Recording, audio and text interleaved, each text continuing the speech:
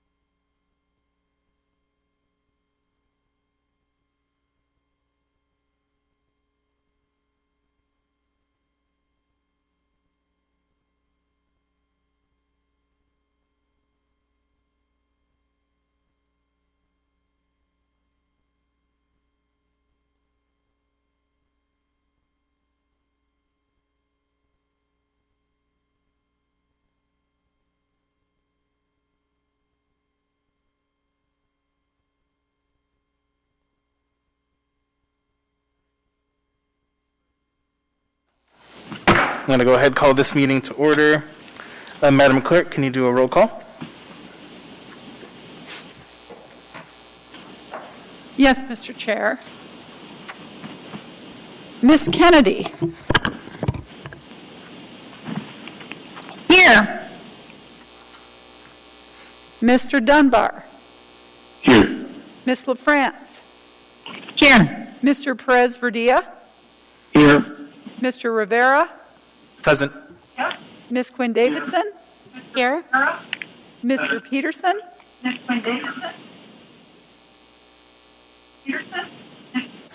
If folks on the phone can make sure you're muted, please. Thank you. Unless you're speaking.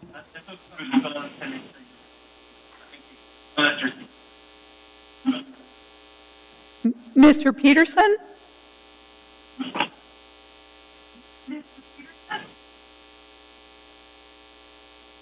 Present. Ms. Allard. Here. Mr. Constant. Present. Here. Mr. Constant. Present.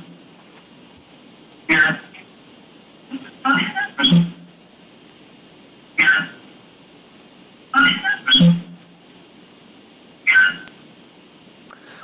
So it looks like someone might be have their TV on.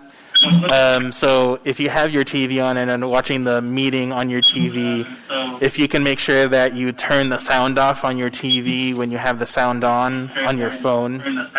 Thank you. I'm trying to.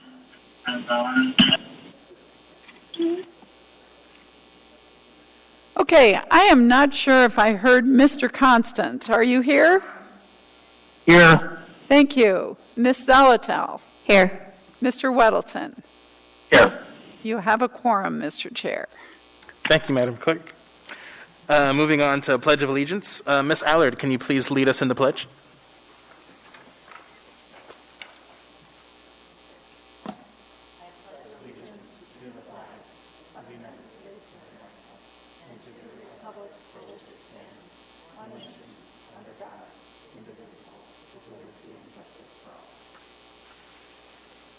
Thank you, Ms. Allard. Moving on to minutes of previous meetings, we have no minutes. Moving on to Mayor's report. Mr. Mayor. Thank you very much, Mr. Chair. One quick report, and then I would be happy to answer questions from the Assembly about some of the orders that were issued recently. I spent a little bit of time at the port today watching them pound piles, which was very gratifying. And they were doing a stupendous job at it, and it is just an acknowledgement that the work of the Assembly and making sure the appropriations came through is yielding fruit, and the PCT is on its way. So that being said, if the Assembly has any questions regarding the municipality's response to COVID-19 or the roadmap to reopening, I'd be happy to entertain them. Thank you. And for folks on the phone, as usual, if you can please text me, I'll add you to the queue. So, Mr. Perez Verdia. Thank you, Mr. Chair. Mr. Mayor, I would just like to ask if we can expect a testing plan, a plan that shares information about sort of our course of action and what we can expect as it relates to testing over the next weeks and months. Thank you, Mr. Chair. Thank you for the question. We're somewhat constrained right now because the tests are largely within the control of the state, and we have worked cooperatively with the state and will continue to do so. To the extent that we can expand the scope of testing, it's something we are anxious to do, and we'll continue to work at it. And if there's more information about the availability of tests and the type of test, we'll share that with the Assembly. Thank you. Thank you, Mr. Chair. Thank you. Ms. Zalatel. Thank you, Mr. Chair. Mr. Mayor, could you speak briefly on where we're at with regards to Safe Anchorage versus Hunker Down? I've gotten a lot of emails about that. It seems there's maybe confusion. So if you could tell us, are we still in Hunker Down, or is Safe Anchorage something new and different? We have eased out of the Hunker Down, and we are now in the Ease Up. So we've gone from Hunker Down to Ease Up. And Ease Up is a slow reopening. A lot of the provisions that existed in Hunker Down still exist. We don't want people to leave their homes unnecessarily. We want to make sure that people maintain the hygiene practices that allowed us to move relatively quickly through the Hunker Down period. But at this point, more businesses are more open, and there is an element of risk that we are taking in allowing for more contact between people. But one of the reasons why we felt safe doing this is that the epidemiological indicators were strong, that we had seen declining rates of cases. The medical capacity was much better than it had been when we started, and our ability to trace is among the best in the country right now. We trace all the cases that we have found to this point. So we had confidence, we had green lights on all of the metrics that we had set up, and we're ready to take that next step. Thank you. Ms. Kennedy? Thank you, Mr. Chair. Mr. Mayor, thank you for getting businesses back open. I know there's a lot of relief in that, but there's still, I guess, a lot of confusion about some of the mixed messages that people seem to get between the state and the municipality. And one of those is on the idea of having retail stores that can be open to the 25% capacity or 10 people versus the state where it's 25% or 20 people, whichever is smaller. And I know that is, makes a lot of sense for restaurants and some of our real small businesses, but some of our larger businesses actually have quite a bit of capacity. And one of the issues that they're running into, like even with JCPenney's, it's a 3-story store, but the limitation is there can only be 10 people in that store at once. So I'm just wondering if you're doing any reconsideration of how that actually plays out in real time, and if there's been any thought about trying to figure out how to reconcile that with the state, or like I said, at least with these bigger, much larger capacity retail stores. Thanks. So I'm going to begin by saying that there are virtually no distinctions between what the state is requiring and what the municipality is requiring. And oftentimes there are efforts to create differences where none exist. And I want to emphasize that we are trying to be as cohesive as possible, even though there are those who would prefer us to be in conflict. That is not the case. The circumstances you described about larger stores, I'm going to let Jason Bockenstadt respond to that, because a little clarification might alleviate some of the concern that has been that you've expressed. Yes, this is Jason Bockenstadt. Just to answer the question, in terms of the retail stores, we actually have no difference with the state when it comes to that. Ours is maximum capacity is no more than 20 customers or 25% of the approved occupancy based on fire and building codes, whichever is less. The state's is the same, no more than 20 customers or 25% maximum business occupancy as required by law, whichever is smaller. So we are on the same page when it comes to retail stores.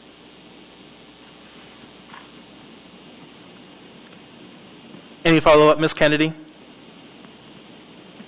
Yes, thank you. And I guess I am looking at the difference between that and the service providers.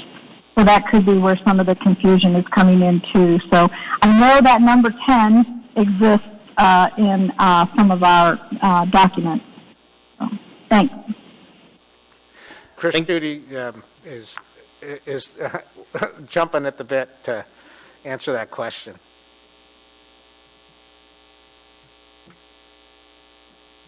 Through the chair, Chris Schutte, Director of Economic and Community Development. I was not literally jumping, but there is some confusion out there, and the business type or the sector that Assemblymember Kennedy described is personal care.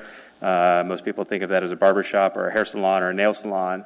And again, as the mayor indicated, the city and the state are in complete alignment on the customer thresholds for that type of service, which again is much more intensive and personal and up close. It does have a 10 customer limit on personal care service providers. The case of JCPenney is interesting because it is in a mall. And both the state and the municipality issued regulations around retail stores envisioning 4 walls per business. Well, now we're talking about businesses within a business, if you will. And so I can't speak to what the state has done, but we in the municipality have worked directly with the mall owners on establishing the operating criteria for them to reopen, which in short is essentially identical to the retail requirements that you see published on the COVID-19 website, minus the occupancy limits, since that seems confusing if you're saying only 20 people, 25 people or 20 people can go into a mall, but then within each store you can also have 20. That's a little confusing. So the malls are operating under a slightly modified provision where they are limiting their access to inside the mall or inside to the mall by customers. They're following all of the same protocols, though, for the retail establishments as it relates to masks and signage and having COVID-19 mitigation plans, touch point cleaning, all of the other requirements are in place. But personal care is the one where there is a 10 customer limit, and I think probably for good public health reasons. And Mr. Chair, if I might. Sure. Yeah, I just want to say thank you, because there is still a lot of confusion out there, and I know we're still getting emails as well. But I absolutely appreciate the answer on the mall, because that was definitely a big question too, in terms of, so what do you do with a mall? So I appreciate the work that's still being done, in looking at that, because again, people have questions. But thank you to everybody, Mr. Mayor, Mr. Schuette, thank you. Thank you. And Mr. Bockenstead, thank you. Ms. Howard? Mr. Mayor, I have a question. Are you having folks sign into restaurants with their name and their information? The restaurants are keeping reservations, and they're keeping them for 30 days. That is something that we are not collecting that information. The restaurants are retaining it. It is to facilitate tracing should there be an outbreak in a particular restaurant. Sure. So you're actually having folks sign in with the reservations. They have to give their proper name, and you're tracking them? No, we are not tracking them. What we are doing is, if there's an outbreak and the public health officials have to go in and trace who has been in contact with someone who's been infected, then we use that information. The public health officials will use that information to expedite the tracing process.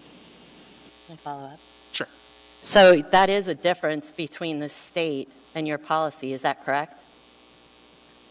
Well, as I understand it, the state also requires reservations for people to go to restaurants.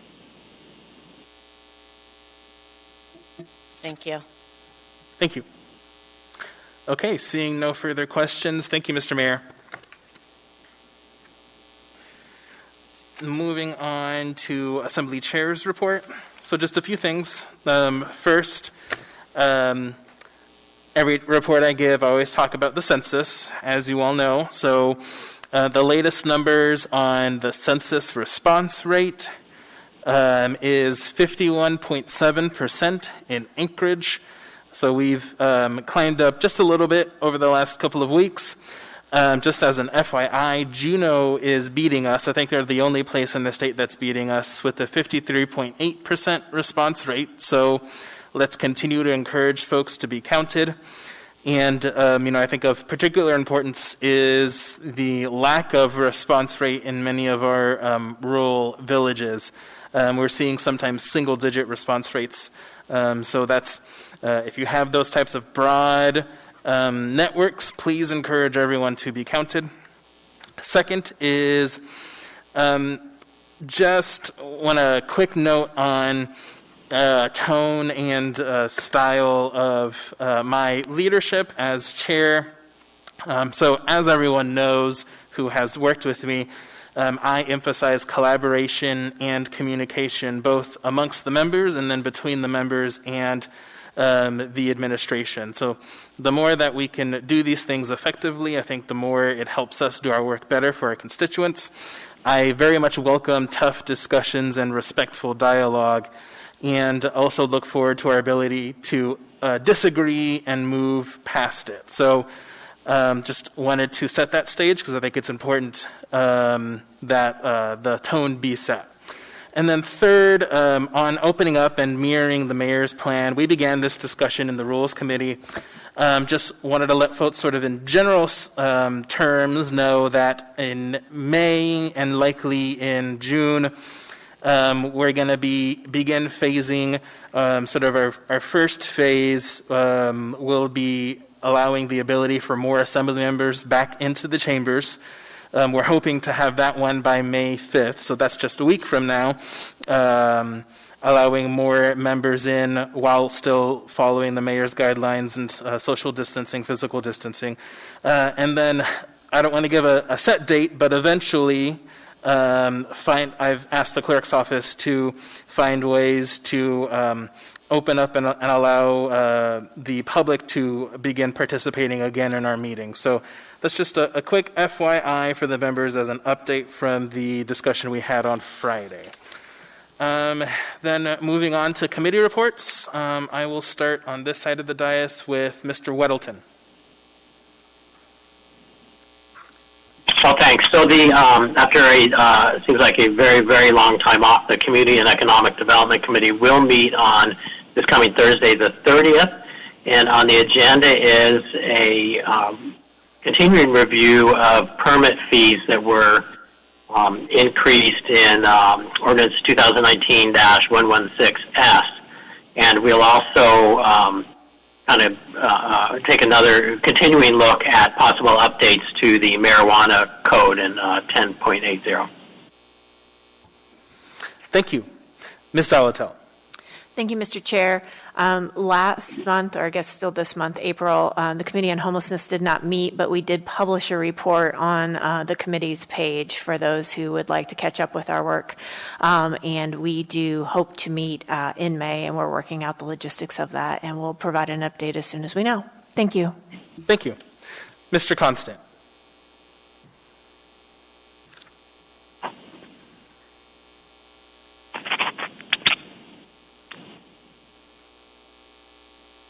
Mr. Constant? Okay. I do believe that Mr. Constant's going to be a little bit in and out during parts of the meeting, so he may not be with us right now. Mr. Peterson?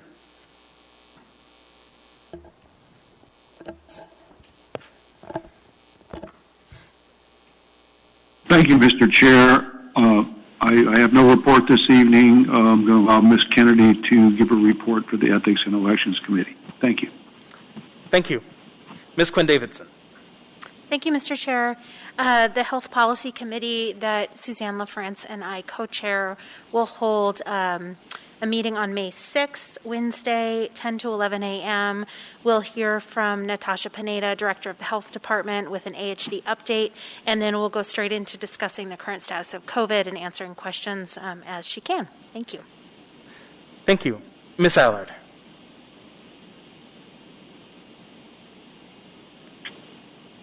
Oh, Ms. Allard, do you have a committee report? No, thank you. Thank you. Mr. Perez-Verdia. Thank you, Mr. Chair. I'll just say that I'm excited to work with my co-chair on public safety, Ms. Kennedy, and she and I are going to meet this week to begin to develop our plans for the work we're going to be doing on that committee, and more to come on that. So that's all I have for an update. Thank you, Mr. Chair. Thank you. Ms. LaFrance. Thank you, Mr. Chair. There will be a special meeting of the Budget and Finance Committee via Teams on this Thursday, April 30th, from noon to 1 p.m., and we have CARES Act funding on the agenda. Thank you, Mr. Chair. Thank you. Mr. Dunbar. Thank you, Mr. Chair. No report. Thank you. Ms. Kennedy. Thank you, Mr. Chair. In regard to the Ethics and Election Committee, there was a recount last week and on Proposition 1, and I believe that might be an item that was laid on the table. I'm still kind of trying to look for it, and as you know, it's not easy to flip through things when you're trying to find them online, but Ms. Jones, I'm sure, can elaborate on that. But it looks like we are going to be recertifying that particular part of the election because the results were basically the same. Thank you. Thank you, Ms. Kennedy. And yes, that is one of our laid on the table items. I believe it is item 15 alpha. Okay, so that does it for committee reports. Then moving on to the addendum to the agenda. Madam Vice Chair? Move to incorporate the addendum and laid on the table items as printed and distributed. Second.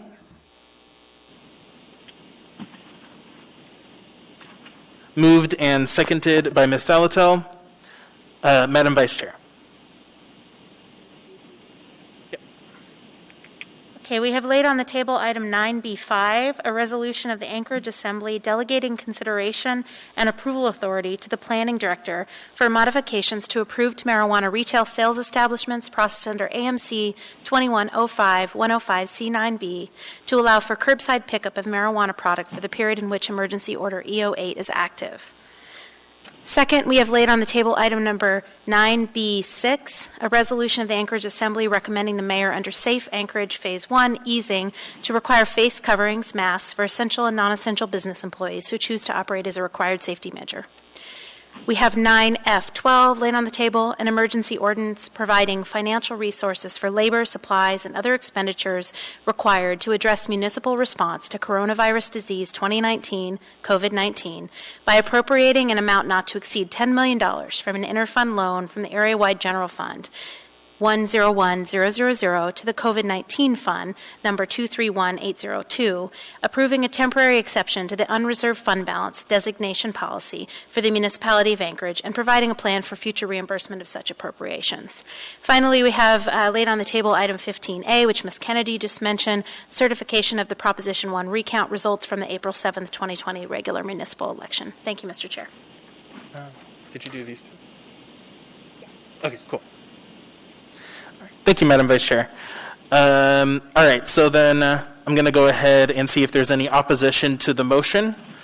So I'll just wait a second, see if anyone on the phone has opposition to the motion.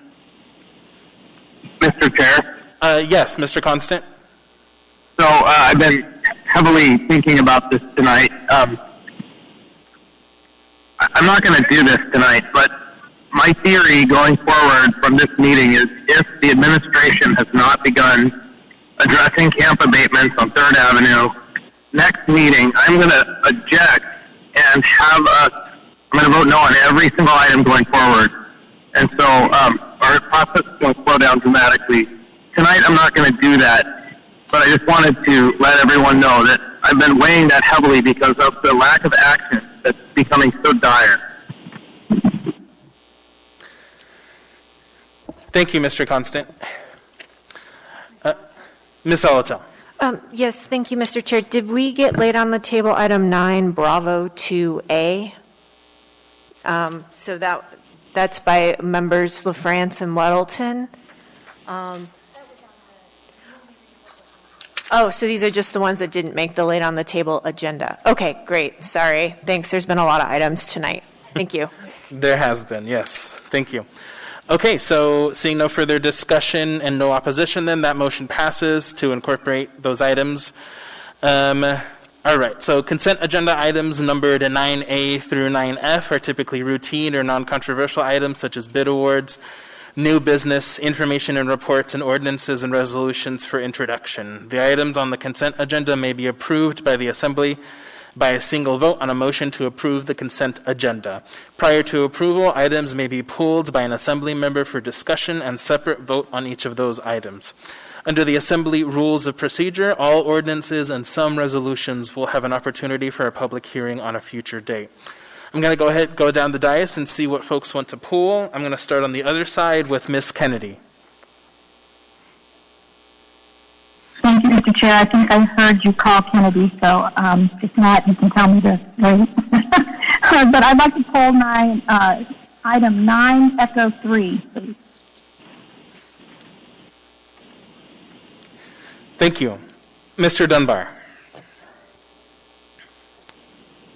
Thank you, Mr. Chair. I'd like to pull 9 Bravo 3 and 9 Bravo 6.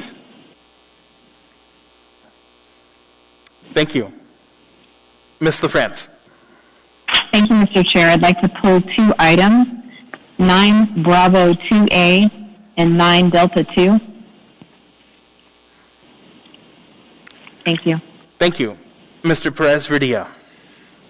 Thank you, Mr. Chair. I think all the items were already pulled with the exception of 9B4. Thank you.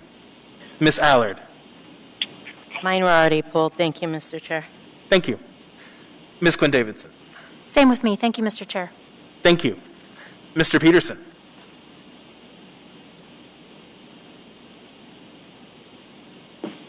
Thank you, Mr. Chair. No items this evening. Thank you. Mr. Constant. Item 9E7. Thank you. Ms. Zalatel. Thank you, Mr. Chair. 9 Echo 6.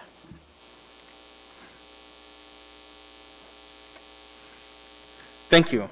Mr. Whittleton. 9 Bravo 2 and 9 Bravo 2A. Okay. Mr. Chair, I would like to add one more. Sure, Mr. Constant. Did 9B5 get pulled? It did not.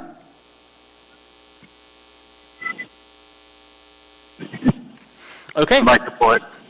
Thank you. I'm going to go ahead and go through the list. So I have 9 Bravo 2, 3, 4, 5, and 6. I have 9 Delta 2, and I have 9 Echo 3, 6, and 7. Are there any other items?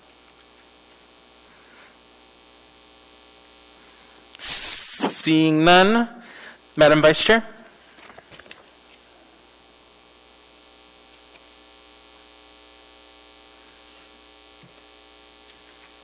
Move to approve the consent agenda with the exception of the pulled items. Second. Moved and seconded by Ms. Zalatel. Any opposition to the motion? Can I just ask a question, Mr. Chair? Sure. Mr. Whittleton, were yours a repeat of others? Because I was worried that he didn't get yours, but maybe they were just a repeat. Yep. Oh, okay, great. Thank you. Seeing no opposition, that motion is approved. For the public's information, the Assembly has now passed or accepted all items in 9A through 9E, other than the items that were just pulled, which we will take up next, or that have been introduced for a future public hearing, which are all the items in 9F. Okay, so I'm going to go ahead and just give us a minute to pull all of these documents together before we start with 9 Bravo 2. So just give us a second here. Lots of paper.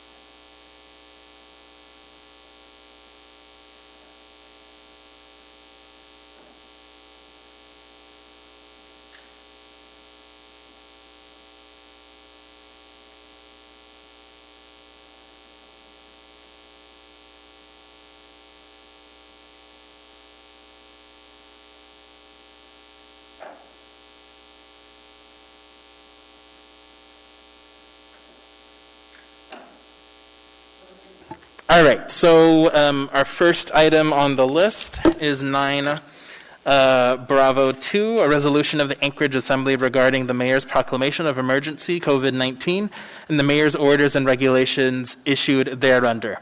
What is the will of the body? Move to approve. Move to approve the S version. So I have Ms. LaFrance with a move to approve the S version. Mr. Weddleton, did you want a second? Yes. Seconded by Mr. Weddleton. Ms. LaFrance, do you want to speak to it? Thank you, Mr. Chair. So in previous discussions about the Assembly's role concerning emergency proclamations and orders, it's been noted repeatedly that the Assembly can end a proclamation by passing a resolution. So the intent here is to submit this resolution that's before us now for each regular agenda so that the proclamation and orders come before the Assembly for review at each regular meeting. And the format of the resolution enables us to make changes to the proclamation and to the orders if the circumstances warrant. This S version has been updated to reflect the change in emergency orders as the ease-up period has started. And given that we have just started this period of easing up, I would urge the body to not make any changes now, but to approve as is. Thank you, Mr. Chair. Thank you. Ms. Alatel. Thank you, Mr. Chair. This is a question for the sponsors. So if I understood correctly, this would put this on our agenda about every 2 weeks. Most of the current emergency orders, or at least the big one, I guess I would call it, the easing up order, works on at least right now, a 28-day period according to metrics. How do you envision this idea playing with the kind of somewhat time-specific review periods built into the Safe Anchorage Plan?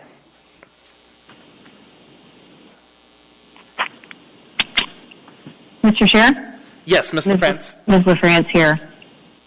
I would view it as a mechanism for discussing any change in circumstances, and we would have to address that metric that's been established. But I think it is important for us to have this resolution here as an opportunity to review regularly. May I ask a follow-up, Mr. Chair? Thank you. I guess my follow-up question is for,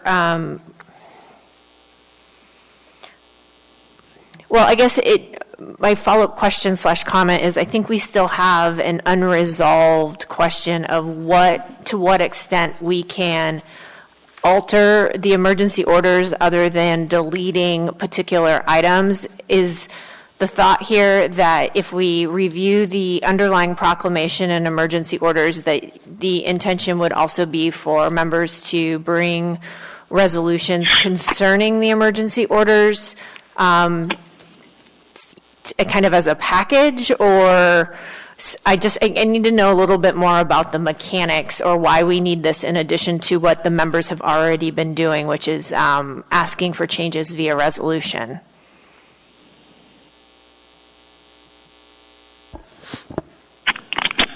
Ms. LaFrance? Sure, go ahead. I appreciate that, actually. That's basically your question leads to the description of what we have here. It is that package.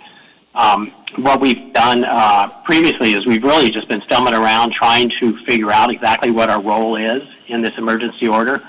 And we have learned that, or seem to have landed in a place that we can end the emergency order, or we can remove certain regulations underneath it, but we cannot create our own or modify them. So what this little menu does with the checkboxes is lets us, okay, we can say we extend it or we terminate it. There's a checkbox, and then each of the various orders and their regulations underneath are listed here. So if there's one we don't want or we wanted one that we wanted to get rid of, we would just check that box and we vote on this item.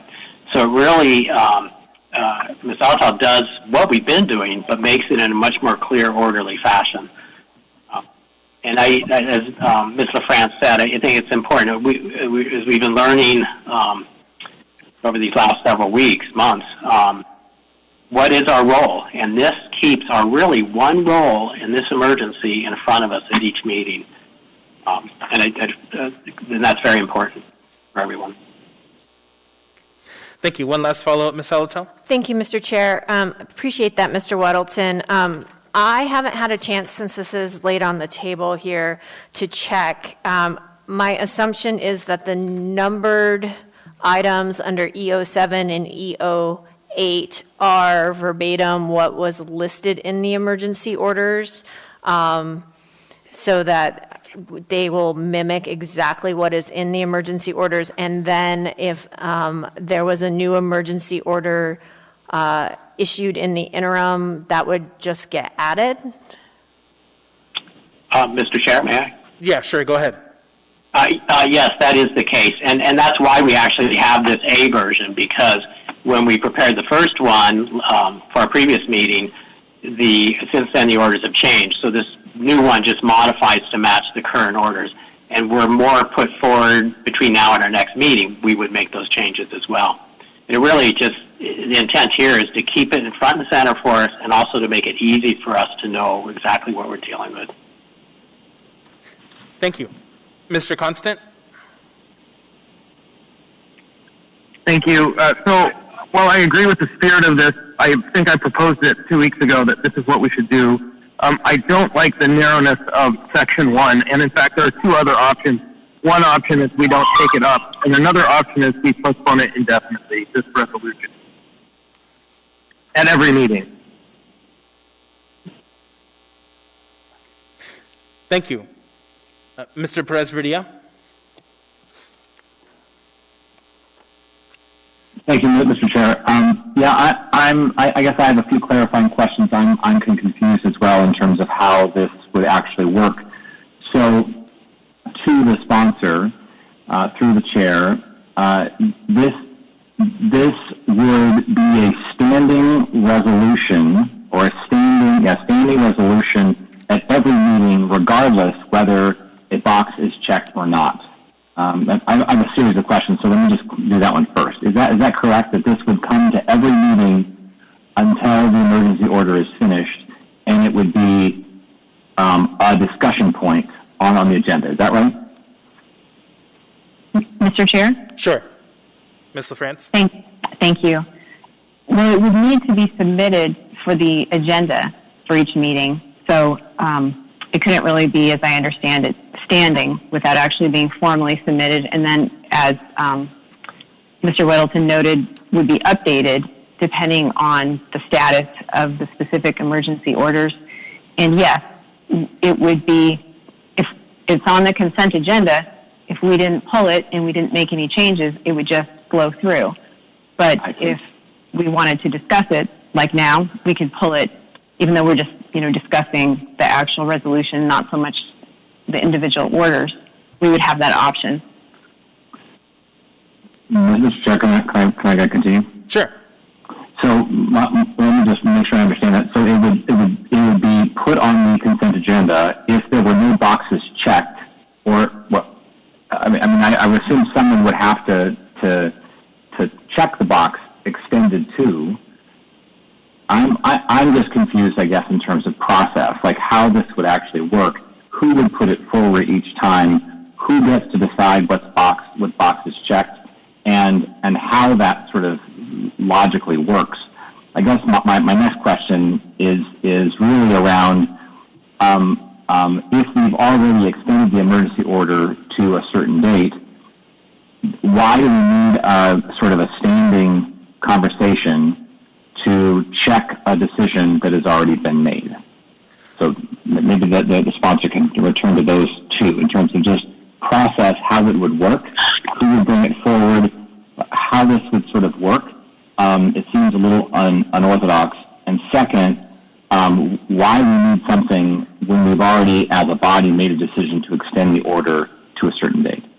Thank you. So, Ms. LaFrance, if you can address the second point, I have Mr. Gates in the queue to address the first point. Ms. LaFrance? Thank you, Mr. Chair. Okay, so the second point was why do we want this front and center when we have already voted to extend the emergency proclamation? I mean, it goes back to the conversation, as Mr. Weddleton said, about the role of the Assembly in the process of, during the emergency proclamation, and specifically has come up in terms of the emergency orders that the mayor has issued. And this focuses our role, and that is reviewing and voting to end or extend. Thank you. I'll have Mr. Gates for the first question, and then if you have a final follow-up, Mr. Perez-Villa. Mr. Gates. Thank you, Mr. Chair. Yes, I would just add, and I think Mr. LaFrance and Mr. Whittington have done a great job explaining how this is drafted and how it should work. And I was just going to add that this isn't usual, this is an unusual or a resolution and the way it's presented. But I've tried to carefully draft the first sentences in Section 1 and Section 2 so that it requires a box to be checked if there's going to be any effect. If nothing's checked, it has to be amended to check one of these boxes. If nothing's checked and it passes on the consent agenda, it's basically a resolution with no effect at all. So I've tried to carefully word it that way, and I think that it's worded pretty tightly to have that effect. Mr. Chair, a quick follow-up from Mr. Gates. Sure.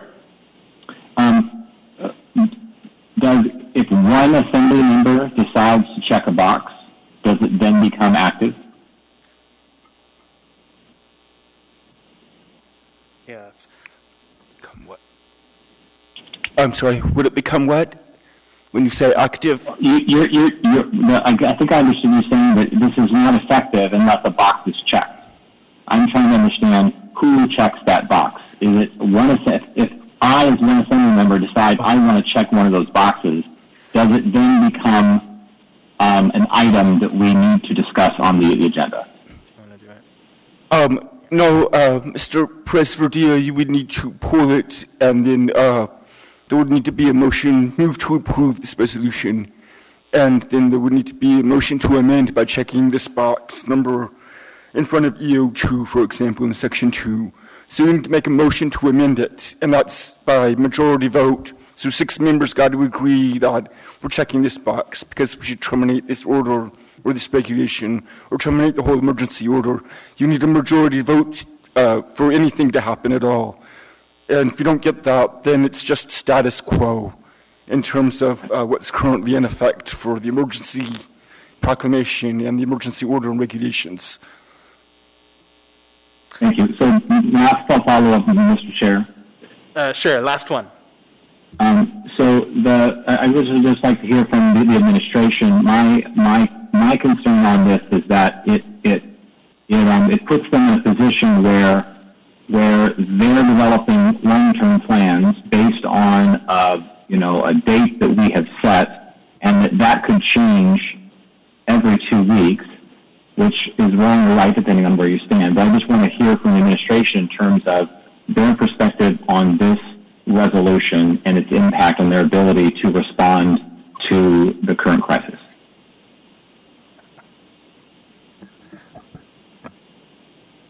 This is Jason Bockenstead, through the chair, Assemblymember Perez-Villa. I think that is the exact concern that we share about this resolution, and one of the reasons why we asked for the underlying emergency proclamation to be put out a lot further, because we do make a lot of longer-term decisions on how we are going to respond to this public health crisis, not based on any 1 or 2 week time frame, but on a longer time frame than that. So we share the exact concern that you just raised. And while I'm speaking, I just will add, I was going to get in the queue, but I just wanted to point out that within the resolution, Emergency Order 02 has already expired.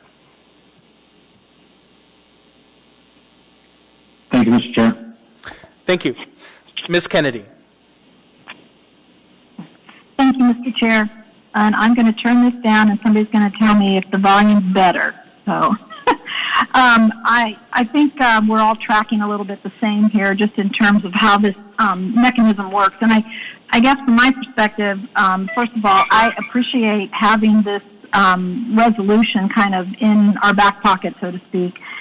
And I know that causes problems for the administration, but to a certain extent, when you're in these uncharted waters, you kind of have to, I feel like, we're relying on each other in a lot of ways to make sure we can get that proper balance and how to move forward. So this, I think, provides that mechanism for us. But it seems to me that very simply, if this comes up every meeting, if somebody wants to move to check a box, then I guess they do that. But it just seems to me that it's very simple. Just to, if nobody's interested, then we just postpone it to the next meeting. Not postpone indefinitely, like Mr. Constant suggested, but just to postpone to date specific, and that would just be the next meeting. So I would support it in that realm, and if nobody moves to postpone at some point, then I probably will. But I do appreciate Mr. Weddleton and Ms. LaFrance bringing this forward. Thanks. Thank you. Ms. Zolotel. Thank you, Mr. Chair. So now that I understand the mechanics of this, and I appreciate the reasoning behind it, I actually oppose a form quite like this, because if someone would like to move to either extend the emergency proclamation or terminate it, and specifically also with regards to any of the mayor's orders or regulations, I think amending a form is not specific enough. I think for purposes of our own debate, our own process, to give the administration information about why that might be proposed, it would require a lot of specifics on the change of circumstance and what prompts the action. So while I appreciate a form, I love a good form, I think here it doesn't make sense. We always have the ability to bring forward a resolution that would bring forward this debate, and I would hope it would have specifics with it so that we can have informed debate and we can really get to things that are underlying the reason for the action, not simply just checking a box. Thank you. Thank you. Mr. Constant?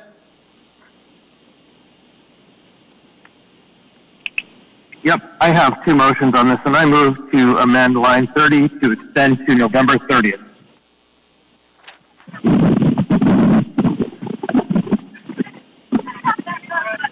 Probably not getting a second on that. I move to postpone this indefinitely. We can pick it up in 2 weeks. We already terminate this on May 5th, and we should get out of the way. Okay, so on your... Second. Got it. So then you did not have a second on your first motion, so then you made a motion to postpone this indefinitely. Who was the second? Mr. Dunbar. Okay, Mr. Dunbar seconded. Okay, so then now we have debate on the motion to postpone this indefinitely. Mr. Weddleton, did you want to address that? I would support that. Okay.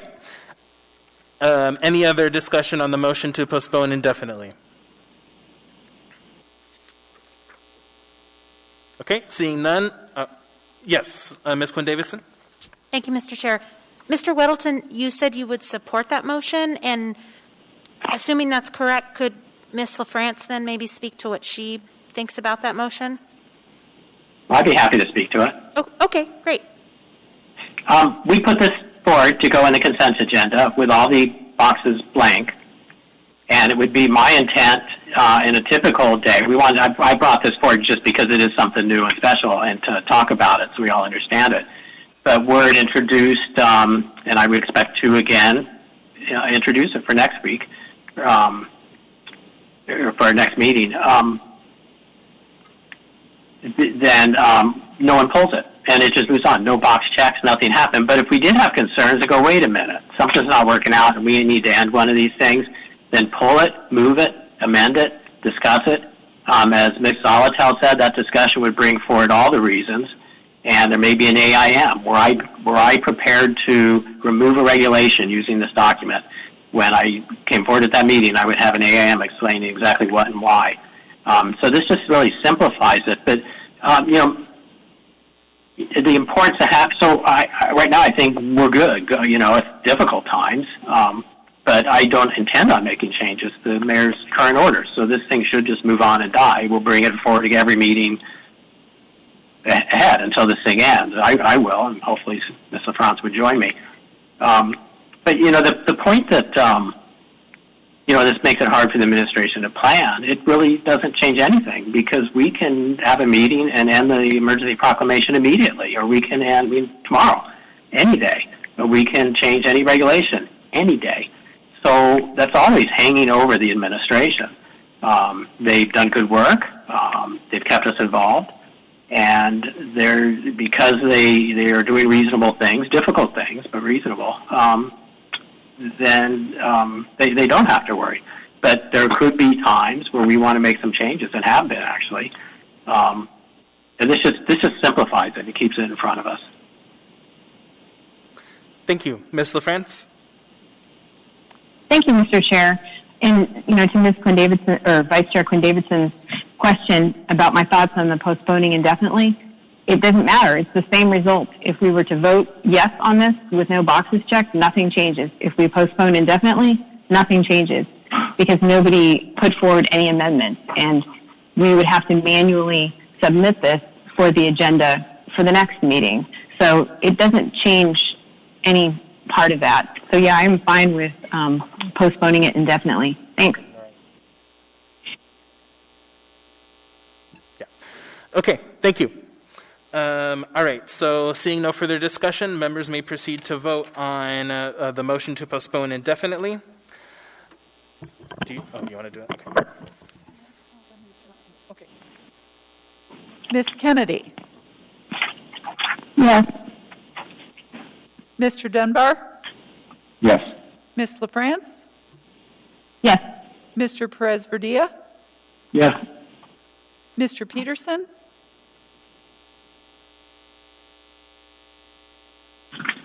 Yes. Mr. Constant? Yes.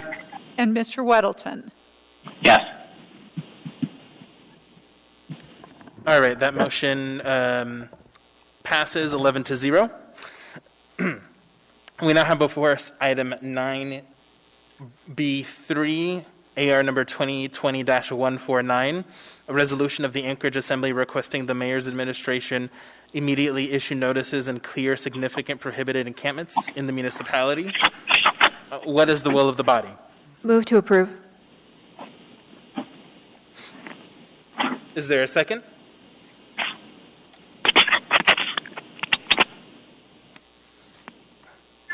Second. I just got locked out of my phone. Second by Mr. Constant. All right, I believe we have some amendments. Let's get through those. Mr. Chair, I move Dunbar Amendment Number 1. Second. Moved and seconded by Ms. Salatel. Mr. Dunbar? Yeah, this one's pretty simple. There's a statement in policy in the existing resolution about, it is our policy to clear these kind of camps. I wanted also to be clear that our policy is, over the long term, to have permanent supportive housing, and then we recognize that camping is counter to that, but that is the goal. So it has a whereas clause to that effect. Thank you. Any discussion on this amendment? Seeing none, members may proceed. Actually, is there any opposition to the amendment? I think this one's simple enough. Okay. Hearing none, then, that amendment is approved. Moving on, back to you, Mr. Dunbar. Thank you. I move Dunbar Amendment Number 2. Second. Seconded by Mr. Weddleton. Mr. Dunbar? Yeah, so, we've all been talking to the administration about these camps, and particularly I'm going to talk about the camp at 3rd and Ingra, although I know that there are other camps at issue here. That seems to be the most pressing one. And when I spoke with the administration, and I believe they said this during our work session too, one of the important reasons that they have not gone in there and immediately abated the camp is because up until this point, it was felt that might increase the spread of COVID-19. And so this amendment does two things. It adds a whereas clause that brings in the Center for Disease Control's guidance on people experiencing homelessness, which you can read there. The CDC recommends that you don't break up these encampments and gives two reasons for that. One, that it disperses people throughout the community, and two, that it breaks connections with service providers. Now, in speaking with some other folks, I think it's clear that there really aren't service providers, at least it doesn't appear there are service providers doing work in those camps right now, or in the 3rd Ingra camp. However, I think there is still the concern that it might cause these folks to disperse and mix with other populations and thereby increase the spread of COVID-19. It also increased after the after the whereases and the, here's what we're asking the administration to actually do, it adds a number 3 that states that it confirmed that abating these camps will not increase the potential for the novel coronavirus 2019 to spread in Anchorage. Now, I have been talking to the administration, and I am encouraged by some of the things that I've heard from them recently, that, it doesn't appear that we have the coronavirus spreading right now through the homeless community. We have much more robust testing that we did when this crisis first began. So my hope is that number 3 can be satisfied and that this process can go forward. But if the administration would like to speak to it, I'd appreciate it. But either way, I hope that I urge passage of the amendment.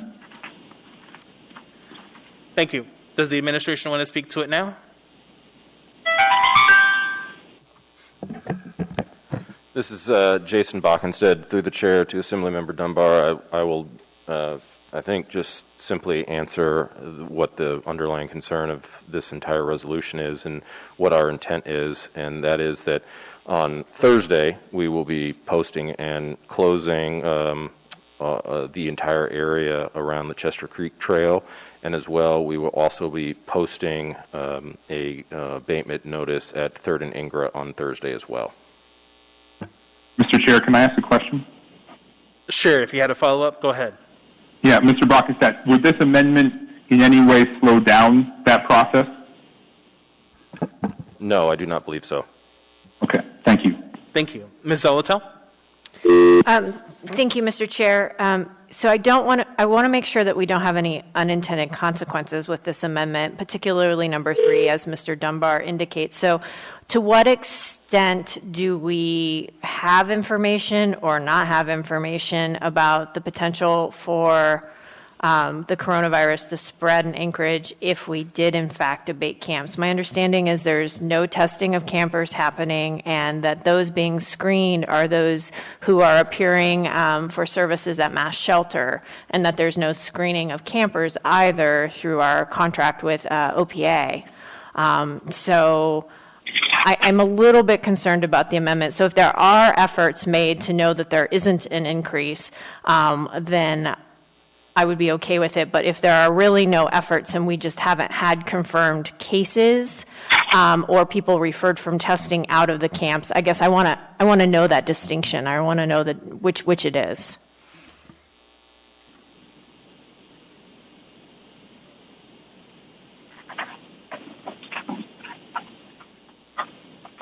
Thank you. Through the chair, Chris Schutte, Director of Economic and Community Development. Just quickly, I wanted to point out before I answer the full question, there is a typo in the amendment if the sponsor is willing or someone is willing to make that edit. It's a fairly simple one. In amendment in the whereas clause section, 3rd line, it says do not close encampments. The actual CDC guidance says do not clear. And it may be nitpicky, but I think that's an important distinction to make for the reasons that we are discussing. To the questions raised by both Assemblymember Dunbar and Ms. Zolotel, there is, at this point, I want to make sure it's understood for the public and for Assembly members, our concerns and the CDC's concerns are not necessarily about increasing the spread of COVID-19 in the broader community because it is currently residing in homeless camps. It is about the interesting benefit of living a life on the street where you are isolated in an open space and some of the public health benefits and lack of transmission that comes with that, at least as the CDC describes it. So I don't want people to fear that by virtue of disturbing or closing or cleaning up camps that we are displacing people that are carrying COVID and could infect the rest of us. So I just want to make sure that's clear. We have no indication that that is the case. In fact, that seems quite the opposite from what we know thus far. The CDC guidance is really about the vulnerability of this population. They live on the streets. They typically have underlying health conditions anyway. It's generally an unhealth and unsafe condition to live. And by virtue of closing camps and or moving people out of their place, displacing them further, you increase the likelihood that they will interact with other people in the community, go places that they didn't go before, et cetera. All of that increases the risk of any individual, whether you're homeless or you and I, of coming in contact with COVID. So the underlying concern about abating camps under COVID-19 operating is that you're increasing people moving around, people coming into contact with each other, et cetera, that could lead to a transmission case. The single most important thing to remember about the vulnerable, unsheltered homeless population and sheltered is that while they are very insulated from a lot of the current factors that are leading to transmission of COVID among the population in Anchorage, they're not traveling. They are not as frequently, perhaps, interacting with people that could be.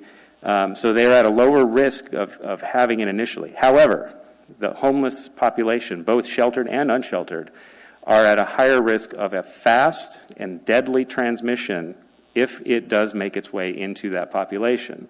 So while there is a concern that by moving them they will be exposed more often, I think it's important to remember that part of that is because as soon as we begin to see exposure in our sheltered and unsheltered populations, we have a greater risk of it spreading quickly amongst that population and being back further behind than we were when we went into hunker down when it comes to the impact of COVID in the community. So to that end, there is great concern and question about how to do this effectively. So what do? We look to peer cities and see what others are doing, because we're not the only community operating under the CDC guidance.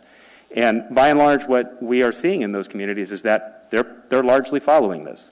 And the only cases where other communities have begun to break up camps or abate camps is where it presents a immediate right-of-way problem or an immediate life, health, safety problem. And there are underlying circumstances that help push those cities to make that decision. But by and large, most of them are following the CDC guidance, and there's probably good reason for that. One of them being that it is a rule or a guidance document from the federal government. Most of us are operating under an emergency setting, and we will be relying on FEMA dollars to help offset the costs that we are incurring.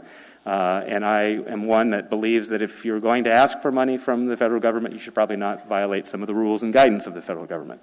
Now, that being said, I think that there's probably a path forward in this discussion. Mr. Bockenstadt highlighted part of that, but it is absolutely a concern of ours in this environment that displacing unsheltered people does increase risks.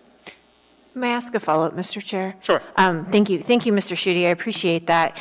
In the peer cities you've looked at where they've followed the CDC guidance and chosen not to disturb or clear encampments, have they also provided any additional amenities? That's probably maybe not the right word, but amenities towards hand washing, hygiene, outreach and education around social distancing, the symptoms of COVID-19.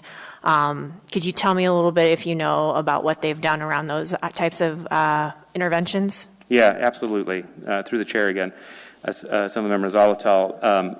I can't speak to the outreach efforts because I think outreach is a slightly different topic in this discussion, and I'll tell you why. What other cities are doing is largely following the CDC guidance, and they are choosing to not disperse these camps, break these camps up. Instead, what they are doing is they're taking a public health approach to it, which is provide masks, provide hand washing stations, provide porta potties, basic sanitation that can help make sure that the conditions in which unsheltered homeless individuals are living does not get any worse or any more dangerous from a public health perspective. One last follow-up, Mr. Chair. Thank you. Have those options been evaluated by the administration around the encampments addressed by the resolution, and to what extent we think those would be significant towards not increasing the potential for the spread of COVID-19 if we were to, weighing that against camp abatement and clearing encampments? Yeah, absolutely. Through the chair, Assembly Member Zolotel, as Mr. Bockenstadt highlighted, that's only a preview of part of the picture. So yes, we have talked about that. And potentially for the Chester Creek area, there are additional extenuating factors that we need to be aware of as we head into our warmer, drier season, which is, frankly, the risk of wildfire that we lived through last year as well. I think that there is a public safety motivation for exercising the right to close that section in the way that he described. That is not solely based on the need to just eradicate the camps or move the camps, but also is based on some of the other wildfire factors that we're concerned about. Excuse me. To the other site, yes, we have talked about that, and as part of the strategy for expanding the outreach services, which is a separate topic, but I'm going to weave it back in. We've looked at what the Mass Shelter is doing in terms of outreach at the campus, at the Sullivan Arena campus, and based on that, developing an idea around satellite outreach hubs, if you will, that as a part of that outreach service could also bring with it those public health amenities or sanitation services like restrooms, hand washing, face masks, et cetera. One of the first sites that would be an excellent candidate for that would be the 3rd and Ingress site for a couple of reasons. One, it is much less fire danger than the Chester Creek area. Number two, it is already, we have a population of individuals there that we don't touch regularly, don't communicate with regularly.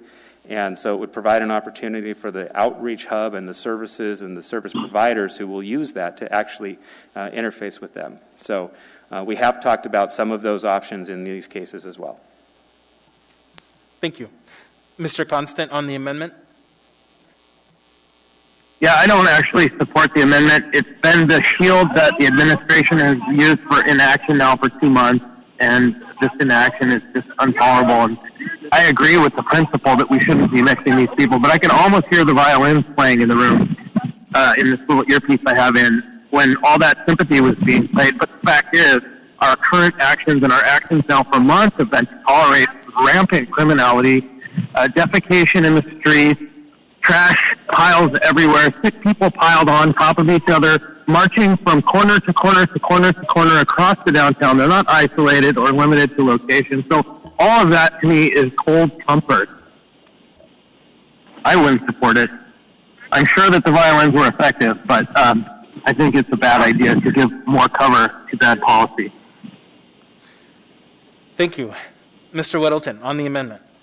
Oh, thank you. So I guess a good following Mr. Constance's points. I think the problem is that these people aren't hunkering down. If they're hunkering down, then the neighborhood wouldn't be having all the problems they're having. The problem is that they are getting out there and they are dispersing themselves and creating all kinds of trash, and the points that Mr. Constance did. I mean, we heard about a woman who went to feed them and had her van stolen. Well, that's not social distancing. The fellow who was sleeping on Mr. Couples' picnic table, and that's just scratching the surface. I mean, we hear from them, we see the pictures. These people are not hunkering down. They are in the community and causing a lot of problems. And I would say for this neighborhood, it is absolutely an immediate life, health, safety problem. And I'm with Mr. Constant on this. I mean, something has to happen. And shutting this one down and in a hurry would be good. And actually, I'm a little confused, too, because I think some of what Mr. Schutte said suggested that they would not be closing this down. And if I gathered from Mr. Bockenstadt correctly, I thought it was going to be signed for abatement Thursday. And if I'm wrong on that, someone chime in. Thanks. Thank you. I guess to reiterate what Mr. Bockenstadt said, that this, the 3rd Ave and Ingra camp will be posted on Thursday. So, Ms. Quinn-Davidson on the amendment. Thank you, Mr. Chair. I was actually just going to ask Mr. Bockenstedt to provide a little bit more information when he said that they'd be posting on Chester Creek. Is that between Arctic and Ingra? And can you just speak a little bit more and whether now is the right time or you want to wait until the underlying resolution? That's fine with me either way. I just want to get some more information. Because we're having a little off-topic conversation. Mr. Dunbar on the amendment. Yes. So two things. One, I'll just consider it a scrivener's error if the clerk is willing to change the close to clear, and that's my fault, not Dean's, because I typed this up and sent it to him. But yeah, so if we could change clear to close to clear in that whereas, I'd appreciate it. And then, again, speaking to the amendment, it's kind of interesting. I think that Mr. Brockenstadt said that this wouldn't slow down the abatement, and that's not my intention. My intention is that we keep the COVID-19 crisis sort of front and center, and we do what it takes to make sure we can abate this safely. But to Mr. Constant, Mr. Welton's point, their point is that right now the camp is unsafe and is potentially spreading this, or not spreading it, we don't really know, but they're not hunkered down. It's not a safe place. And so from that, it follows that it's very easy to confirm that abating these camps wouldn't increase the likelihood of COVID-19 spreading because they're already a danger. So I think either way you slice it, passing this amendment acknowledges the CDC guidance, keeps COVID-19 front and center, and hopefully doesn't slow down the abatement of these camps. Thank you, Mr. Chair. Thank you. Ms. Allard on the amendment.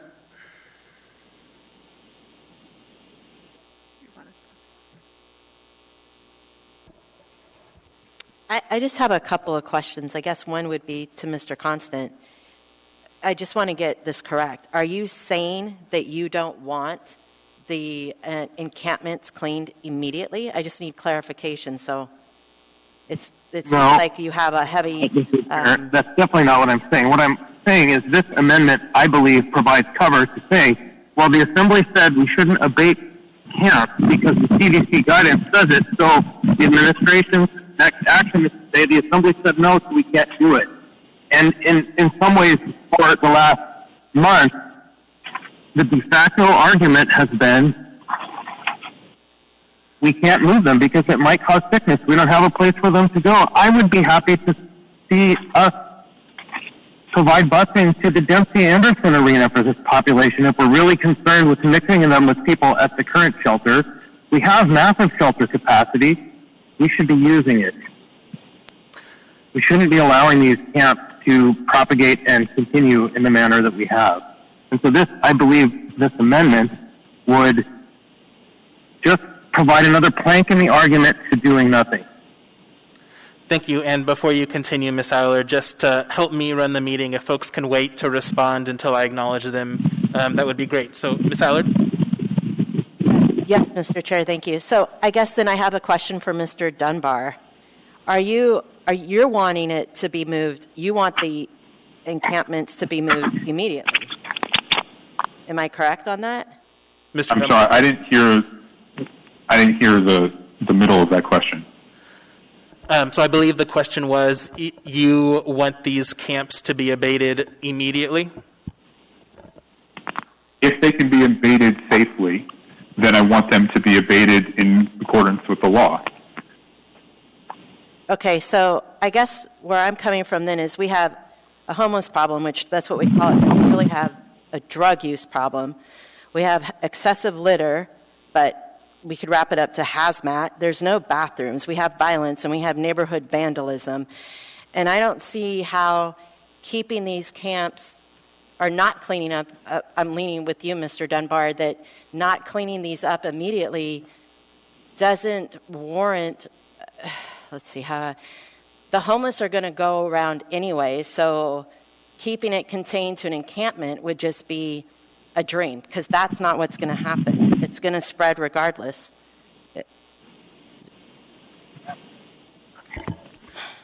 Thank you. I don't see any further questions on or comments on the amendment. So seeing none, members may proceed to vote. Ms. Kennedy? No. Mr. Dunbar, Yes. Ms. LaFrance, Yes. Mr. Perez Verdilla, Yes. Mr. Peterson,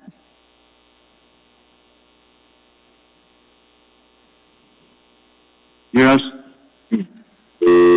Mr. Constant, No.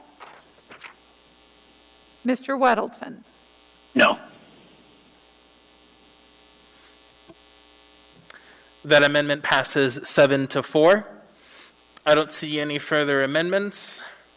I'll just pause for a second, see if there are any further amendments on the phone. Mr. Chair, Yeah. I do need to make a floor amendment, given sure. what we learned from Mr. Bockenstead.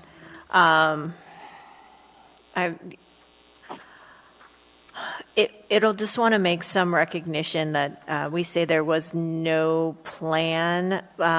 If you can give me, if we want to go ahead and start the general debate, I'll go ahead and bring that amendment in a minute. I just want it to be accurate from what we just learned. Okay, sure.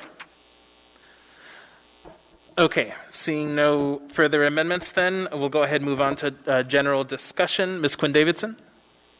Sure. Mr. Bockenstead, would you mind just elaborating a little bit on the plans, please?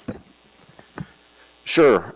Through the chair, Assemblymember Quinn Davidson, we will be posting both the abatement and closure of the Chester Creek Trail on Thursday from Ingress Street, and I'm going to get clarification from the folks that are doing this if it's either A Street or Arctic, but I will get clarification on that here in the next few minutes. And we will also be posting the abatement notice for the 3rd and Ingra campsite on Thursday as well. Can I ask a follow-up, Mr. Chair? And when you say closing the trail, you mean posting for camps? You don't mean closing the trail to the public? Correct. Or do you mean that? Correct. No. You do not mean that? I do not mean closure of the trail to the general public. Okay. So you'll post for the day limit that you're coming soon to clean up? It will be a 10-day abatement notice for both of them. Thank you.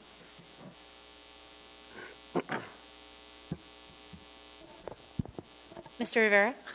Thank you, Madam Vice Chair. So I guess first question for the administration and then a comment. So generally, we are getting a lot of emails and a lot of phone calls just asking us, what is the plan? And I think it would be helpful for the Assembly to have a succinct answer to that. So could the administration attempt to do so? And then I have a general comment.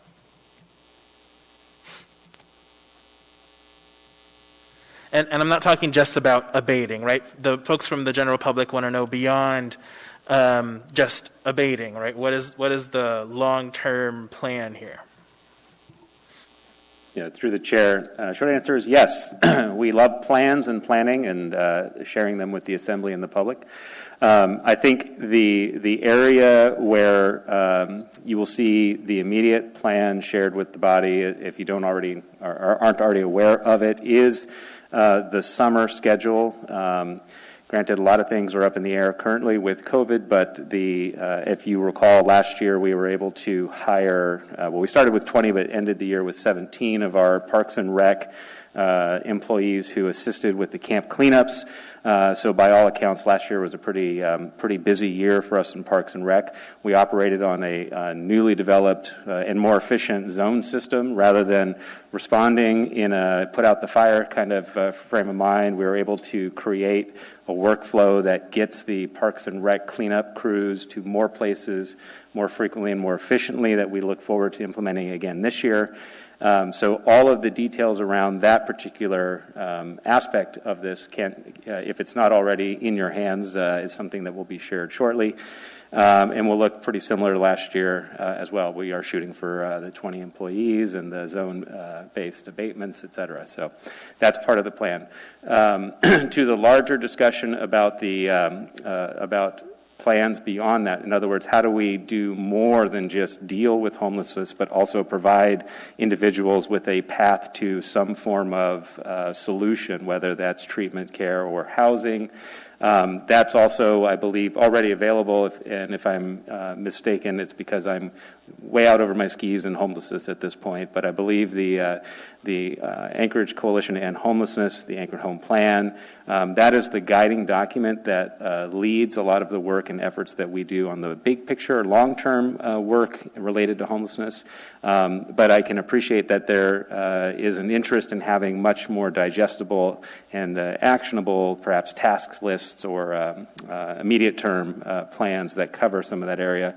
And that's certainly something that we are willing to develop with our partners on this issue and bring back to the body to help you and help your constituents understand what all goes into this work in addressing homelessness. Thank you. And if I may make my comment, Madam Vice Chair. Yes, please, Mr. Chair. Thank you. So I appreciate that, Mr. Schuette. And yeah, I would hope that at some point we can probably get an update on the implementation of the Anchored Home Plan. I think that would be helpful. But just generally, and I guess my comments now will mirror my comments when we get to the amendment to the first quarter budget. So I'll just say it once and then it'll count for twice. For me, this resolution is and just generally camp abatement, is a damned if you do, damned if you don't scenario. As Ms. Zolotel and Mr. Constant will likely be able to commiserate, we have many constituents who yell at us, why are you wasting money abating camps? And we have many constituents who are yelling at us, why are these camps still here? I think it's important that this resolution respond to both of those voices, so I do appreciate that this resolution takes into account outreach. I think that's particularly important. And then, I will support this particularly because the CDC and that amendment was put in here. I think without that, I likely would not support it because right now we really should be having public health front and center. But I think we need to have a better understanding of the plan going forward from here so we can communicate that effectively to our constituents. Thank you, Madam Vice Chair. Thank you. Next, I have Ms. Zolotel. Thank you, Mr. Chair. I just need a clarification on the plan for Thursday to know if an amendment's required to the resolution. If we provide 10-day notice, we would then be in our normal on-season abatement. Okay, so no, that answer was a nodded yes from Mr. Bockenstead. So there's no amendment needed. The statement on page 2 at line 4, that whereas is still accurate. And then if I may go ahead and just speak to the resolution. Thank you, Mr. Chair. I agree with the chair's statement, you're damned if you do, if you're damned if you don't. And it's a little bit of deja vu. One of the first things I did a year ago on this body was bring a similar first quarter budget amendment for increased camp abatement and outreach and shelter services. I feel like we're a little bit like the hamster on the wheel and we're not making great progress. To me, the linchpin to this progress, and it may be one of the hardest things to figure out, especially in a public health emergency, is outreach. Outreach is missing. What we have stood up right now, though, is something new and something I really would like us to take advantage of, and this is the Resource Hub. It's currently at one location. What I think we need to do is utilize and leverage the resources we put in place due to COVID-19, the mass shelter, and the Resource Hub, and get as many people connected as possible. I fully support a housing first opportunity, but those funding sources are not stable. They are not reliable for us, and it's usually not the places to be, it's the services we need. So let's get folks to where they can get hooked in with the services that we know exist. And right now, that is through the Resource Hub and the mass shelter. I kind of feel, I'm not really good at sports metaphors, but I feel like we're close to the goal, or we've brought ourselves closer there by having some of the components that we usually don't have, which is adequate shelter space. This body took the big step of appropriating $735,000 to make sure we wouldn't have a gap in shelter come May 1. We do not have a cap-in shelter come May 1. It is time to utilize that resource and leverage it and then get people hooked in with the resource hub. Finally, I'll end on the outreach piece. I've had a lot of questions. What about people who can't go to shelter? I think that's a difficult question. What about people who don't want to go to shelter? They probably don't know what the mass shelter is. Or we need to have a conversation with them. That is part of the research. It's different than what a normal or the Beans operation down at the campus off of 3rd Avenue looks like. It's very different. It's more space. There are different precautions in place. And I find when someone doesn't understand something or know about it, it's hard for them to evaluate it as a viable option, as to something they may want to take advantage of.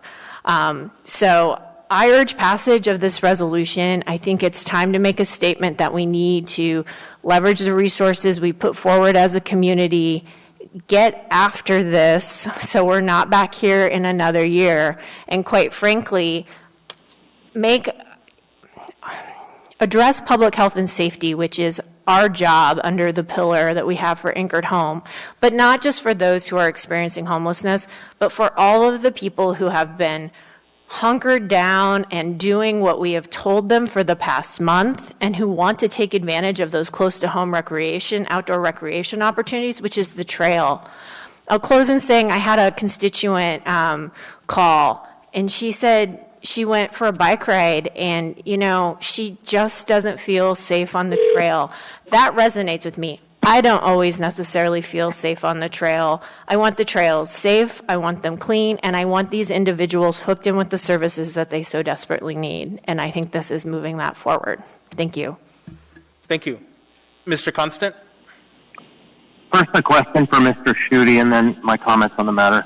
Mr. Schutte, you mentioned, similar to what Ms. Altgeld described, as a kind of reiteration of the outreach hub, or whatever the resource hub, into other locations.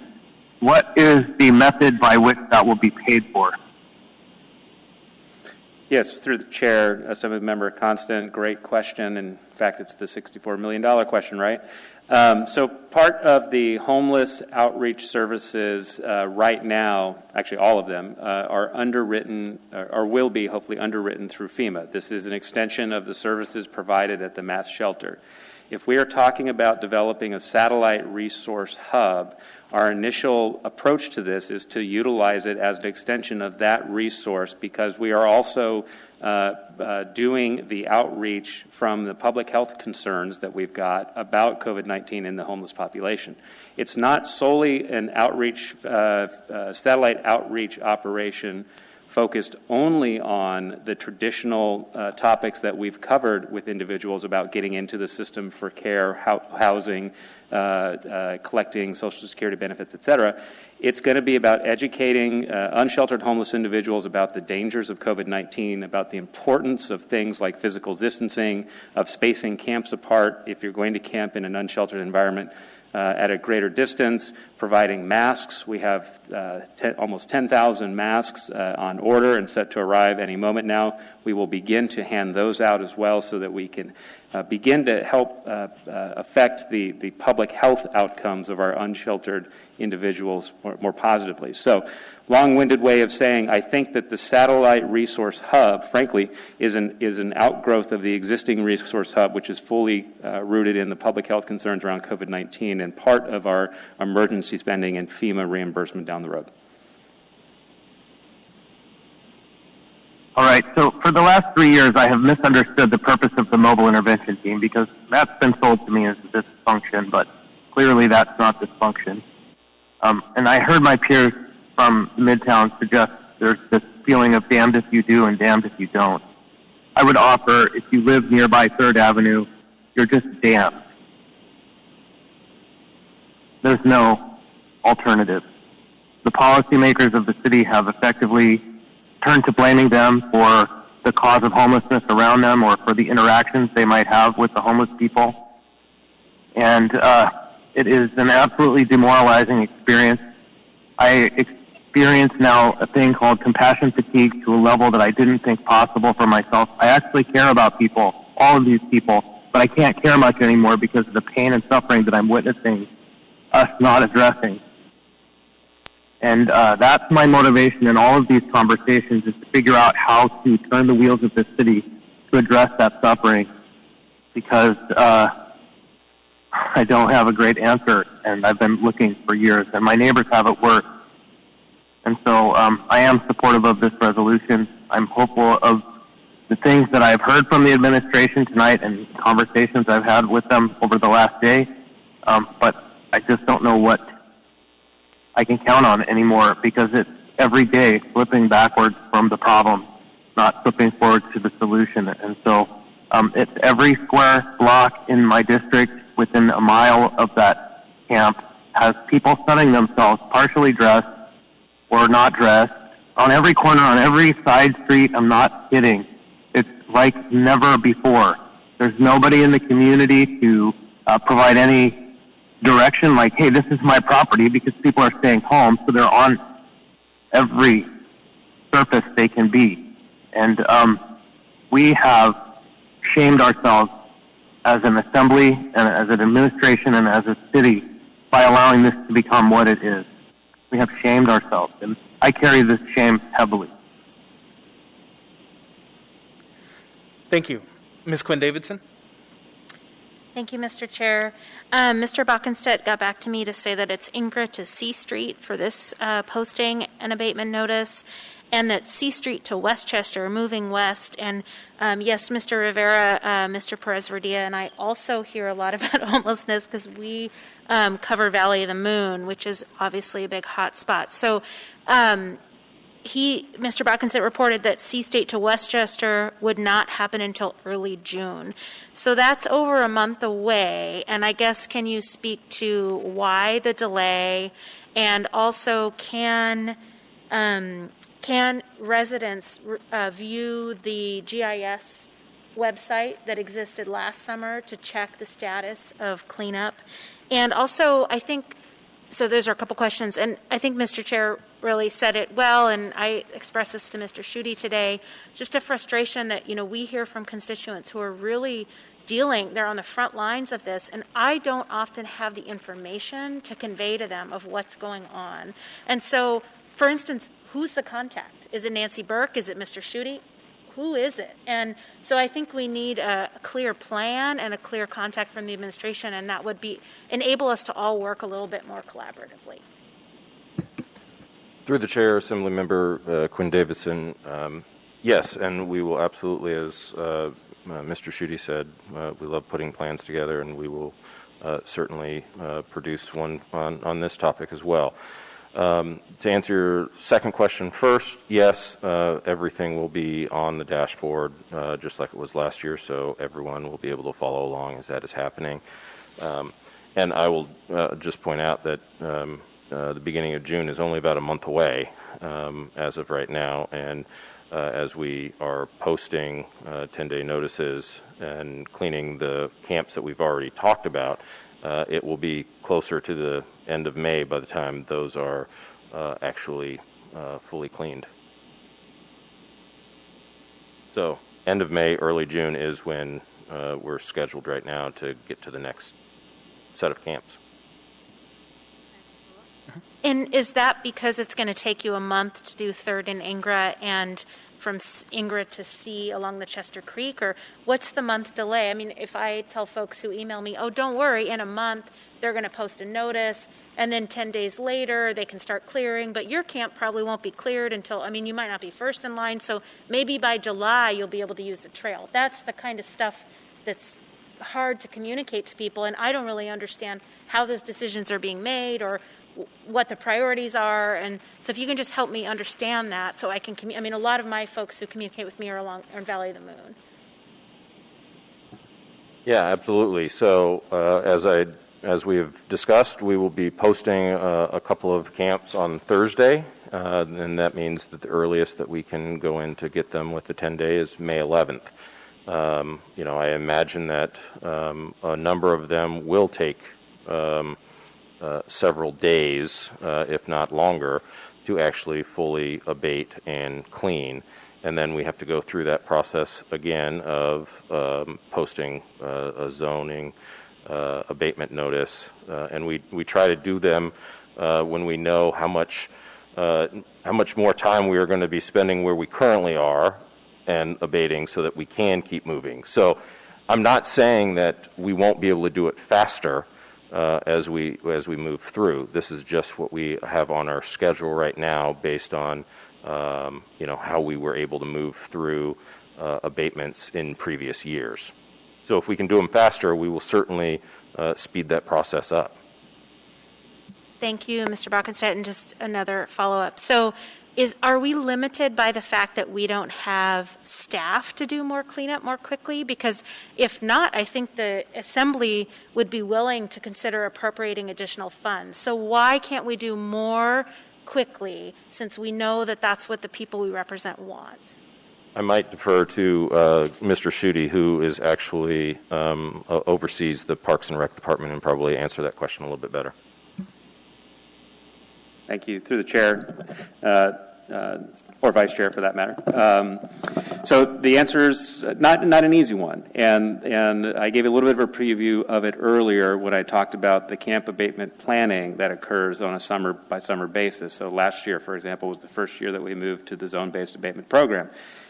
You have to balance the planning efforts that you do to tackle these in a more efficient, coordinated, and planned effort like that, which is what the zone abatement is. And that won't always be directly responsive to the immediate concerns or specific concerns about given camps or areas. And it's a tough balance, because if the camp abatement activity is solely based on response to reported camps, it very quickly becomes unwieldy, because it's too much spread too thin, and I think frankly is a little bit of a disservice to what we're supposed to be doing. But it does have to be a balance, because we can't plan an entire summer of camp abatement and be deaf to the changing conditions on the trails or in the green belts, as reported by your constituents through the GIS platform. So we try to balance it, but I do think that by and large, the answer that Mr. Bockenstedt gave about resources is accurate. It's about managing expectations a little bit, that with the resources we have, we can move quickly, and we can work on camps as they pop up or as the camps get reported. And we haven't started yet, so a lot of this conversation is built up anticipation of the services once they come online. I think once we have Parks and Rec mobilized, and once we are doing the camp cleanups that we typically do in a summertime, here in a couple weeks, we'll begin to get through that backlog, and I think that you will see some of the concerns and pressures that you're feeling with people who are reporting them will begin to go down as well. Right now, if you think about it, constituents can file where a camp's located or can express their concerns about a camp, but we literally aren't out there doing it yet. So there's really a lot of concern and pressure right now from the community. We've had great weather. A lot of people are out. And so part of I think the dynamic is that we're just not out there yet.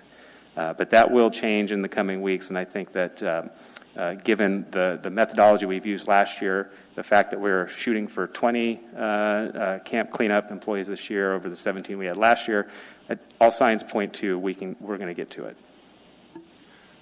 Sorry, Mr. Rivera, can I ask one? No, sorry. I just feel like they didn't really answer, which is, if we gave you more money, could you do it faster? No. Short answer is no. Okay. So there's the only way that it could happen faster. Keep in mind, it's part of a longer process between the posting of notices, scheduling of staff to respond to it, et cetera. It is my opinion that even with more money, we don't necessarily accomplish the cleanups any faster. It is a labor-intensive process currently. I don't know if anyone's gone out on a cleanup activity, but it's very labor-intensive, very time-consuming, and frankly, you get very little done after a full day's work. So I don't feel that throwing more bodies into the mix would necessarily make it go any faster. Now, that being said, more bodies probably could get more. We could do more time or other things, but it really doesn't happen any faster. Thank you. And I think we can continue this discussion when we do the first quarter budget amendment, which deals with this. Ms. Allard, was this on a different subject? Okay, Ms. Allard? I do have a question, Mr. Chair. So this is for Mr. Schutte? Okay. If possible. And I'm new to all this, so I'm going to ask questions that probably everybody else knows the answers to. So what is Nancy Burke's actual role? So through the chair, Assemblymember Allard, she is the homelessness coordinator for the municipality, overseeing the different programs like you heard us talk about outreach earlier, all of the programs related to the homelessness work. So does she have a team of individuals that work with her?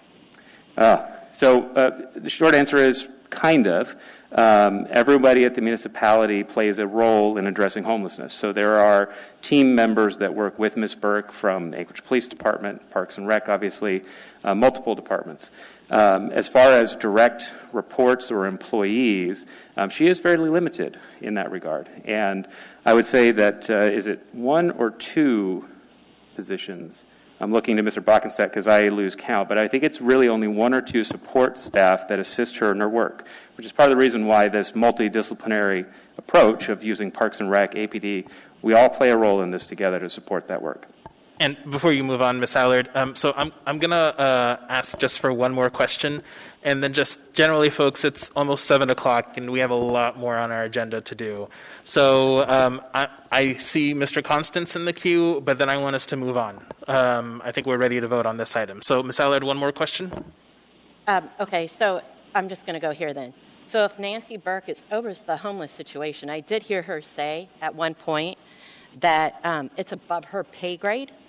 So my question then would be, if it's the job of the municipality and the administration who Nancy Burke directly works for, I would want to know, one, who is it that she's referring to that it's above her pay grade and that she wouldn't be able to have the authority to come up with a plan, implement a plan, and execute a plan. Right now we have a lot of people that are at home that are working for the municipality, and I find it hard to believe that their schedule is so maxed out that we don't have the resources to get this areas clean. Through the chair, I'm not familiar with the statement that you're referring to about above her pay grade, so I'm going to plead a little bit of ignorance into that statement. But Ms. Burke does work on the 8th floor. She works directly for the mayor.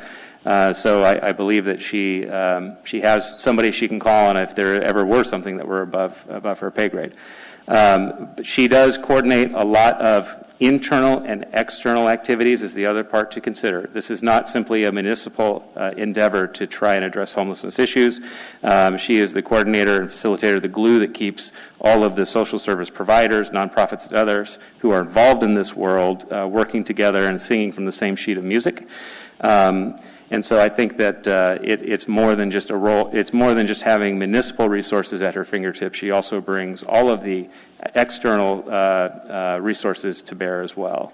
As far as employees who are able to help out in the community, surprising as it may sound, by and large, most municipal employees are still at work in various forms, and many of them are stuck upstairs in the Emergency Operations Center that was mobilized shortly after the COVID pandemic came to Anchorage. So there's not necessarily an idle workforce that isn't doing anything at this point, and probably won't change a lot in the future, even if we were to stay hunkered down the way we are. People are at work.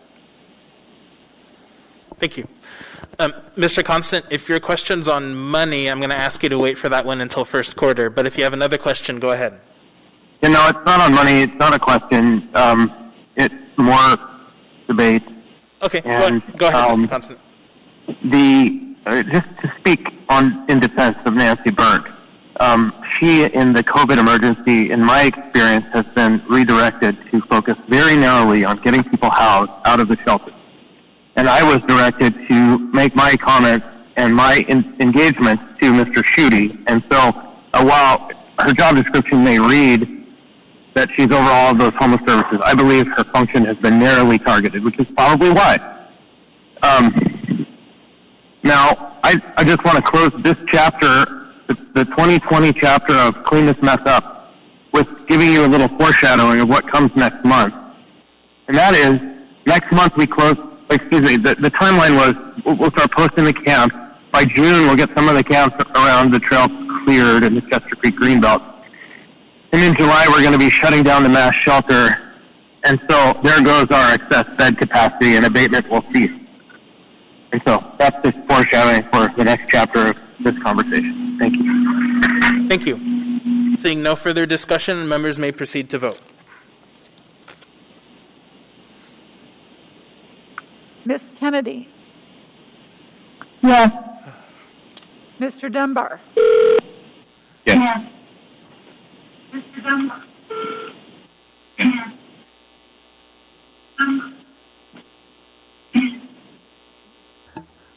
So the echo that we're getting is probably someone who has their TV on. So again, I'll just repeat, if you can make sure that your TV volume is off, if you are unmuted, that would really help. Thank you. Ms. LaFrance? Yes. Mr. Perez-Verdia? Yes. Mr. Peterson?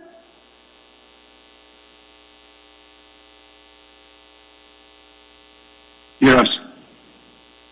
Mr. Constant? Yes. Mr. Weddleton? Yes. That motion passes 11-0. We're going to go ahead and move on to our appearance requests. We have 3 of them.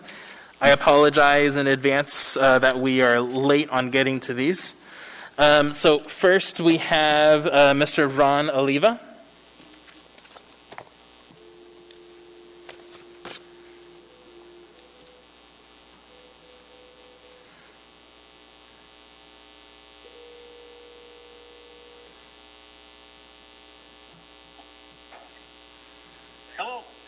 Hello, Mr. Oliva. You are on with the Anchorage Assembly. Oh, good.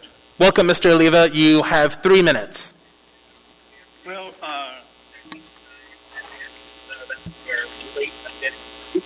So first we have Mr. Oliva, I don't. Felix, can you hear me? I do. I don't know if you have your TV on, so if you could turn the volume off on your TV. I think I'm hearing that echo. Oh no, I'm going to step outside here, and just tell me if you can hear me. I can hear you well. Okay, well, first of all, I had to hold my breath and remain civil and not get upset at Mr. Schuette's presentation, because that's all he's doing is just covering up for something that needs to be done and needs to be done immediately. The CDC did not say that. These people are mobile. And for Mrs. Allard, who's down at asking about Nancy Burke, her salary for the last 3 years was $196,700. Now she's on the mayor's salary at $176,000 plus. We spent almost $1 million on her and went from a challenge to a problem to a crisis to a double crisis. She should be immediately removed and replaced by military personnel. This is a crisis. It's no time to be holding hands. Now, under different circumstances, I would be less pressed to bring your attention to the disinfectant. And I've called for this. You're spraying the streets right now. You can read and look at all the literature I sent you, but you're sweeping them and spraying water. You could add chlorine to that and disinfect not streets, homeless camps. They're dangerous. They're a biological hazard.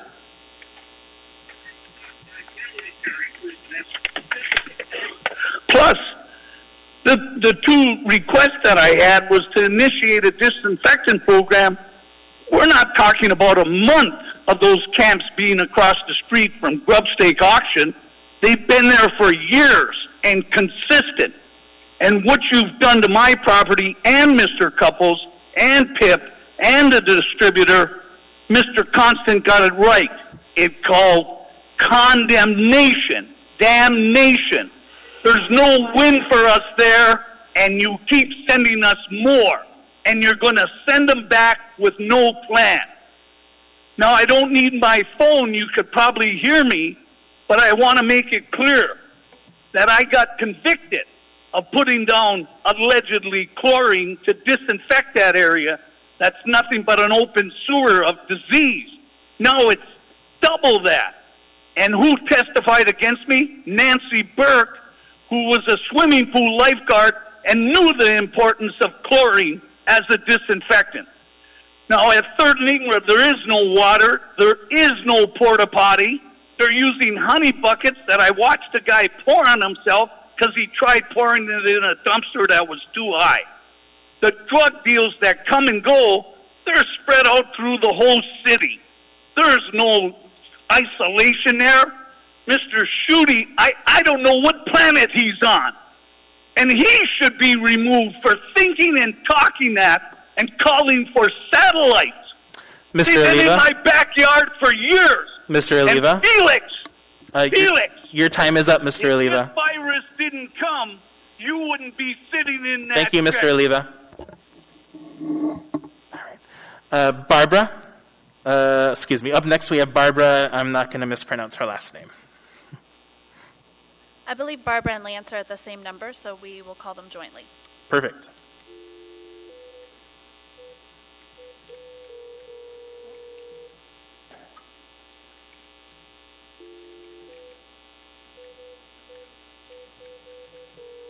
Remember, you must now dial 1+. Sorry. Too long.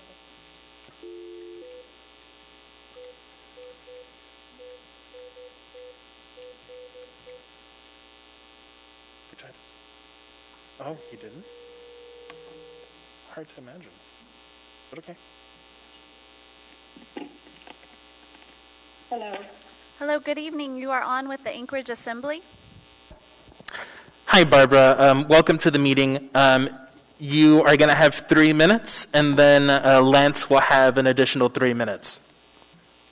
Thank you. I have a question first. My husband and I prepared our statements together, and altogether they are about 6 minutes. Would it be okay if I read the entire statement on his behalf, or do you want us to split it? You can go ahead and read the entire statement and use up the entire time. Sure. Okay, thank you. My name's Barbara Hanson-Rigmer. I'm a resident of North Star neighborhood in Midtown.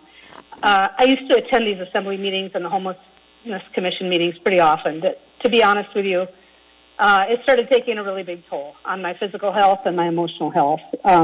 Just trying to keep begging the current administration to do something about the homelessness problem while they refuse to address it.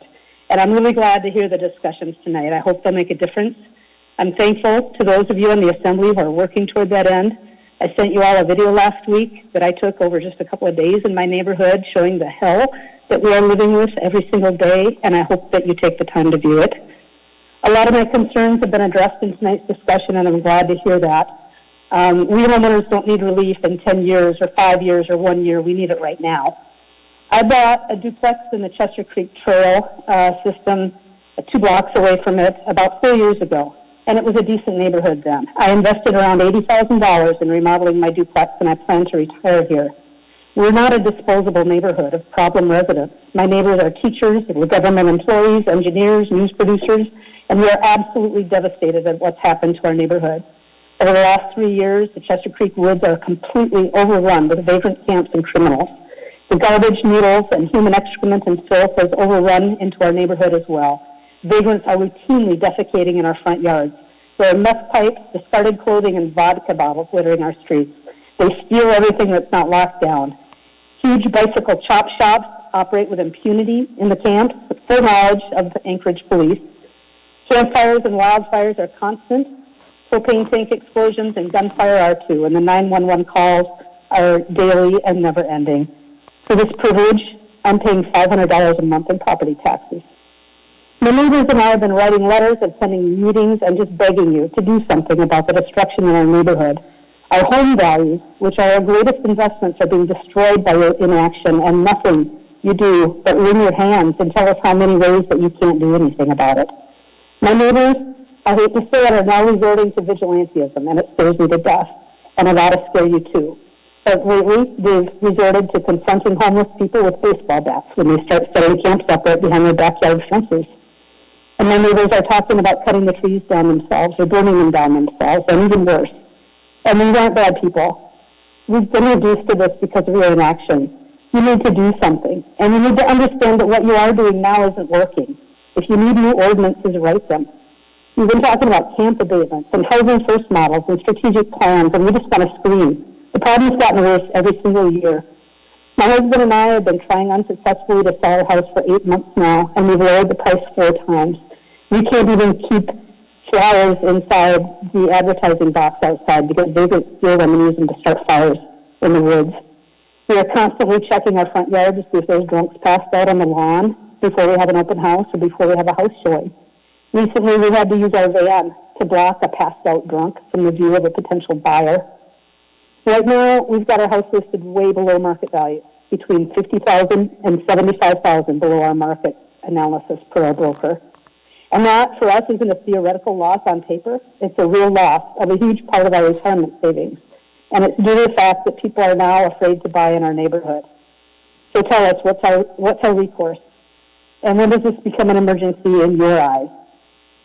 After this COVID-19 crisis, Anchorage is going to see even more homelessness. The vagrant camps in the woods will be even more numerous and dangerous, and Midtown's going to look like Mountain View, but with worse crime and more camps. Businesses are going to fold, and tourists will flee, and Midtown will be unrecognizable. This isn't just a homeless crisis. This is a leadership crisis. And this administration's choice to do nothing for these people isn't compassion, it's mismanagement. It's not okay to leave homeless people freezing in the cold in a tent. It's not okay to leave them without toilets. It's not okay to have human sewage all over our public parks and yards. It's not okay to allow drunks and drug addicts to destroy public spaces or slowly kill themselves with drugs and alcohol. It's not okay even if they do it in the woods in Midtown where your own families don't need to witness it. Please stop wasting our taxpayer dollars cleaning these camps up over and over again if you're only going to let them be reestablished again. It only adds insult to our injury. Right now, Anchorage has plenty of shelter beds available in the arenas around town, but there's still dozens of homeless camps just steps away from Ben Boeke. We are begging you, take this opportunity, remove these camps, and keep them out. There is no excuse to abide them when there are shelter beds available. Most of the people left in the woods now are those that are choosing to live that way. Please address this problem now while you have the opportunity, and then look into options for rehab, like agricultural training programs that provide for alcohol rehabilitation, job training, and as a bonus, increased food security for the state. I'm sure there are grants available for all these as well. I talked with you about these ideas last year or 2 years ago, and I'd love to discuss them further if you're interested. The public knows that permanent camp removal can be done, and it can be done very quickly. We know that because last year when a protest camp was set up on the park strip, the Muni responded in a matter of just a few days to remove it permanently. And this protest camp was clean. It was orderly. The campers were using porta potties. They weren't defecating in the woods like they do in our neighborhood. But this camp was disbanded immediately. Why was that done? And how was it done so quickly? And why isn't this done in our neighborhoods where some of the camps have been there for years? Lastly, Mayor Berkowitz and Assembly members, my husband and I would like to ask you to come and walk through our neighborhood and our woods with us. We'd like to show you what we deal with on a day-to-day basis. I extended the same invitation 2 years ago. Mayor Berkowitz declined. One Assembly member agreed, and Nancy Burke, the homelessness coordinator, would only agree to walk through our neighborhood in the company of an armed police officer. So when will the rest of you be available to join us? Will you commit to it? And I'll cede the remainder of my time for you to answer. Thank you. Thank you.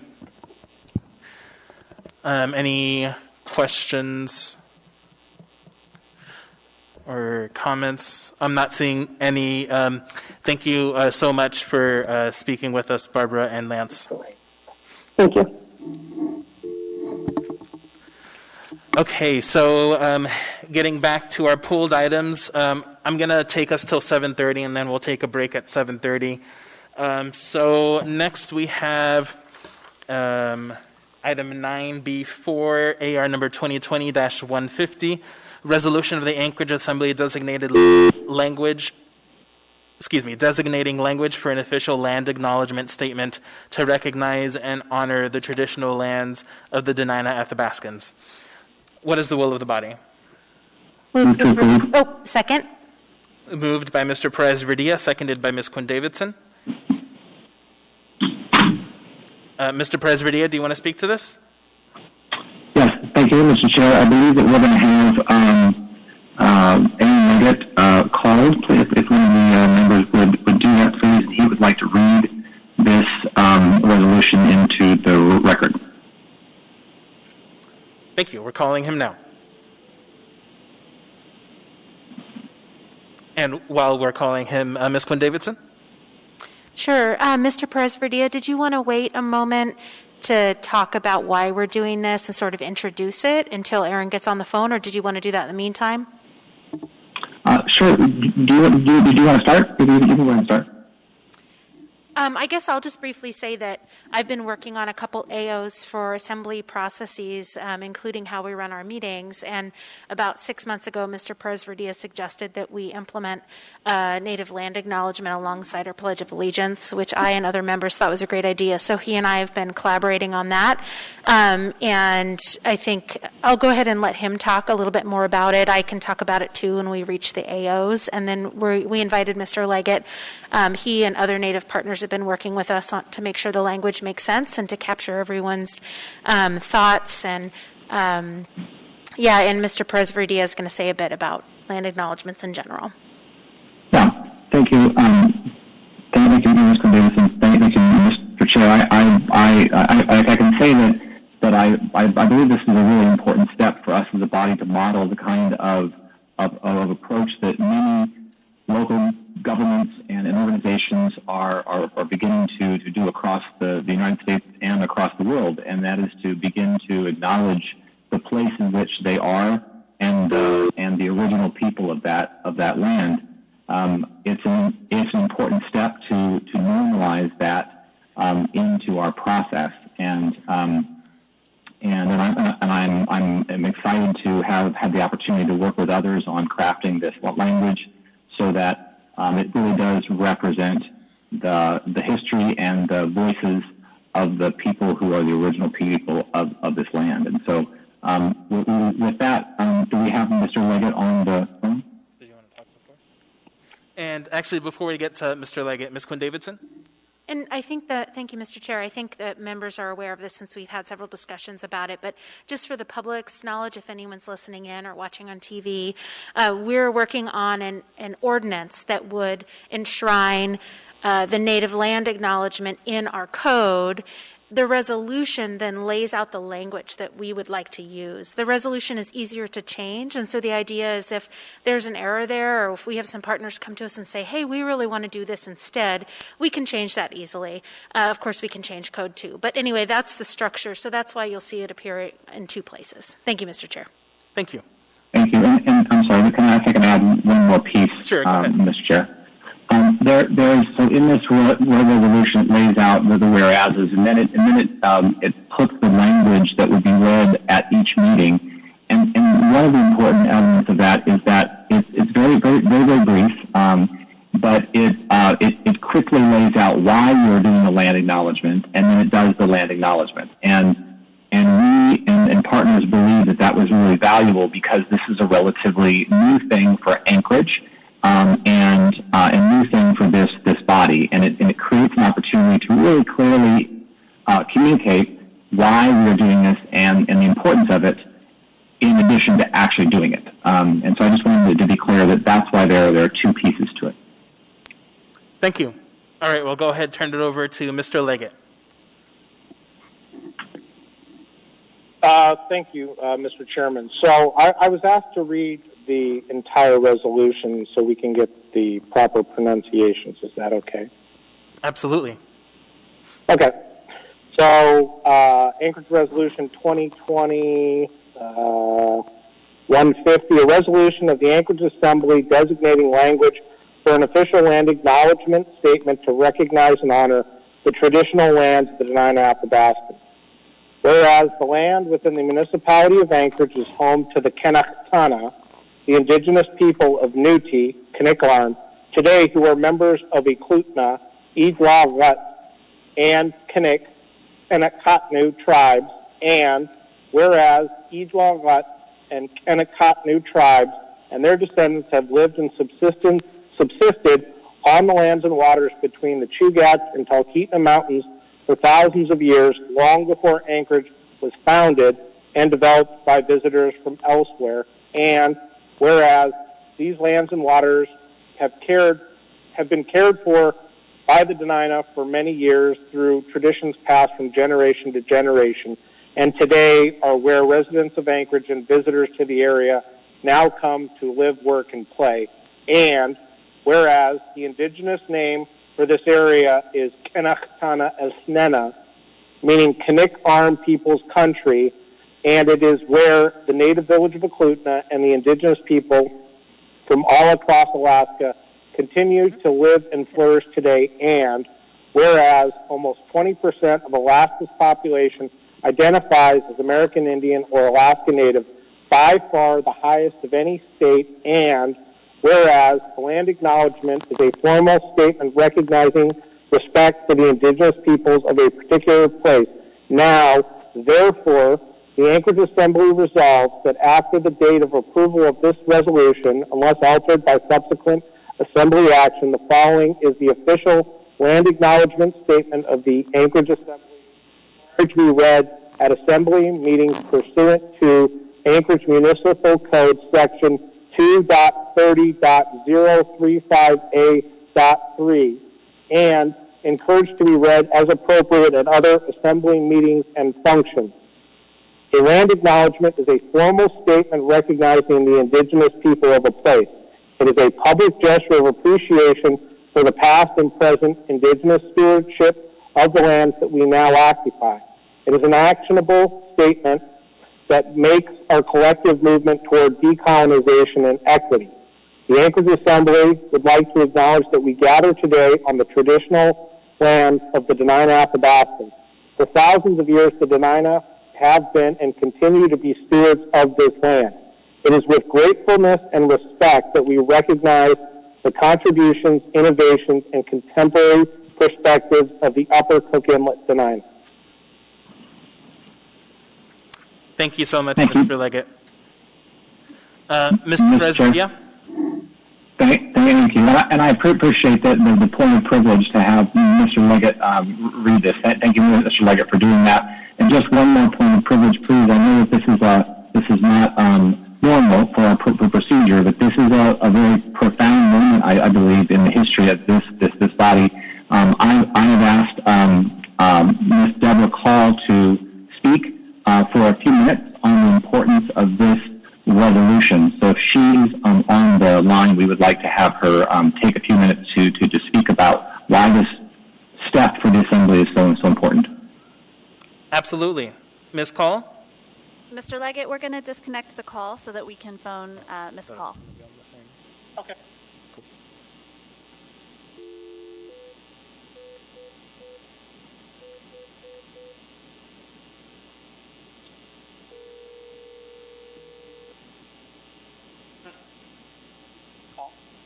Hello, Ms. Call. You're on the line with the Anchorage Assembly.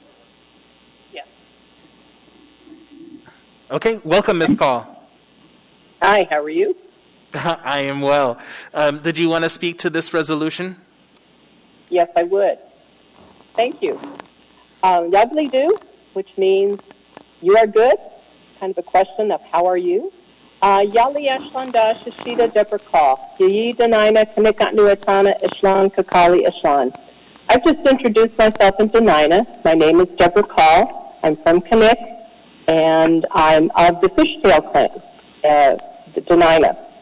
And I'd like to, I assume Aaron Leggett has read the resolution for the Assembly?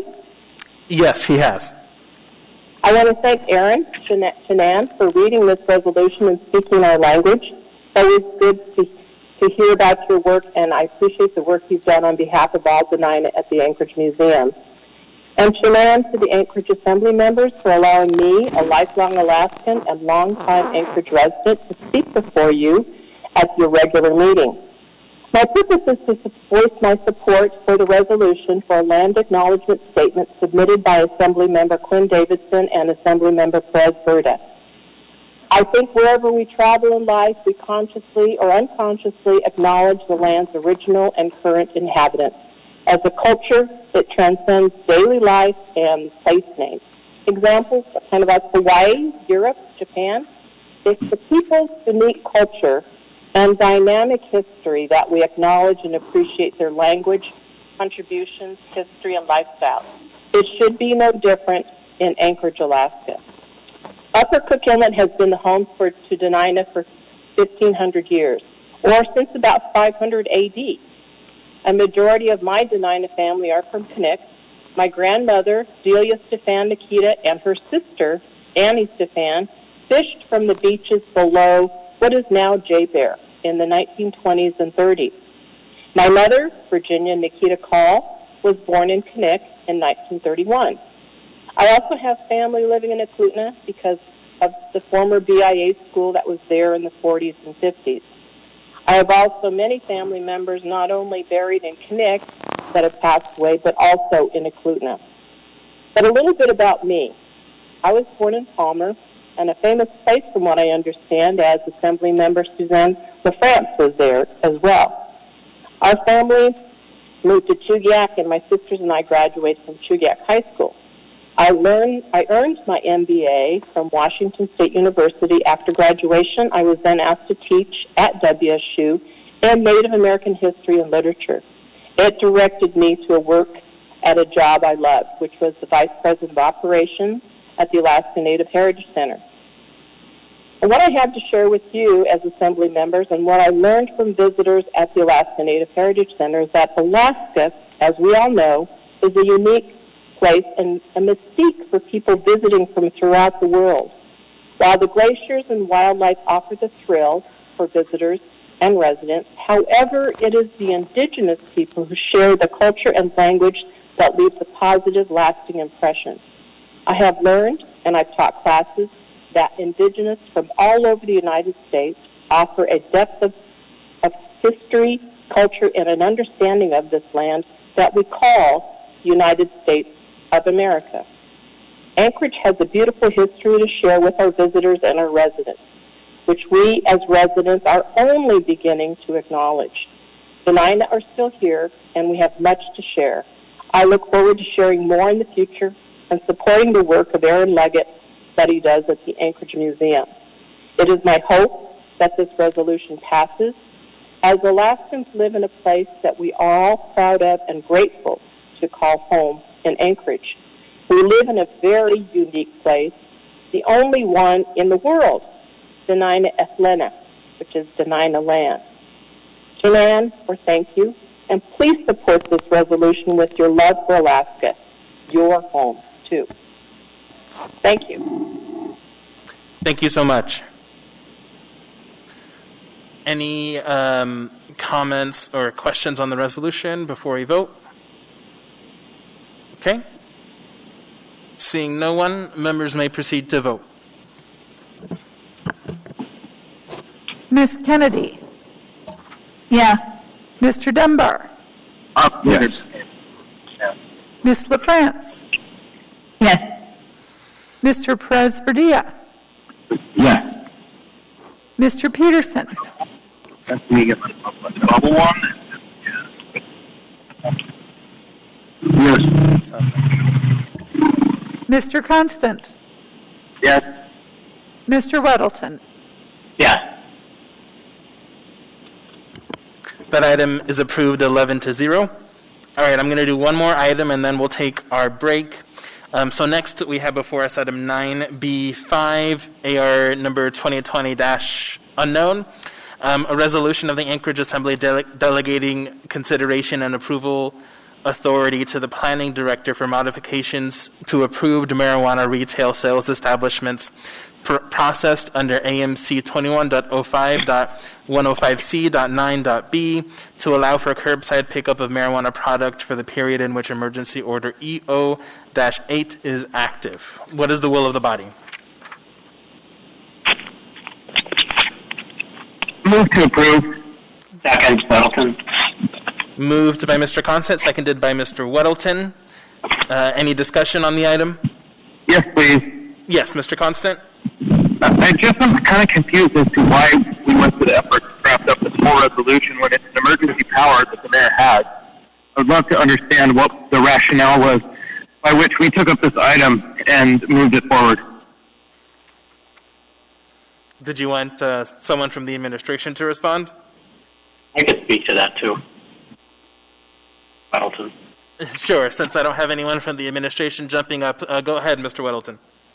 Mr. Constant, that's a good point. It is not necessary to do this.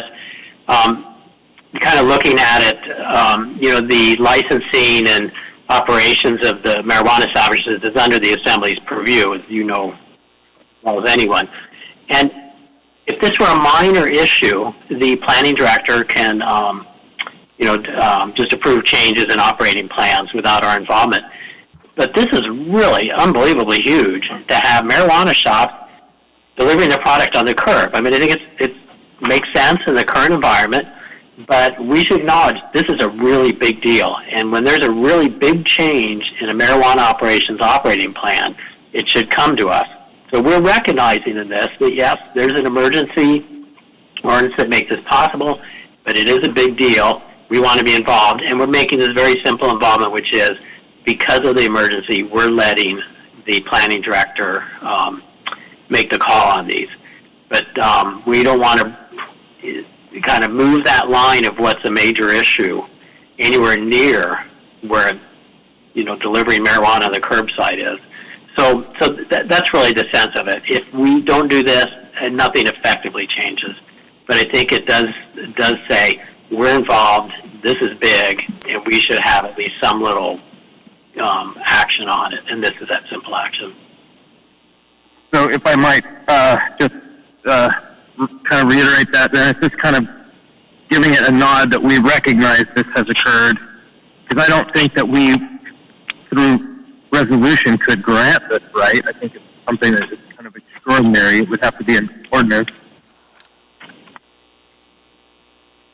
I believe. Sorry, I'm not sure if there was a question. Did you want someone to respond to that? No, that was a rhetorical question. I do support us moving this resolution to those who might question it. I'm 100% in support of it. I just don't know that it's necessary. And certainly, we don't have a right to make these changes unless we have a public hearing and do all the work that is involved with changing the code. And so our role here is just to say we acknowledge, I think. Okay. Ms. Kennedy? Well, address that briefly. Oh. Thank you. Ms. Kennedy? Thank you, Mr. Chair. I don't know, but you might have had Mr. Weddleton jump in there to address that, so I don't know if you want him to finish up or you want me to go ahead. Go ahead, and then I'll go back to Mr. Weddleton if he has anything. All right, great. Thank you. Appreciate that. Well, I kind of appreciate where Mr. Constant is going with this because I really question the need for this as well. And I think one of the things that I noticed is that it has an automatic expiration, so that when the emergency order expires, then this becomes null and void. So I'm just wanting clarification on that to make sure that that would actually happen. That would be the case. And then my other question is, what does passing this allow the Community and Economic Department do that wouldn't otherwise be allowed already? So what additional power or ability does this particular resolution actually give them to comply with the state order? Thanks. Thank you. Does someone from the administration want to respond?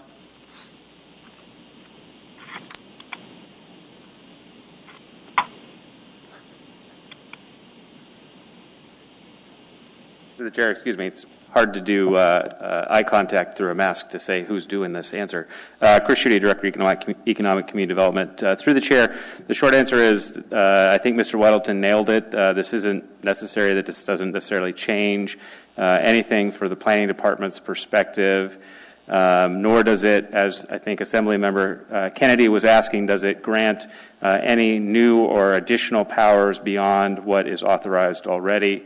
The AMCO regulations, the emergency regulations that were issued and promulgated were captured and empowered through Emergency Order 8, which was issued yesterday, I think, that allows the curbside or drive-through delivery of retail marijuana products.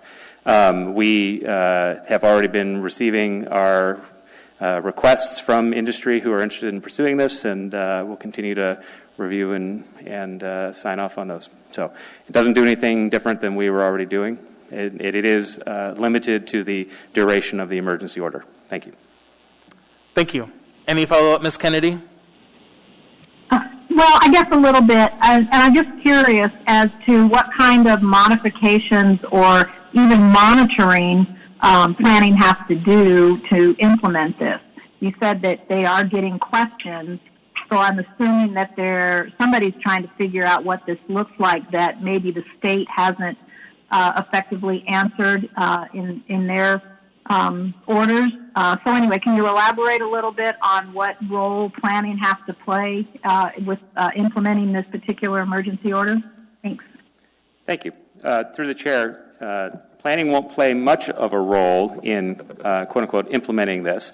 One of the things that will occur is the marijuana retailers that are interested in pursuing this as an option have already started coming in to file paperwork indicating that they would like to do it. And so at the very least, as far as monitoring the execution of this, the planning department will do that, and will be able to tell the assembly, should the assembly have questions about it at some point, which retailers chose to take advantage of this or which ones did not.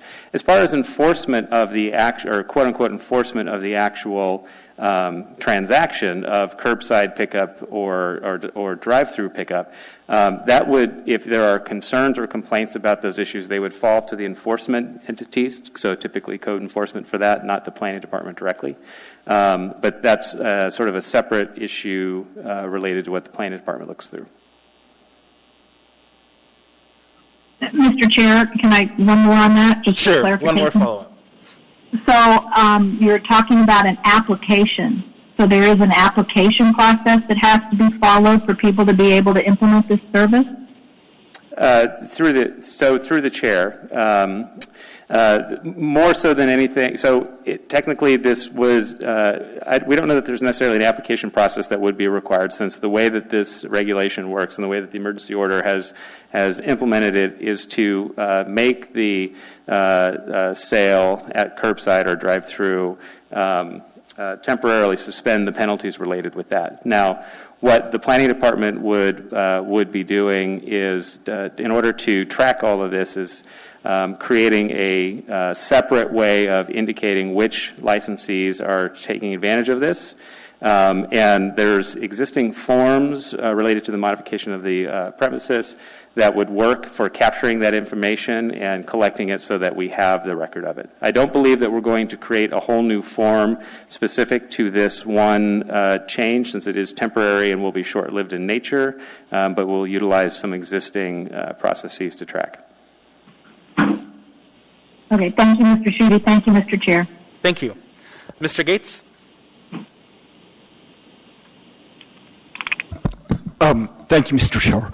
And I think what Mr. Schuette has said sounds all accurate to me. And I just wanted to add that the state regulation, it had 5 requirements for a marijuana retailer to be able to provide curbside and drive-through service. And one of those, the last one, was approval of a local government.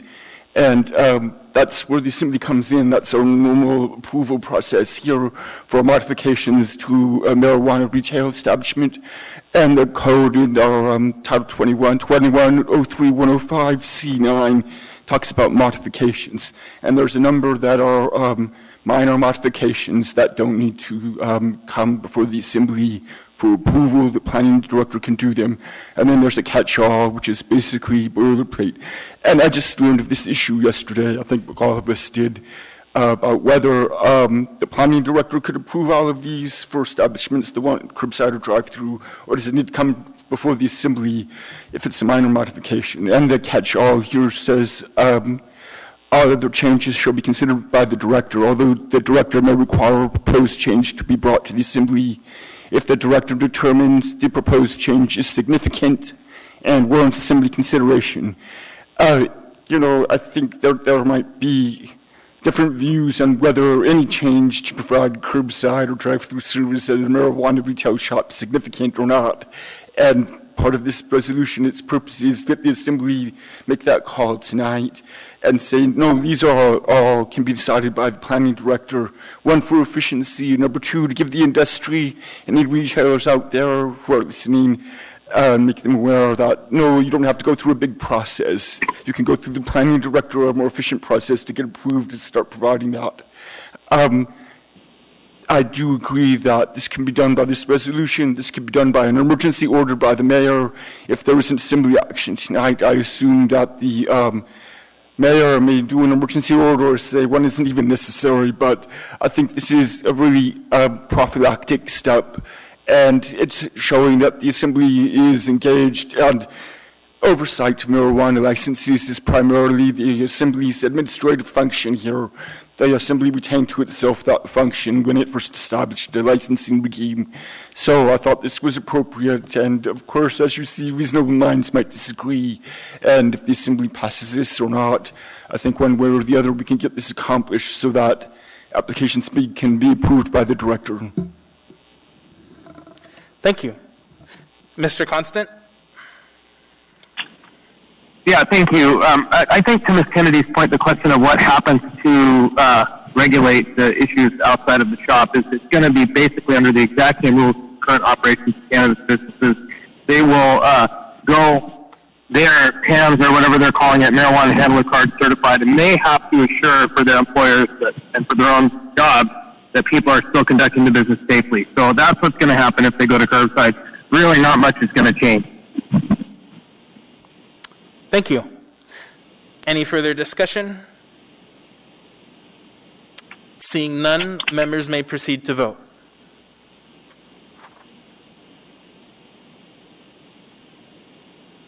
Ms. Kennedy? Yes. Mr. Dunbar? Yes. Ms. LaFrance? Yes.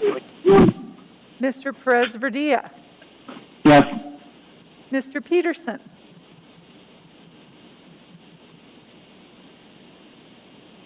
Yes. Miss Allard is here. Mr. Constant? Yes. Mr. Weddleton? Yes.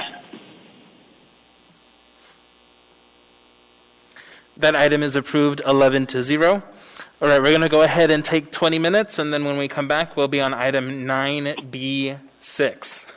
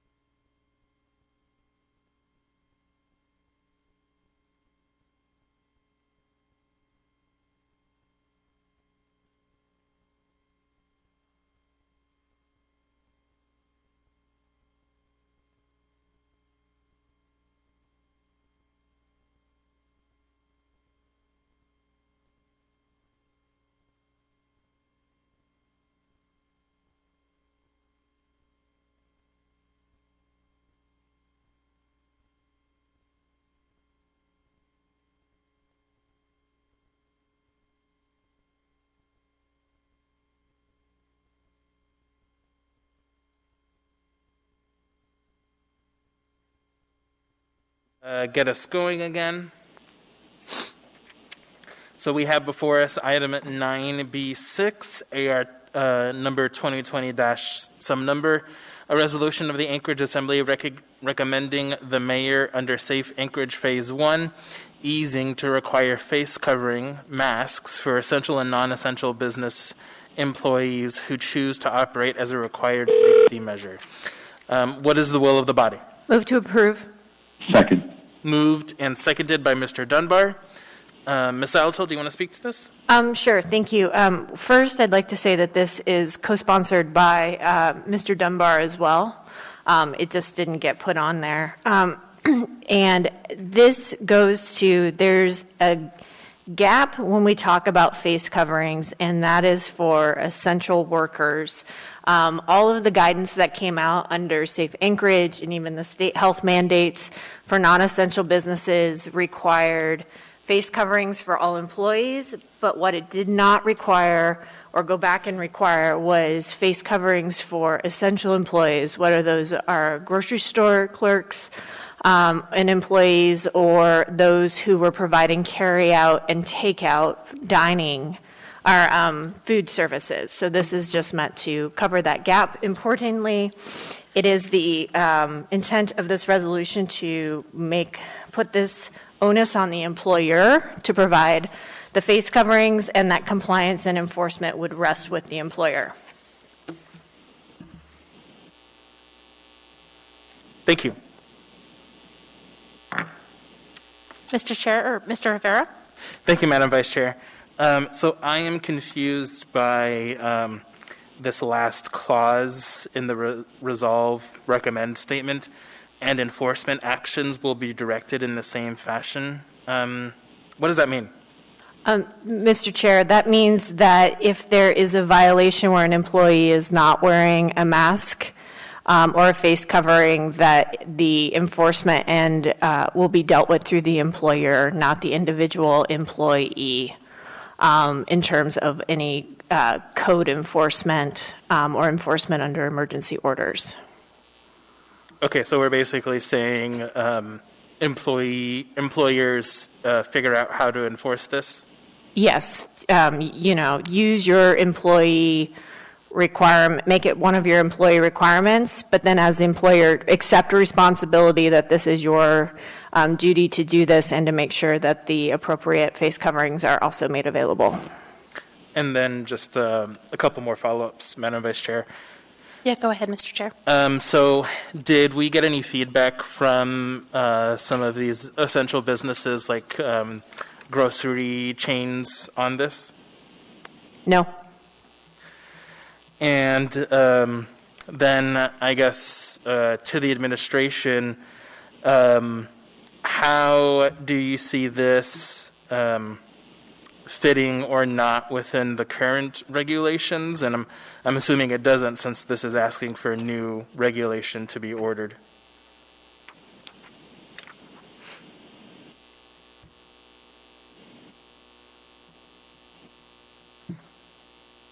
Ms.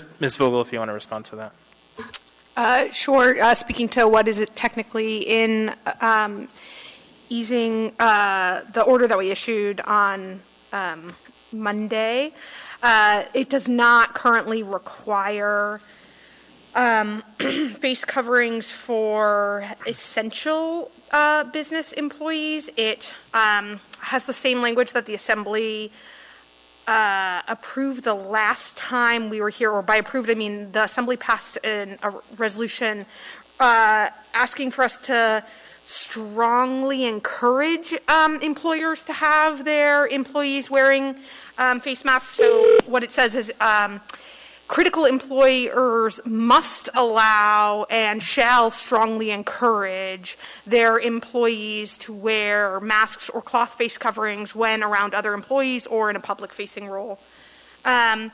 And so we have continued with that level of recommendation to the extent that this is talking about non-essential business employees. They're separately covered under guidance depending, or under criteria depending on which sector they are in, but the vast majority of them are in fact required to to wear face masks now under easing up. So this AR, to the extent that it's seeking a change, would be seeking a change with respect to critical employees. Thank you. And I guess just one final comment, Madam Vice Chair, which is I look forward to hearing more from my colleagues and the sponsors on this. I think by putting forward the amendment on the prior resolution on this to strongly encourage, that was my policy intent at the time.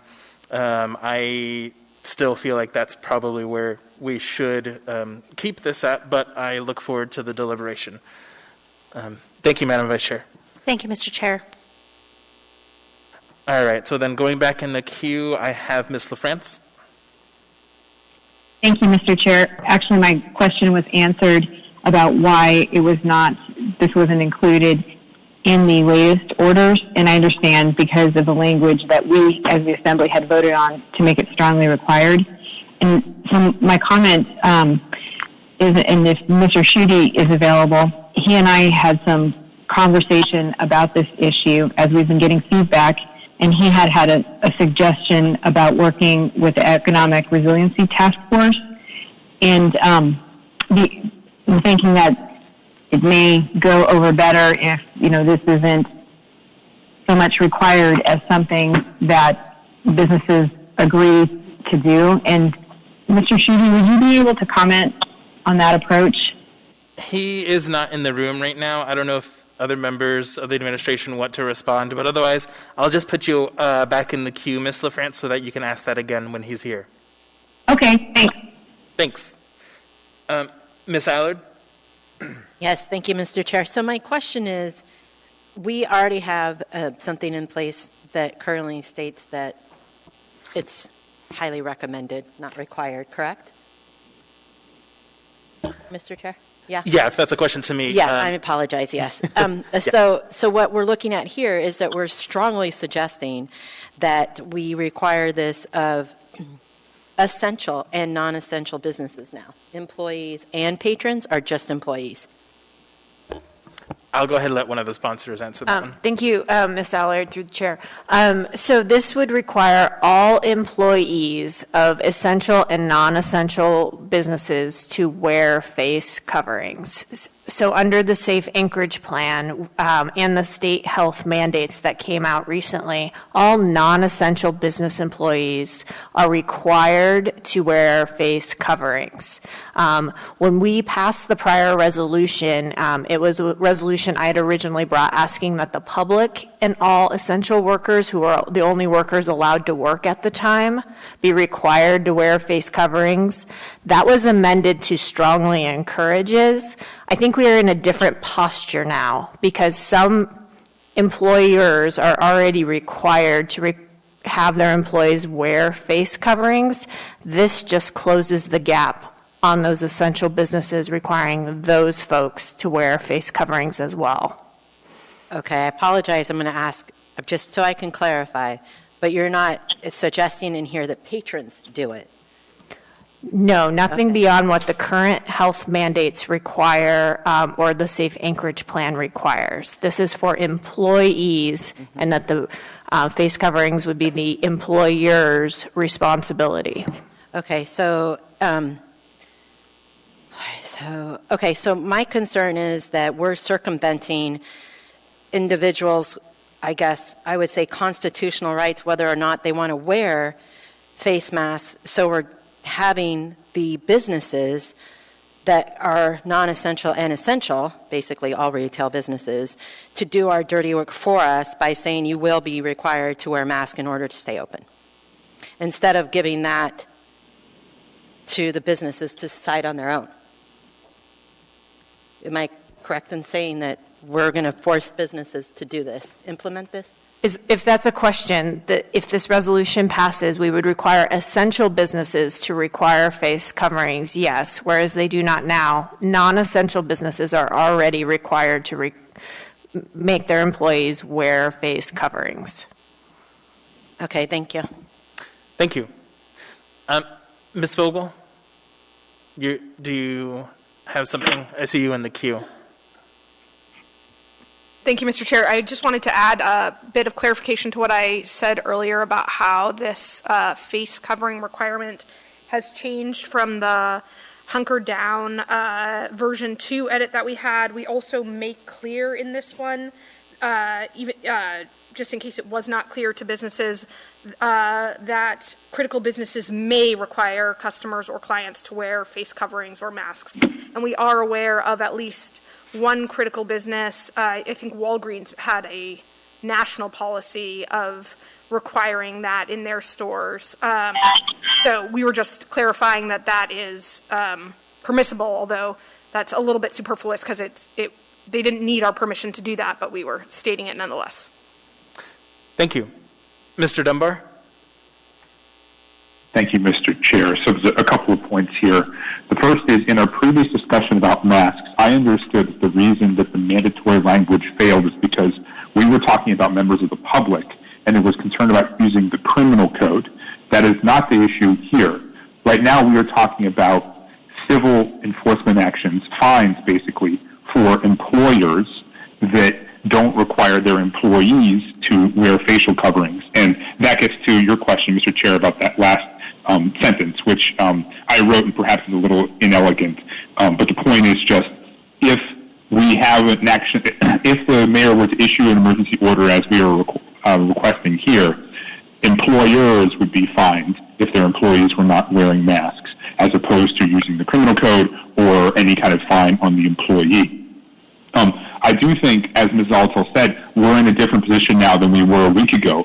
As we start to reopen, we need to be even more stringent with our social distancing.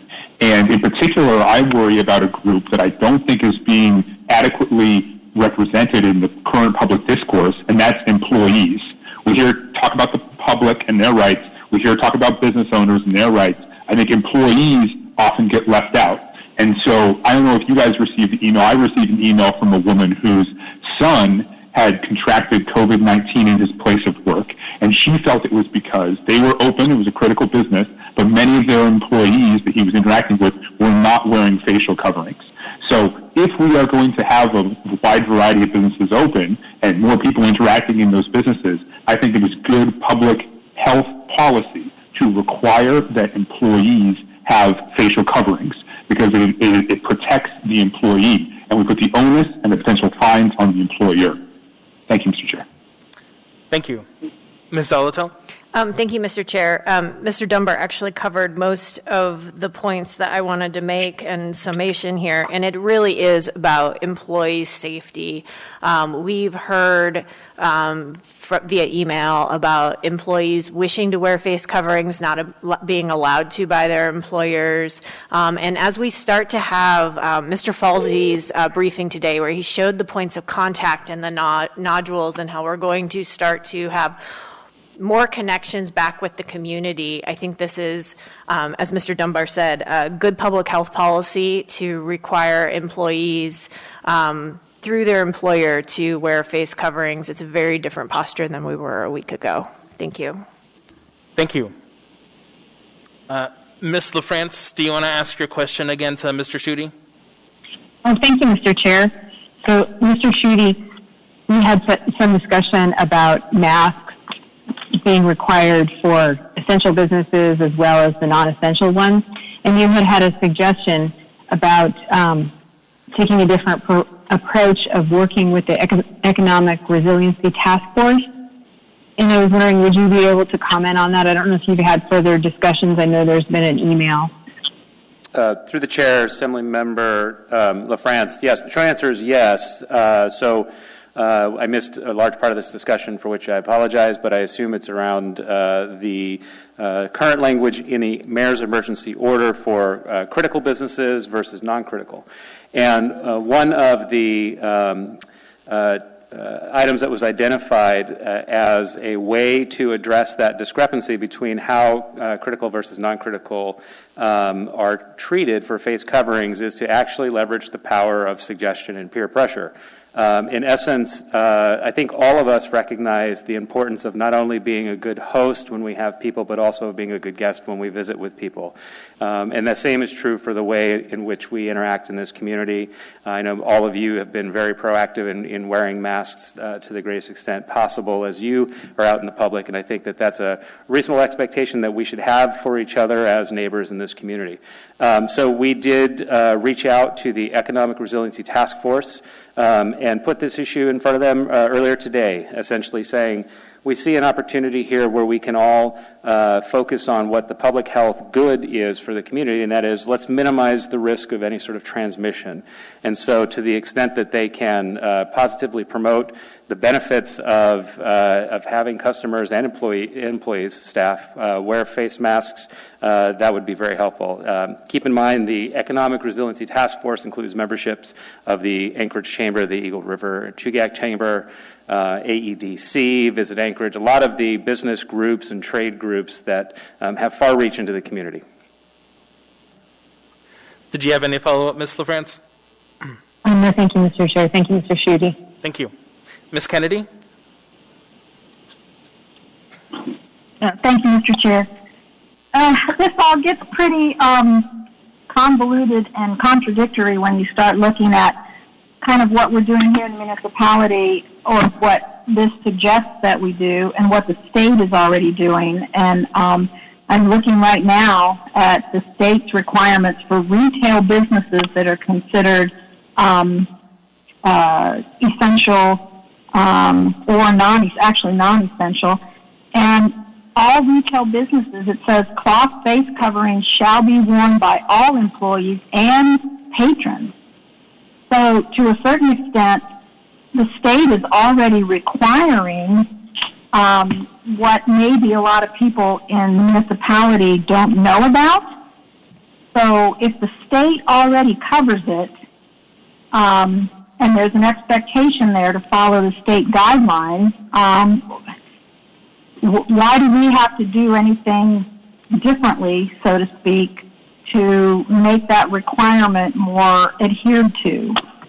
It seems to me that we're always going to have people who will comply. We have lots of businesses. I know my son works at Fred Meyer, and I know they've put up all of the plexiglass shields between the cashier and the customer. And so the idea of wearing a mask at that point kind of seems redundant. I mean, not that more wouldn't be good, but it really wouldn't necessarily be really required because they have other provisions.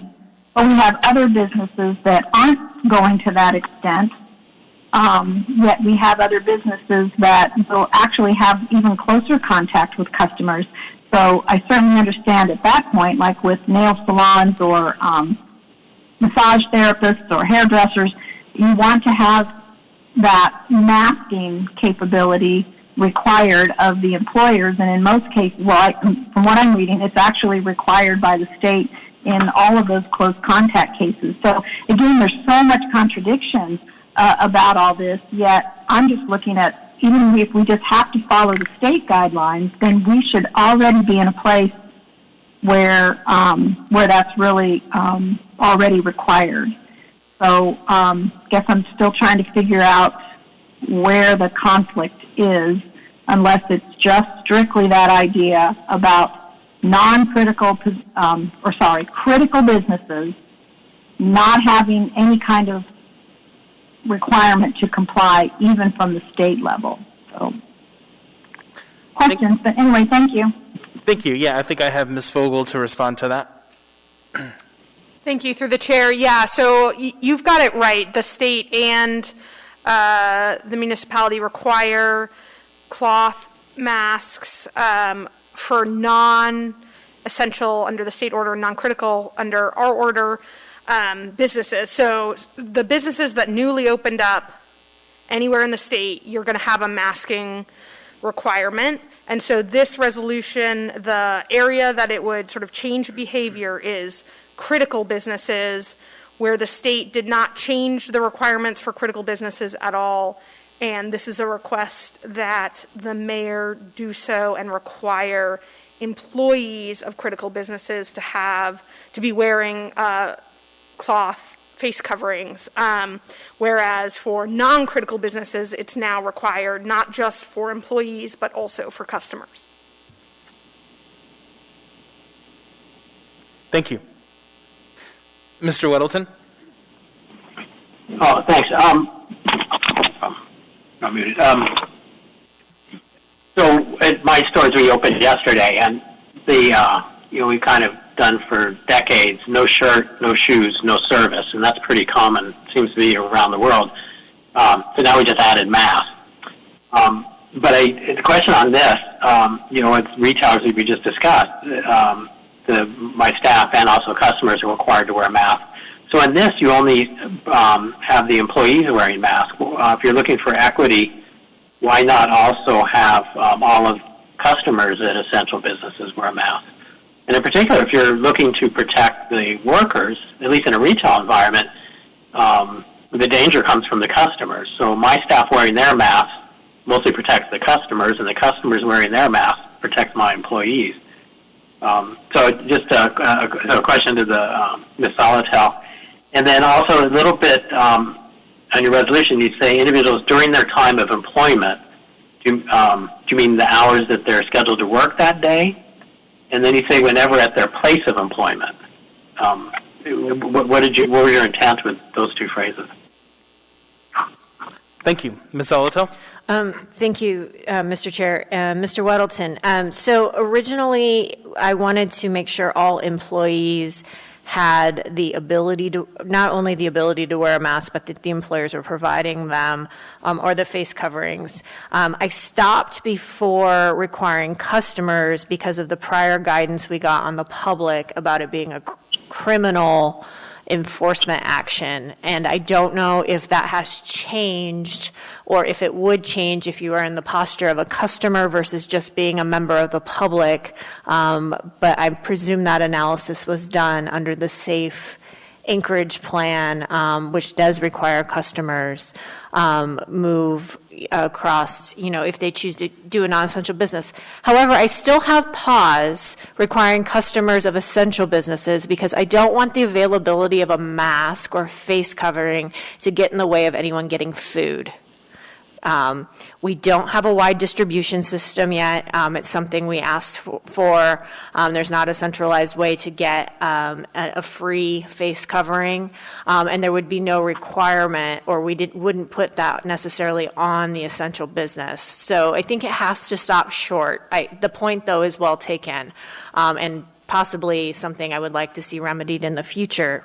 As to place of employment, the idea would be is once you're subject to your time of employment at a business, so if you are an employee at a grocery store and you first go in to buy a pack of gum and you choose not to wear a face covering, I think, but once you clock on, probably need to have a face covering on. That's the intent. I would hope that the corporate culture or the small business culture would be that you're there, you're representing, maybe you have a uniform on, you're representing the business, you'll wear a face covering, but specifically during that specific time of employment. Any follow-up, Mr. Weddleton? No, thank you. Thank you. Mr. Constant?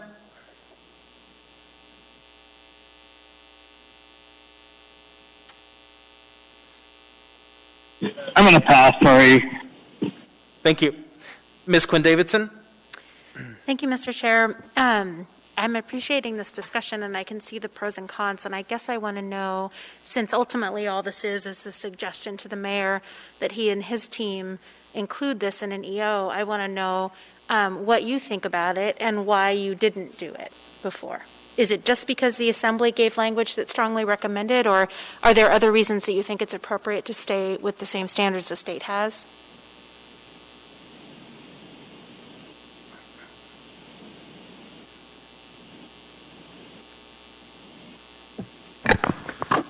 Through the chair, Assemblymember Quinn Davidson, I think the biggest reason why we chose the language that we did is so that we can try to be as similar to the state as we can. We have tried very hard to have a very productive and good working relationship with them as we've walked through this, and to the extent that we can prevent differing orders and mandates coming out that will inevitably lead to more confusion, we want to try to do that. So I think that is the biggest driver as to why we chose the language that we did.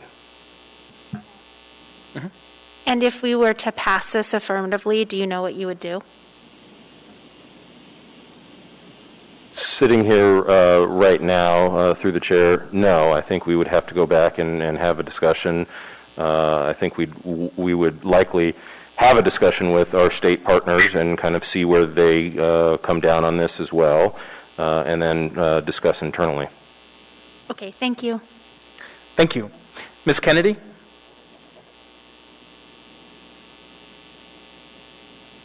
Thank you, Mr. Chair. It is kind of interesting, all the contradictions that this kind of brings up. But my question is, since we've had a good month, 6 weeks worth of, can you hear me okay? Yes, we can hear you. Okay, sorry, I was just hearing some feedback, so I didn't know if it was coming from my phone or what. We've had enough time right now, I think, to look at where these cases, the positive cases of COVID, have come from. And I know we have the email from the woman that said her son was in one of the essential businesses and had contracted it.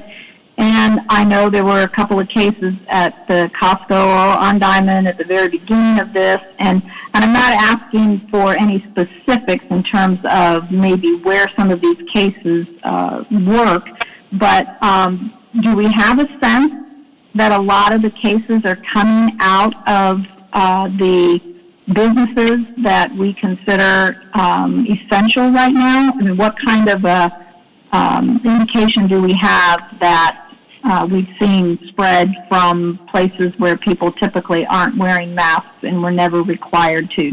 Can you make any kind of an estimate on that? And I guess my question would be for the administration on that.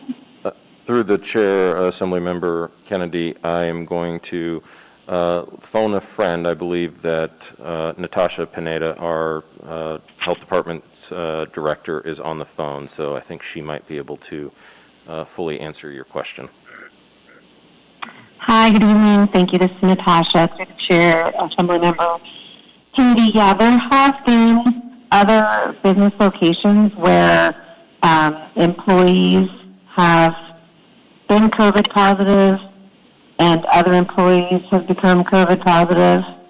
I can't say, I don't have all my information right in front of me. It's not been a majority of the cases, but it's certainly been some of the cases. So it does happen. Thank you. Yeah, I appreciate the answer on that. Just kind of gives a little bit more background to all of this. But again, so much of it is just kind of problematic in terms of really trying to enforce it. Yet it absolutely makes sense if you're going to do something that dramatic to non-essential businesses. So anyway, I'm wrestling with it, but thank you. Thank you. Ms. Allard? Yes. So looking at this resolution, I really see this as being a government overreach, and I would really encourage us here on the Assembly to align more with the state, and I would also like to encourage the administration to stay along that line because it is wreaking havoc in my district alone. I was fielding many phone calls in regards to which businesses have masks, which ones don't, which patrons have to wear masks, which patrons don't. And these are entrepreneurs that own these businesses, and they're brilliant. They're smart individuals, and they should be able to make these decisions on their own and not have us enforce these rules on them. I just think this is real government overreach, and you're going to get a lot of public pushback. I really believe that. That's it. Thank you. Mr. Dunbar? Thank you, Mr. Rivera. And this is speaking in part to what Mr. Bockenstadt said. I appreciate that the administration has been trying to align our rules with the state. However, I think there are times and places, and there might be more going forward, where we want to have more strict rules than the state has, both because Anchorage is different than the rest of the state, and because we've seen how this has played out in some other urban centers. So, for example, in Chicago, 70% of all fatalities have been African American. In Richmond, all fatalities have been African American. And of course, those communities aren't nearly that percentage of their population.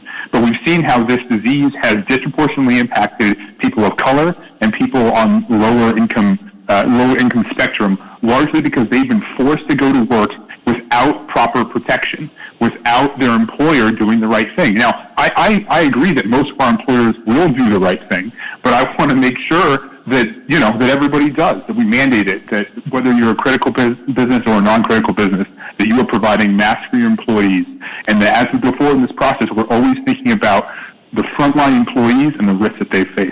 Thank you, Mr. Rivera. Thank you. Ms. Zolotel? Thank you, Mr. Chair. Thank you, Mr. Dunbar, for raising the health equity issues. I appreciate that very much. To Ms. Allard's point, I think it simplifies everything if every employee is required to wear a face covering and employers need to supply them. And then I think we need to be contemplating what it's going to look like as critical businesses start to bring folks back into Anchorage. We have a lot of commuters who are going to be coming into our town who don't currently reside here. A lot of them are critical employees that are currently working from home. Let's hope that holds out for as long as possible. But that's a reality. Tens of thousands of individuals also increase our population on a daily basis, which will be additional points of contact and additional nodes, I believe Mr. Falsey called them today. So I think this is a prudent measure, and it is one of the ways that we are just different from the rest of the state. Thank you. Thank you. Ms. Quinn Davidson? Yeah, thank you, Mr. Chair. So if we were to vote yes on this, and then the mayor took our advice and required essential employees to wear masks, is there adequate mask supply for employees to get those masks? And if there weren't, would that mean they could no longer operate? So the intention from the sponsor of the resolution is that if the employers can't get adequate face coverings, that they should definitely be in contact with the administration because they've already been critical businesses and identified, and I think there have been some systems put in place for some of those. And it would fall on the employer. I'm actually asking them if they know if there are enough masks in the Muni, whatever products we have, to help people who don't have sufficient masks. I don't want to inadvertently shut down businesses because people don't have masks. That's what I'm trying to, or maybe we do, but I think we should have that information. That's what I'm trying to figure out. Yeah, so through the chair, Chris Schutte, Vice Chair Quinn Davidson, the previous measurement for masks or PPE broadly has really focused on first responders or frontline responders in the COVID pandemic, first and foremost. That's been one of the key metrics that we've discussed in the Safe Anchorage roadmap to reopening, that being able to accommodate any sort of surge can be handled by having adequate PPE on hand to deal with that. Now that we're doing better, the question is, okay, do we still have enough for the frontline responders in the case of a surge, but then also do we begin to see surplus capacity in the rest of the community so that requirements in public or in businesses for employees or members of the public to wear them, that's not an undue burden at this time. And to be honest with you, we don't have a completely accurate picture of the entire supply of masks in this town because it's turning out to be not as simple as understanding which stores have them, but who's making them. For example, and this mask, which I did not make, was given to me. Masks are becoming the new growlers, if you will. They show up at your house and they stay there forever, and you don't necessarily need more of them, but they keep coming. But that does not mean, by any stretch of the imagination, that masks are at this point ubiquitous or universally available for all segments of the municipality. We cannot say definitively whether we have the supply needed to give everyone a mask at this time, but it certainly feels like we are on track to see them more readily available, whether for purchase, for manufacturing of your own, et cetera. But honestly, we don't have any way of knowing if we're there. Maybe I could just follow up. So, Ms. Altel, is your intention that folks who couldn't buy masks would just need to make them or come up with them in some other way? So it's the intention that the employer should supply masks for their employees. These are businesses that have been in operations, that they should either purchase them, yes, make them. These are cloth face coverings. These are not PPE as we've been thinking about this. They could even be, so creative as to ask their employees if they happen to have, a buff that they could wear to the office or somehow or to wherever it is and possibly reimburse them for it or something like that. I think there are options available for them to do this. And honestly, if they can't get sufficient face coverings, I would very much hope that they would talk with the administration if this was in fact going to be put into effect. I think protecting employees is of the utmost concern, and this group should not be left out. Thank you. Mr. Constant? Thank you. Interestingly, this weekend I went and did the frisbee golf with some friends, and the one thing I noticed is every basketball court was covered with people like right on top of each other. And so an argument that adverse impact hitting one group or another because of their job, I don't know that that's actually accurate in our case here. And that we are broaching into the topic that if masks aren't available, we should be shutting down businesses, or could be, is kind of grave to me.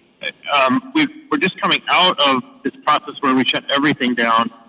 And so I'm not exactly sure why. I'm a bit ambivalent, but mostly I think I'm a no vote on this because it does feel like it's too much. And if the mayor decided this was a requirement, he would require it because he has that power, and as would the governor. So I think I'm a no vote. Thank you. Ms. I Kennedy? don't want to shut businesses down. I've already done that. Thank you. Ms. Kennedy? Thank you, Mr. Chair. I have some concerns about the availability, too, and we're still hearing a lot of that anecdotally from this vendor or that vendor, that there's still, it's still very hard to get disinfecting equipment or supplies, and I would suspect that that's the same for gloves or masks or anything else that we're, in some cases, requiring businesses to use. So I'm very hesitant to say that we're going to actually require this when we know that it just becomes another problem. And one of the reasons why some of our businesses aren't opened yet is because they haven't been able to get the quantity of whatever it is they need to operate their business under the new restrictions and guidelines. And I think, I'm going to give the mayor a break on this one because I absolutely think that we're in that time frame where we're kind of in a test period. And I appreciate the fact that things could actually get spun up again and could get more restrictive if we find out that what we're doing right now is not working.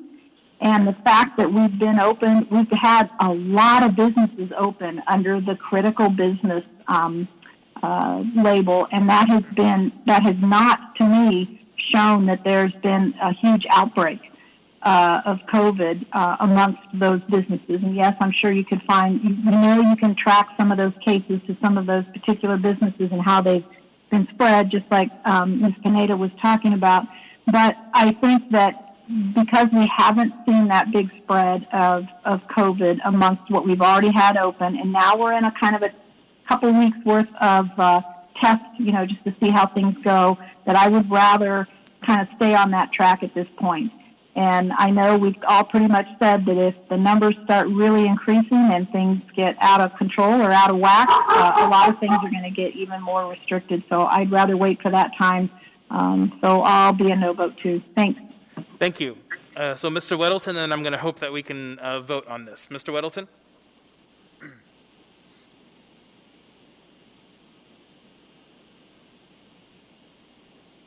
Mr. Weddleton, you're on mute.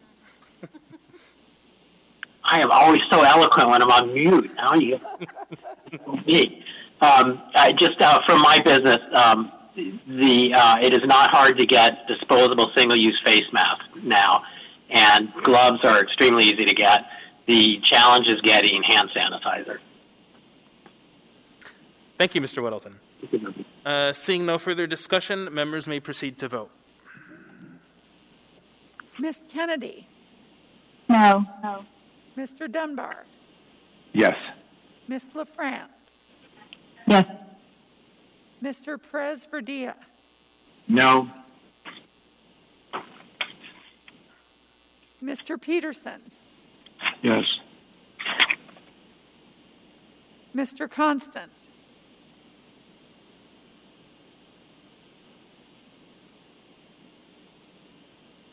No. Mr. Weddleton? No.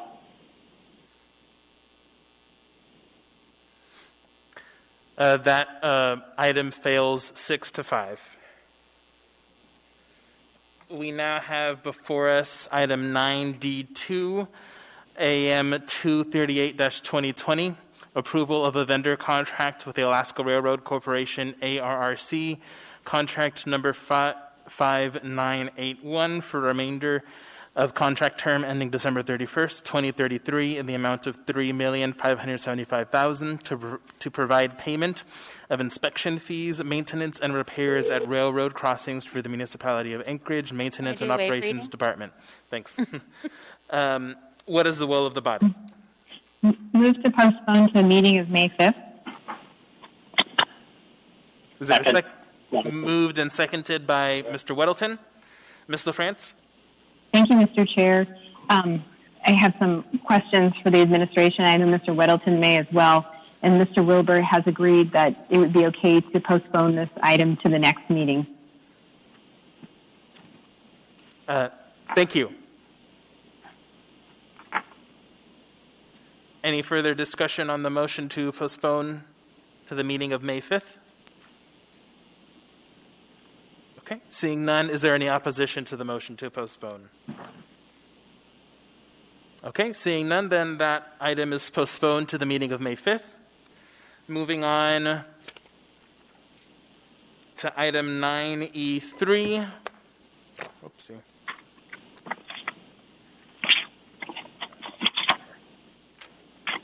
Information Memorandum Number AIM 54-2020, First Quarter 2020 Performance Measure Report.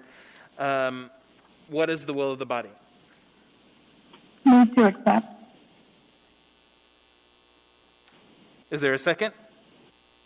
Second, LaFrance. Moved and seconded by Ms. LaFrance. Ms. Kennedy? Thank you, Mr. Chair. I only pulled this because we don't typically talk about it. And there is a lot of information in there. And so really my question in general, well, actually I have several questions, but I'll do those offline to individual departments and, well, maybe just to the city manager. But my biggest question about it was whether or not there was anything outstanding in this that the administration wanted an opportunity to point out or say was a surprise to them, or there really is a great deal of specific information, like I said, that leads me to some very specific questions. But because we really never get much of a chance to talk about any of these performance measurements, I just thought I'd open it up for at least a comment. Thank you. Thank you. Does someone from the administration want to comment on this? Through the chair, this is Lance Wilbur, Director of Office Management and Budget. Thank you, Ms. Kennedy, for the question. And you are correct. There's a lot of great information in these performance evaluation reports. They're also included as part of your annual budget that you approve. Right now, this quarterly report will actually be from January through March. So there will be a couple departments, obviously, in the last month of the first quarter that will have seen some changes in the activities that they normally do, and there'll probably be a slight slowdown and redirect and then speed back up. So I think the important part about this report will be how it measures against the second quarter report that will be due probably in July. So yes, but right now, except for a couple departments, I don't expect any surprises in the first quarter, but when we get the metrics together and make them available online at the end of the month, and if there are any highlights, I'll point those out to the Assembly. Thank you, Mr. Chairman. Thank you. Thank you, Mr. Chair. Thanks, Mr. Wilbur. Thank you, Ms. Kennedy. Seeing no further discussion, is there any opposition to acceptance of this report? Seeing no opposition, then that report is accepted. Moving on to item 9E6, AIM number 58-2020. Reports from the administration, mayor, regarding any emergency measures taken under the proclamation of emergency COVID-19, extended by Assembly Resolution AR 2020-85. What is the will of the body? Move to approve. Move to accept. Is there a second? Second. Oh, second. Seconded by Ms. Salatel. Mr. Constant and Ms. Salatel, did you want to speak to this? I just wanted to have the administration brief it for the public on the record. Sure. Does the administration want to walk us through this?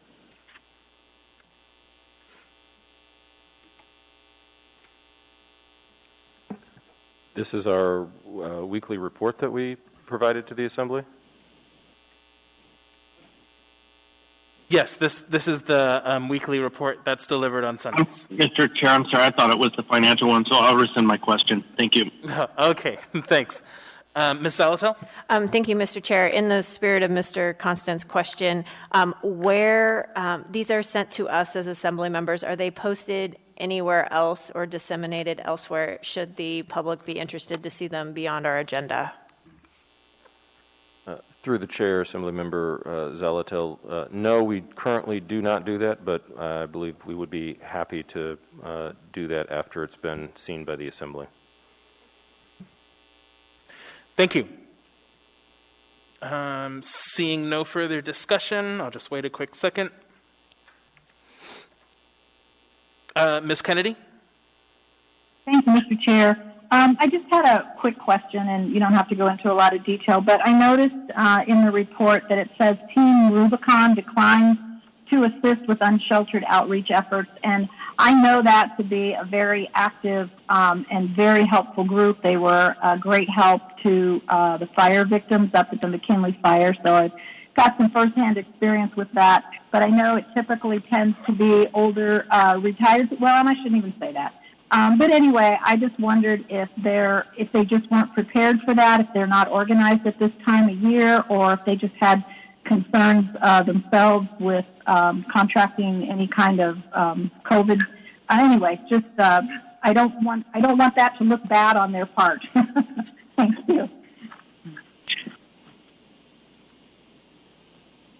Through the chair, Assemblymember Kennedy. It was an internal decision on behalf of Team Rubicon that included all of the reasons you stated above, except for maybe the fact that they're older.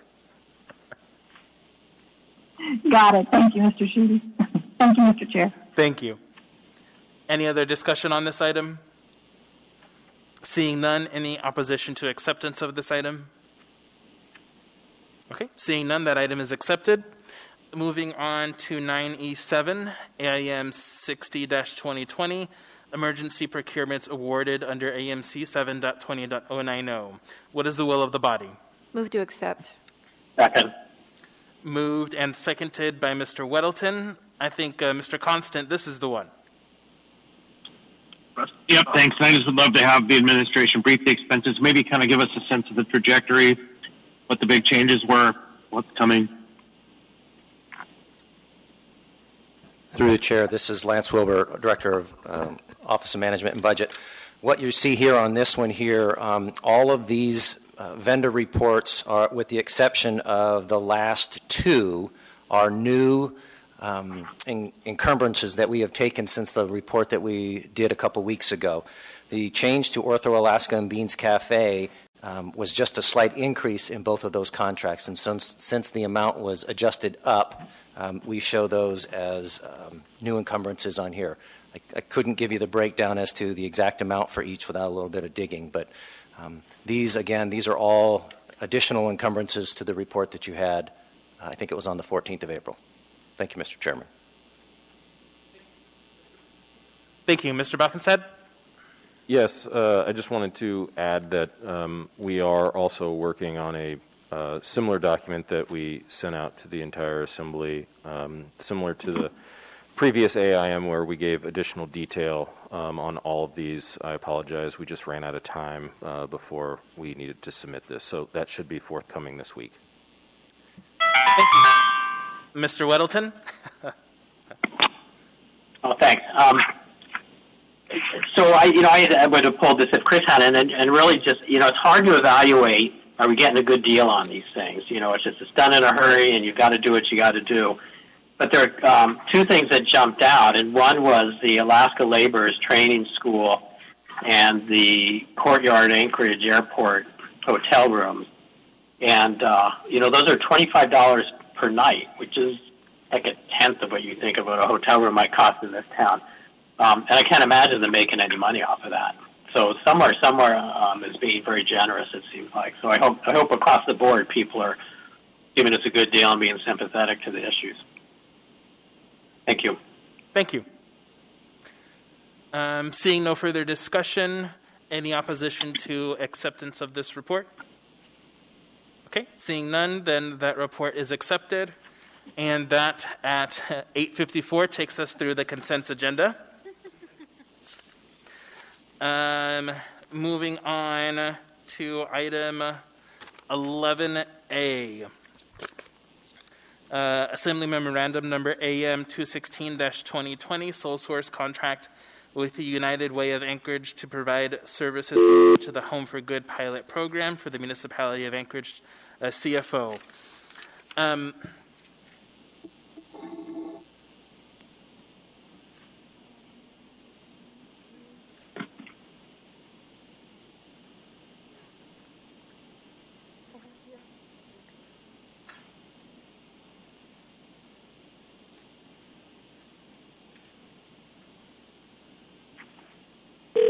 The first? Okay. Sure. So, Madam Deputy Clerk, I believe that we do have someone, because of special circumstances, speaking to this item. Could you speak to that? That's correct, Mr. Chair. Michelle Wiley has asked to be heard on this item. She asked for a little bit of latitude. She has some disabilities. She asked for a little bit of latitude on her testimony, if we could. She has, I believe, a hearing disability and some speech as well. So told her that we would give her a call on item 11A. And then also, I think there was a reason why we didn't get her in when this was up for public testimony. Because this item is not a public testimony item. Through the chair, I believe she asked to speak last week, but she did not get our message to speak last week. Is that when it was under the 13s? Is that correct, Madam Deputy Clerk? No, I think this is my mistake. I was thinking that the Assembly had postponed the public hearing to tonight, so that is my mistake. Okay. All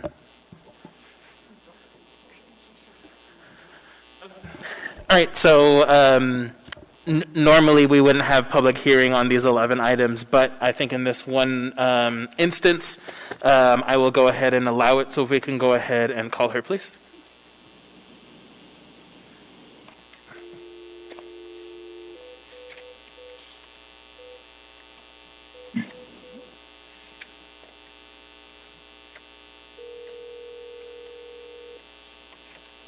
This is Michelle Wiley, and I'm ready to testify, but have you received any of my messages, Madam Clerk?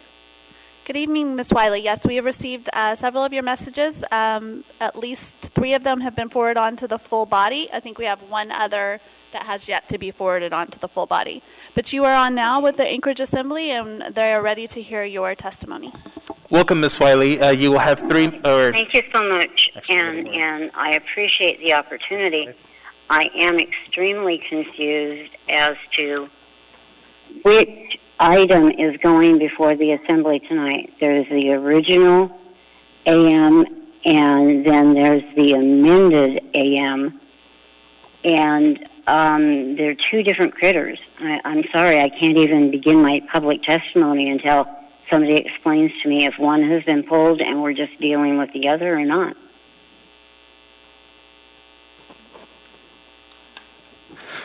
So the item that we have before us is a sole source contract with the United Way of Anchorage to provide services related to the Home for Good pilot program for the municipality of Anchorage. There were two different memos that went with this item. Both of the memos just provided clarifying information. They didn't change the item in any substantive way. Mr. Constant, is that you that I'm hearing? I'm sorry, I have my television off, so there's no back feed. Sure. So this is Mr. Rivera. Oh, Mr. Rivera, I apologize, sir. So are we, because I was prepared to speak to the original document that was presented on the agenda 2 weeks ago. Sure. But now I am looking at the amended version, and it is a totally different amended document than what I am historically accustomed to dealing with in assembly meetings. Did you get that message, sir? Yes, we have received your messages. So I guess just to reiterate, so the assembly memorandum has not changed, and someone can correct me if I'm wrong. The only thing that has changed is the memo that provides additional information for the assembly and the public, just expounding on what the actual item is and the details of the item. So the actual item itself has not changed. Okay. I must respectfully, sir, I hate to do this, but I must respectfully disagree because the original item is one that I received truthful information from a Judy Jessen with United Way. And the second item, I don't know about yet. The first item, so it's going to have to be a bifurcated testimony, sir. That's all I can say. Sure, feel free to give your testimony. The first item, the original item, Judy Jessen she would not identify herself as being a United Way representative, but I've researched it, and I believe she is with United Way, with whom the mayor is proposing the sole source contract. When I read through this original document, I was extremely concerned that the language of it was leaving the municipality of Anchorage open to having to open up the mini coffers and checkbook to pay for the entire program, up to and including the 150 supportive housing units,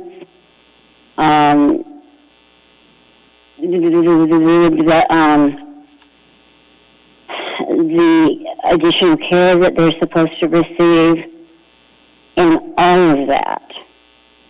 And Judy Jessen did admit to that truthfulness of that during a conversation with her on April 14th.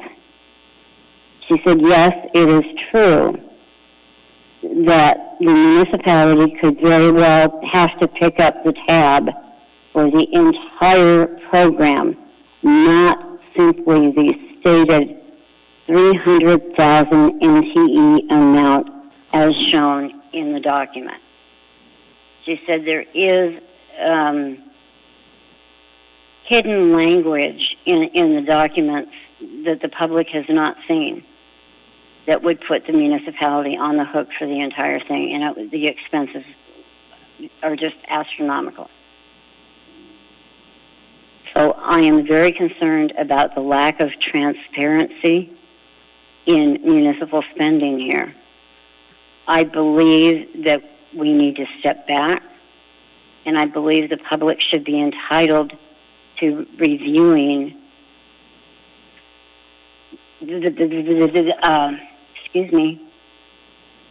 the proposed language between in the contract between the municipality, because she said the costs do go beyond what is printed as the $300,000 amount. We could have to pay for all of the housing, everything. Okay? That is a very big concern that all citizens of Anchorage should be concerned about, because there is no transparency in spending. The second document, the amended one, does not, I don't know how that plays into all of this. I have to research that. But I would respectfully request, on behalf of all the taxpaying citizens of this city, that you not vote on this item this evening. There is too much that has been hidden from public view, I'm afraid. And this Judy Jessen with United Way admitted to that. To me, in a telephone conversation 2 weeks ago, April 14th. So I do have grave concerns. And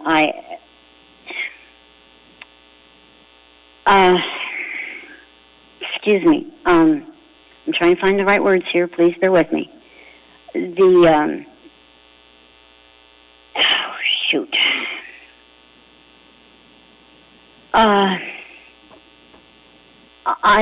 I'm very familiar with Nancy Burke and the Housing First program that's discussed in the original document.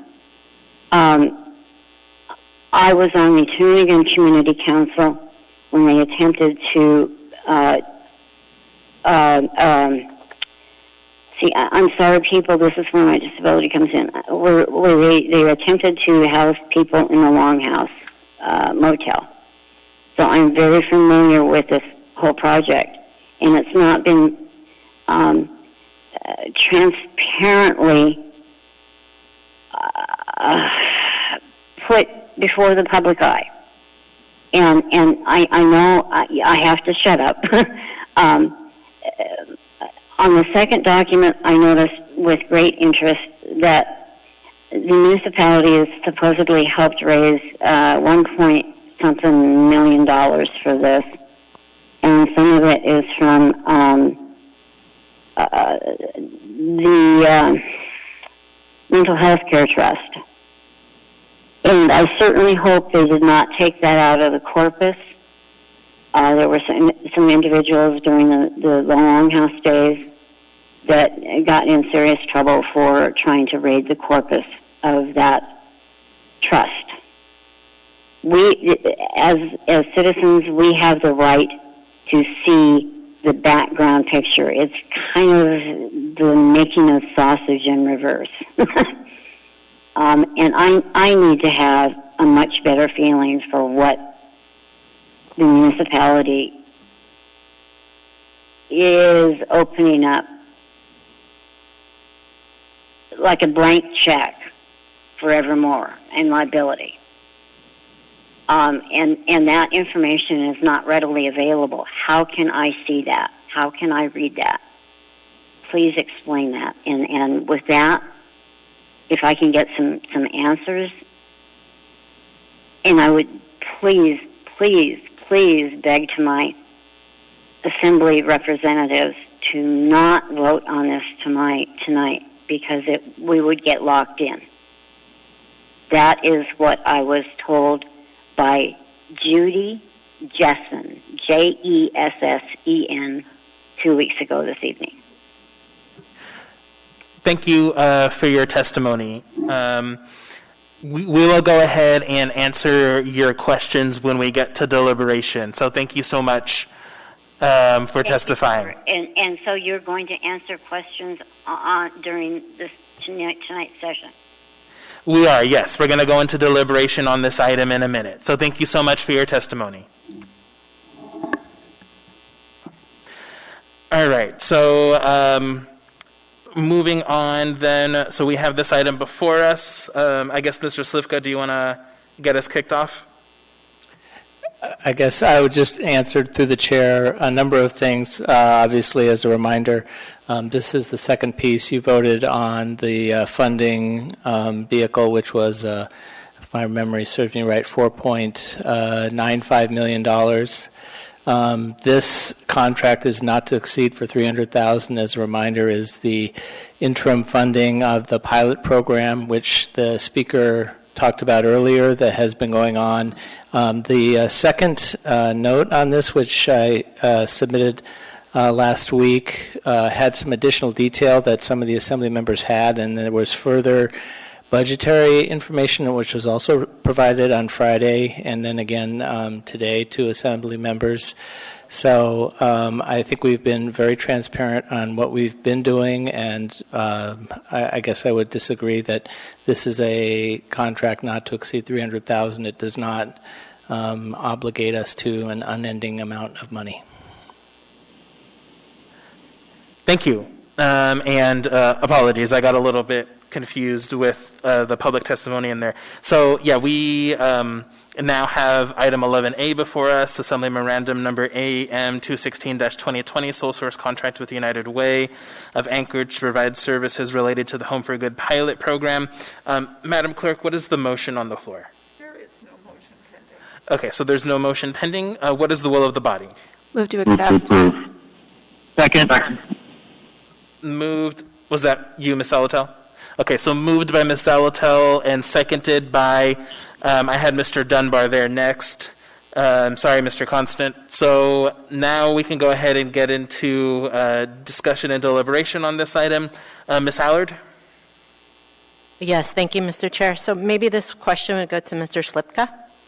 Can you tell me why this is a sole source contract? Yes, and it's in the second version that we put forth to explain that. So this originally goes back to the start of this program 5 years ago, where we worked to support United Way's application to the federal government for Justice Department and HUD grants. So United Way has been managing this program and using federal money to help develop this program for the last 5 years. They are the current provider of the pilot program, and the people that they are using to provide the services were all selected through a competitive review process. So this is just continued funding of an existing program that United Way is already running, which, you know, when it comes to why would we wanted to continue to support the pilot program, which is why we're selecting them, since they are running the program now. Thank you. Mr. Constant?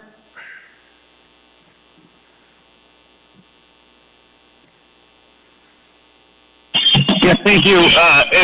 One of the other things that I know I heard the administration describe was that there was a solicitation and competition for the original part of this project, and that this is the completion of a very large-scale project, and it's the beginning of the next phase. And so I thought that we had been briefed on that a while ago, and I'm strongly in support of this. I really hound on this administration for their response to the camps, but one of the critical messages that we just amended into the resolution, that Housing First is the policy of this city and is the goal. And so that this funding actually does that thing that we just stated is the policy. I don't know how we could say no to this. Thank you. Rock on.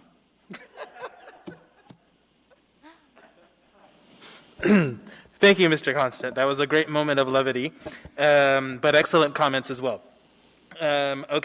Seeing no further discussion, and I'll go ahead, just wait a quick second. All right, seeing no further discussion, members may proceed to vote. Ms. Kennedy? Yes. Mr. Dunbar? Yes. Ms. LaFrance? Yes.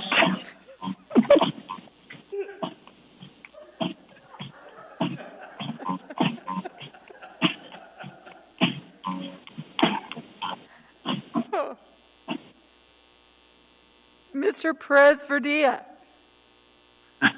Yes, I have no music to share, though. Sorry.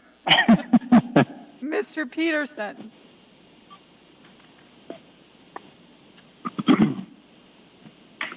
Yes. Mr. Constant? Yes. Mr. Weddleton?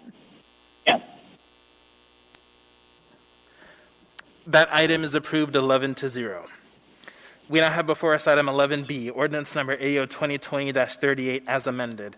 An ordinance repealing and amending Anchorage Municipal Code, Title 21, Land Use Planning to bring the existing B2A, B2B, and B2C zoning districts from old code into current code. Title 21, create a new business, create a new chapter, 21.11, downtown, and amend other chapters as needed to address the downtown business districts. Madam Clerk, do we have a motion? Yes. Mr. Constant moved to approve, and it was seconded by Mr. Rivera. So you have a motion to approve on the floor. Thank you, Madam Clerk. I think we have some amendments, so let's go ahead and get those through. Mr. Constant? All right, I don't have them in front of me. I know I have 2 amendments in the stack. Mr. Chair. So I'd move the first one. I would ask for some help from someone who has them with them. I'd be happy to move the amendments, Mr. Chair. I move constant amendment number 3. Second. And I'll just describe it quickly. This is the third amendment drafted with the assistance of the Planning Department staff to incorporate the purpose and summary statement from Amendment 1 as set forth herein.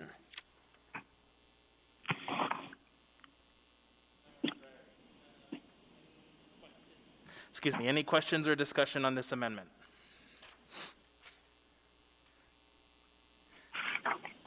Seeing none, I'll go ahead and do unanimous for these. Any opposition to this amendment? Okay, seeing none then, that amendment is approved. Ms. Alatel.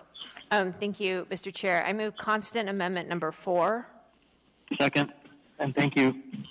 You're welcome. This floor amendment responds to a question from the public, and it provides that it's actually got a really long description that I can't summarize quickly, but what it does is it indicates the applicable design standards and also has a code provision under dimension standards in section 5 on the second page. Thank you. Any discussion on this amendment? Seeing none, any opposition to this amendment? I'm going to move pretty quickly through these, so if you want to get in quick. Okay, seeing none, that amendment is approved. Moving on, Ms. Alatel. Oh, actually, yes, Mr. Weddleton. I'd like to move Weddleton Amendment 5. Second. Moved and seconded, Mr. Weddleton. I read this section and it was garbled and I didn't know what it meant, and I have no more credit to be had for this. The staff rewrote it so it said more clearly what they wanted it to say, and it seems fine to me.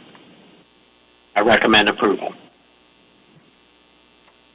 Thank you. Any discussion on this amendment? Any opposition to the amendment? Okay, seeing none, the amendment is approved. Moving on, Mr. Weddleton. Move Weddleton Amendment 6. Second. Moved and seconded, Mr. Weddleton. Just fixing a simple typo. Oh, yes. Thank you. Any discussion on this amendment? Any opposition to this amendment? Seeing none, this amendment is approved. I don't see any other amendments. Any discussion on this item?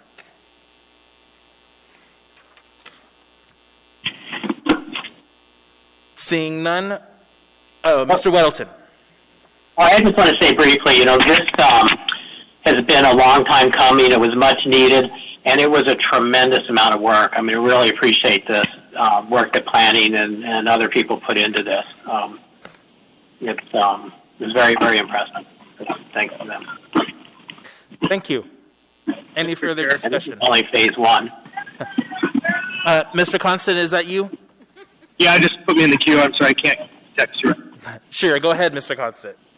I would echo what Mr. Weddleton said and also warn everyone that this is just phase one, the easy part. The challenging part comes next, which is looking at more in-depth changes to the downtown code and structure. Thank you, and I urge your support. Thank you. Seeing no further discussion, members may proceed to vote.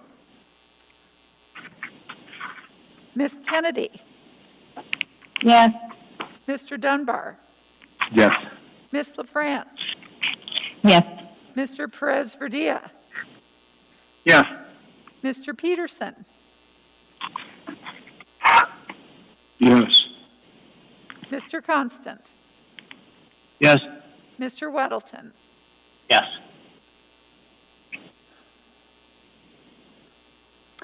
That item passes 11-0. All right. We now have before us item 13A, ordinance number AO 2020-36, an ordinance authorizing the disposal by a non-competitive property exchange of Heritage Land Bank parcel 3-076, legally described as Tract 6, Tudor Municipal Campus. Waive reading. Thank you. Madam Deputy Clerk, we do not have any public testimony on this item. Okay. And we do not have a motion on this item. Madam Clerk? Okay. What is the will of to postpone until May 5th, Weddleton. All right, move to postpone by Mr. Weddleton. Is there a second? Was that you, Mr. Constant? Yes. Okay, moved and seconded. Mr. Weddleton, do you want to speak to that? I would. We have not really gotten opposition to this in general, but we've had some concerns that this piece of property which carries a deed restriction, which I think we've all read, and that's very critical for this area. And comments we got from the public was, how are we going to honor that deed restriction, that it include public use? And there are a couple, or there's one amendment in particular that I think was distributed, Weddleton's also Dunbar Amendment number 1, and that wording has concerned ASDRA, who would be the owner of this property, and I'd like to have a little more time to work out a more clear definition for everybody what public use is required by that deed restriction would look like. Thank you. Any other discussion on the motion to postpone? Seeing none, members may proceed to vote.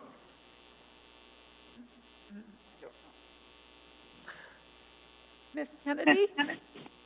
Yes. Mr. Dunbar? Yes. Ms. LaFrance? Yes. Mr. Perez-Verdia? Yeah. Mr. Yes. Peterson? Oh. Mr. Constant? Yes. Mr. Weddleton? Yes. And then Ms. Quinn Davidson will be absent. Mr. Chair? Yes. Thank you. Okay. So that motion to postpone passes 10-0. So that'll be back before us next week. We now have before us item 13B, ordinance number AO 2020-29, an ordinance of the Anchorage Assembly amending Anchorage Municipal Code, section 6.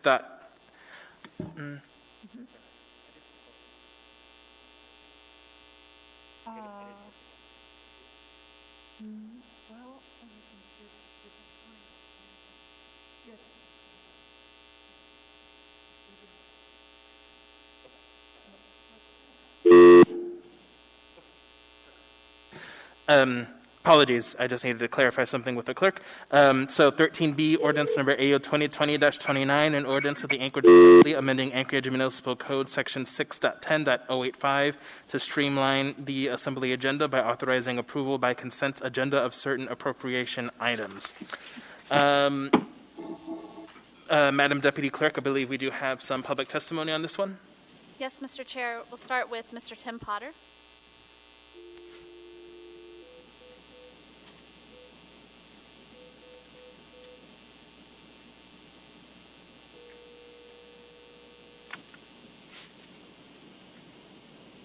Good evening, everybody. Hello, Mr. Potter. You're on with the Anchorage Assembly. We're on item 13B. Welcome. You will have 3 minutes. My name is Tim Potter, and I would just like to chat about a couple of items within this proposed modification. First is whenever, after doing this for so many years, whenever I see changes to code come forward that would both increase the value that is a trigger threshold for going to a public hearing, and when appropriations are put forward that may have less exposure to a public hearing and less paper notice, I look at the rationale of why, and I've probably sat through more assembly meetings than all of you assembly members put together to date. Maybe you'll catch up with me. But the public really does need to have a level of trust, and trust is the transparency that comes through the public process. And while I understand the desire to try and move things along, maybe reduce some paper, one of my concerns is that if the paper reduction is met, then the public really doesn't know about the item until the consent agenda comes out, possibly the Wednesday or later of the week before the meeting. So it's not like it got introduced and then there was a 2-week time period for which the person could get ready to discuss or even read or think about what might need to be considered. The number jumping to 500,000 struck me as fairly significant, and I would recommend probably more in the range of 300 to 350, which is more in line with what inflation's been over the years. The other is when donations are made, I found it interesting that when there are appropriations to do matches for federal or state monies to come through to do specific projects, sometimes I'm not sure they get the full review that they need to have.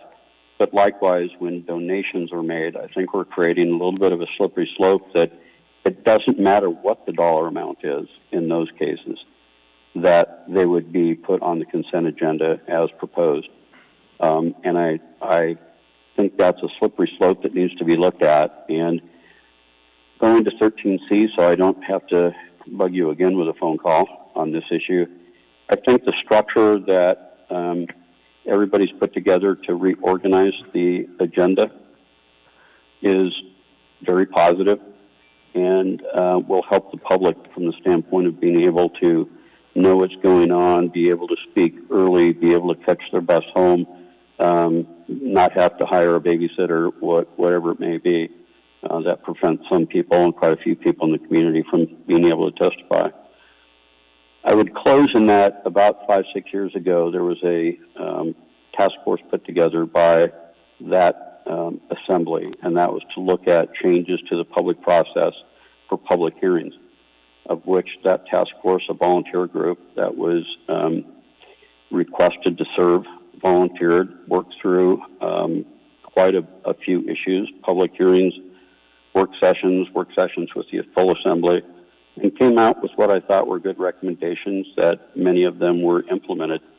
And I'd offer that when there's significant things like this being done that someone could claim was done to preclude or eliminate or make public testimony or review more difficult, that it may be good to reconstitute or reconvene that group or a similar group to take a third-party look at that and see if there's any other recommendations for handling those items and or streamlining other items that are covered within the Assembly's actions. One of them that's bothered me over the years is that when a contractor, even if it's an engineering firm or architectural or something, will have a reviewed and a full package that goes forward, and it's a project that's approved in phases. And each phase that comes forward, even though it's been reviewed and bid and all that and awarded, every change that comes back or new thing comes as an amendment or used to be called a change order, when it was simply going on to the next phase of a project that had already been bid and originally approved by the Assembly to start with. So I think there's a number of other things that could be taken off of the public hearing part or even the resolution part and be done on a consent agenda. So I'd be more than happy to provide services again. I haven't talked to any of the other members, but I believe that the clerk has a list of those folks, and I certainly learned a lot going through that process with them. So with that, I'm done. Thank you, Mr. Potter, for testifying on both of those items. I don't have any questions for you.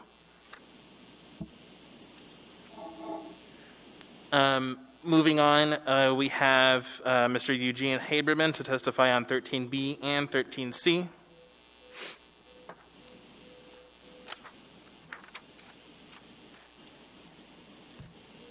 I'm just going to go ahead and combine them. They weren't, but it just makes it easier. Hello, Mr. Haberman. You're on with the Anchorage Assembly.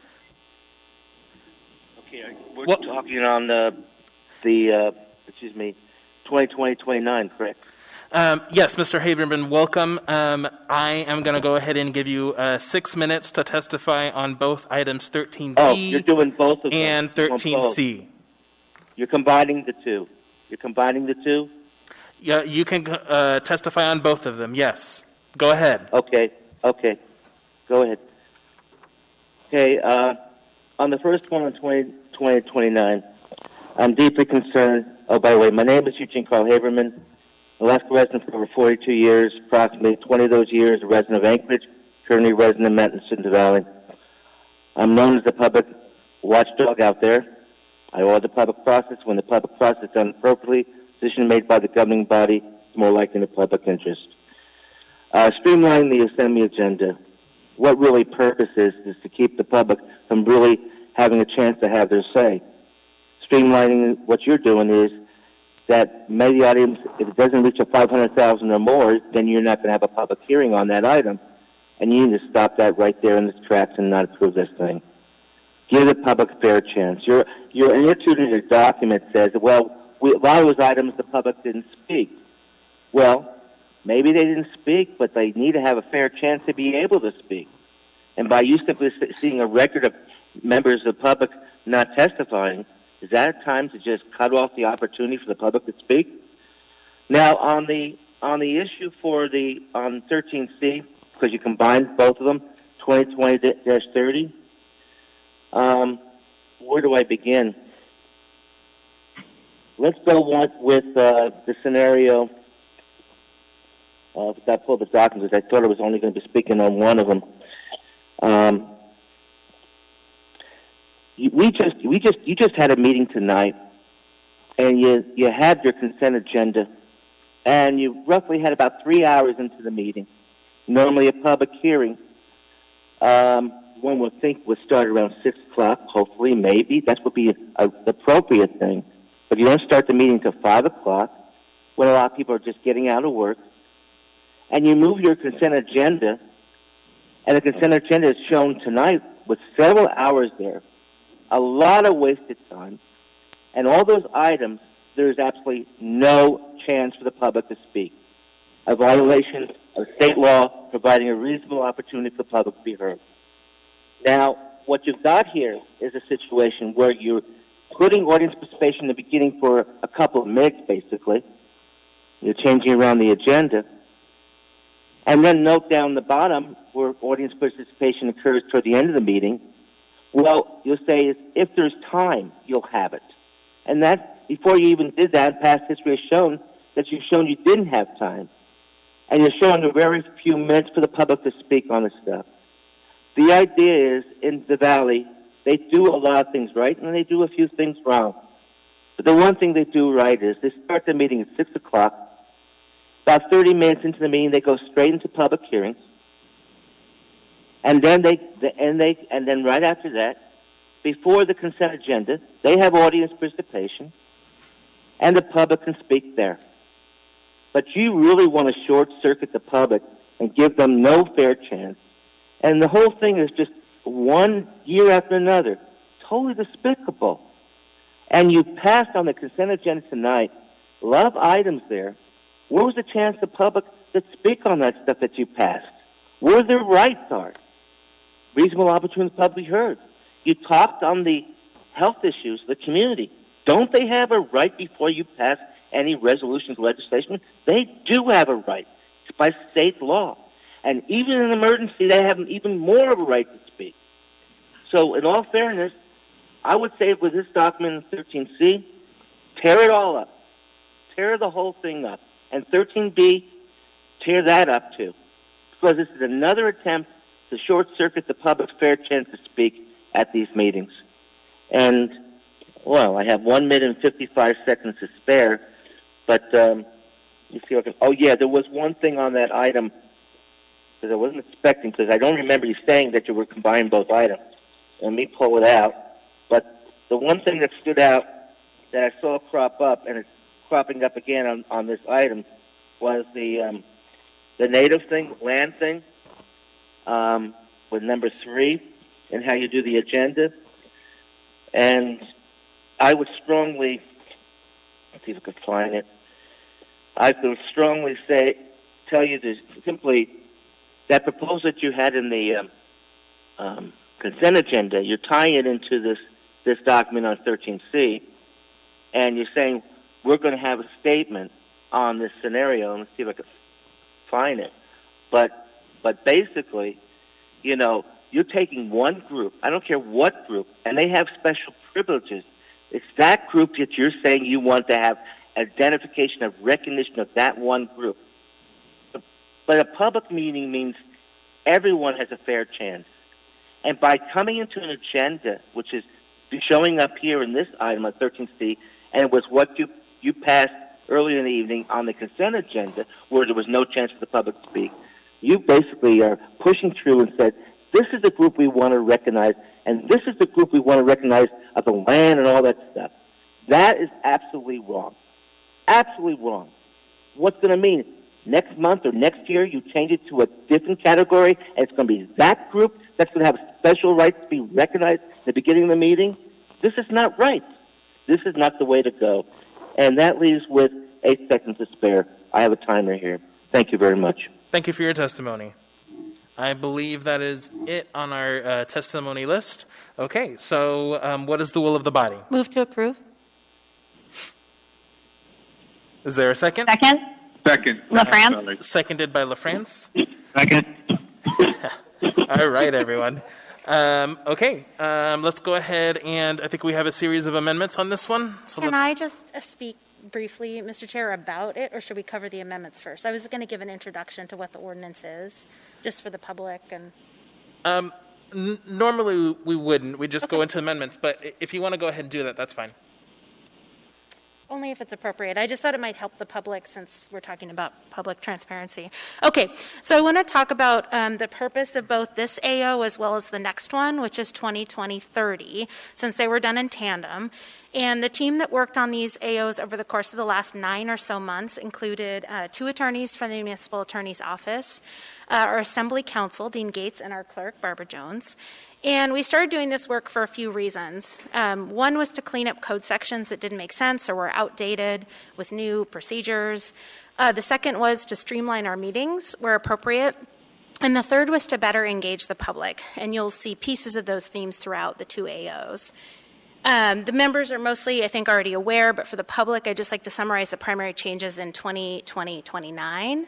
So first, we updated the dollar value of the appropriation threshold for requiring public hearing on an item to reflect current day dollars plus a little extra. So as Mr. Potter noted, in today's dollars, the $100,000 was actually from 1978.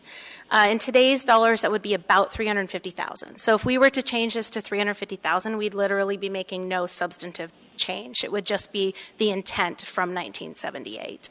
So we thought, well, we'll put it up to $500,000. We probably won't be updating this in the next year or maybe even 2. It usually takes a while. These are really wholesale comprehensive updates. It's taken us 9 months, so why not give it a little more than the $350,000? Okay. Under any circumstances, of course, though, a member can ask for a public hearing, no matter the amount. And that member in this proposal only needs 2 other members to agree to set a public hearing for that item. In talking with the clerk in the 7 or so years she's been here, she's just really not seen requests for public hearing not be fulfilled by other members. So we don't think that that is a concern. It also makes a change that doesn't require a public hearing for grant or donations. And the bottom line is that these things will all still come before the Assembly.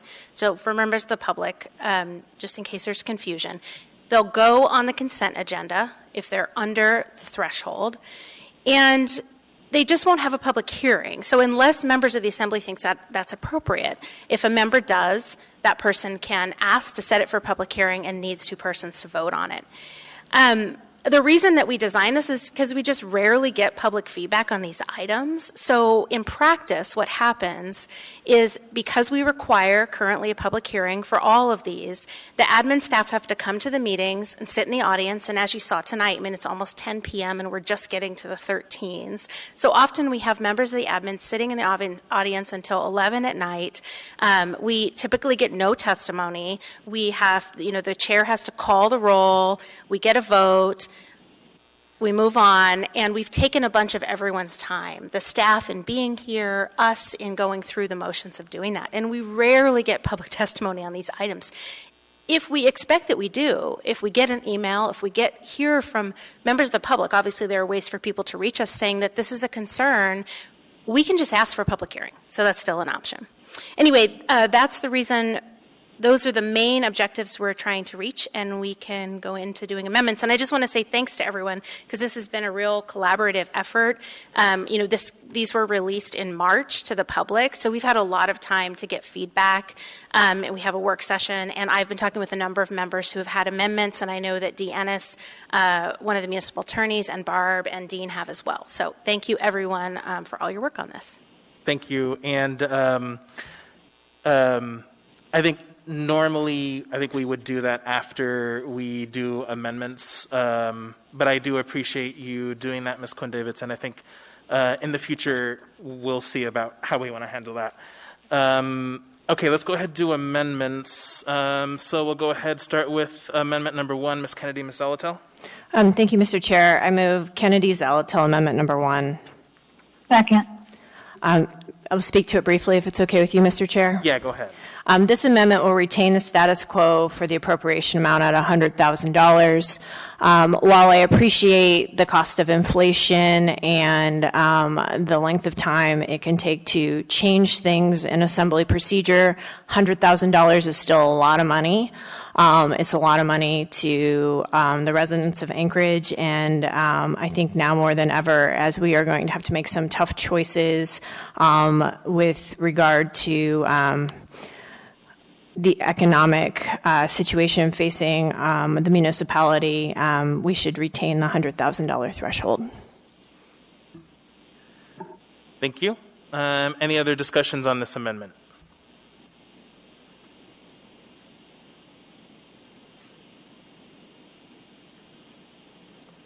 Okay, seeing none, members may proceed to vote. Ms. Kennedy? Yes. Mr. Dunbar? No. Ms. LaFrance? No. Mr. Perez-Verdia? No. Mr. Peterson? No. Mr. Constant? No. Mr. Weddleton? Yes.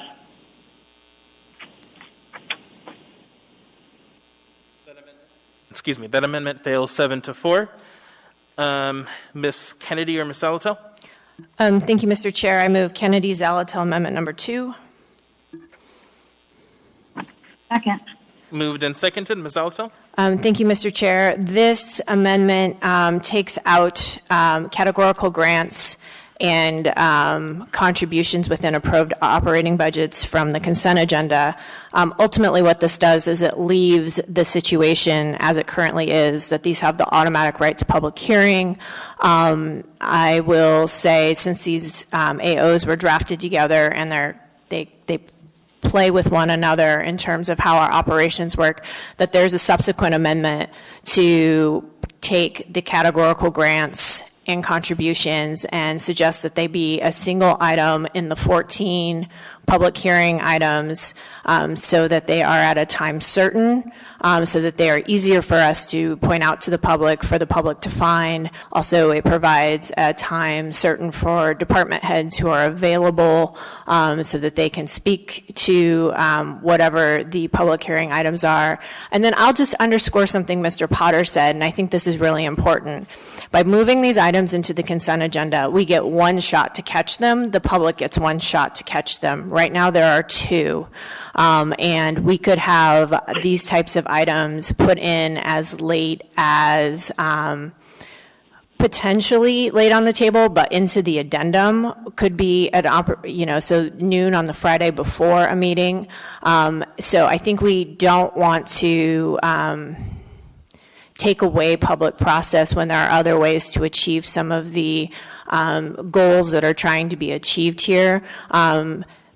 Because once public testimony or the automatic public hearing goes away, it's going to be harder to get it back. I think we should tread very lightly here. And then finally, I would close by saying, during an emergency and how we're conducting our business right now is not the time to make this change. It is hard to track these meetings on the phone. I have done so multiple times, whether watching via the live stream, and hearing on the phone, trying to keep track of what's going on. I've had multiple texts and emails throughout the meetings on the phones where people are trying to find the items. So I think by clearly putting them in maybe one spot on the agenda, we can achieve a lot of what's trying to be done here, but still keep the public process going. I have one last thing. I apologize. While this suggests that this takes only 3 members to get something to public hearing, I think taking away the automatic right to public hearing could inadvertently or disenfranchise members of a district if there's a particular thing that could outweigh your district, but no, you can't get a third, or you are a minority member of the body, and even though we don't have, you can't get something moved forward when you really feel like it needs to be heard in the public. One of the examples with regards to categorical grants is if we had an administration that wanted to apply for grants that ran contrary to policies that the municipal or that the assembly wasn't in favor of, such as, and this is just an example, APD wanted to apply for a grant for stop and frisk type policies. If we missed it in the consent agenda, it would be through, and we wouldn't have and members didn't set up for public hearing, it wouldn't have a public hearing, and I have the feeling that that kind of a situation, and it's one example of possibly lots where the public would want to weigh in. Thank you. Ms. Quinn Davidson? Thank you, Mr. Chair. I just want to remind members that there are costs to having public hearings and having all of the staff here where we almost never get public testimony. So the cost of that right now means that we are not able to streamline our meetings. And so we're trying to make meetings more condensed so that we can do things like add 45 minutes of public hearing, which is in the next ordinance, at the beginning of the meeting, actually in front of the consent agenda, so that people have more opportunity to comment. But if we don't take the opportunity to tighten up the agenda in a place where it's really needed, we're just not going to have the ability to increase that public testimony opportunity. And so to me, there's a balance of all of these, and And I'd like if Miss Ennis is on the phone. She was a primary drafter on this. We worked on it all collaboratively, but I'd like her to weigh in because I think there are some administrative concerns she could speak to. Well, this is Dee Ennis, if I can speak, Mr. Chair. Yes, go ahead. One of the things that Ms. Alatel just mentioned was trying to put these on one spot, and I think that is important. We have them dispersed between the consent agenda and then later on, late in the evening, and to put all of these items in one place. And I think that comes up at the next AO. But the difference is I think those AOs can be in the consent agenda, and you can pull them if they need to be put on a hearing, a public hearing, versus put them automatically in the public hearing items. That's really the difference. And that's all. Thank you. Ms. Kennedy. Thank you, Mr. Chair. I think it is really vital that we do everything we can to not only be good stewards of everybody's time, but it really is about being accessible and available to the public. And sometimes that is costly. It does cost us. I don't think any of us took this job because we wanted the benefit of it. We knew there was a sacrifice to it. So, and I think that's the message that we want the public to have, is that the more public process opportunity we have, the better the decision is. I'm not trying to quote Mr. Haberman in any way, but he really is right in terms of the ways that we tend to whittle away at public process. I think both of the things that we're trying to do through this amendment and then through the next ordinance in terms of putting public testimony time at the beginning is just as critical. So the reason why I'm supporting this is because I just think it's another avenue, another way to send the message to the public that we do want to hear from you, and we want to make sure that things don't get lost in the process. And it seems like we have a tendency for that to happen, and things do get overlooked. And I think this kind of helps simplify things, and it will invite more public testimony if we need it. So I'm going to support this. But thank you. Thank you. Ms. Allard? Thank you, Mr. Chair. So my question would be, Ms. Quinn Davidson, if that's all right. I have a question for you. So you said there's a cost. What's the cost? What's the financial bottom line cost?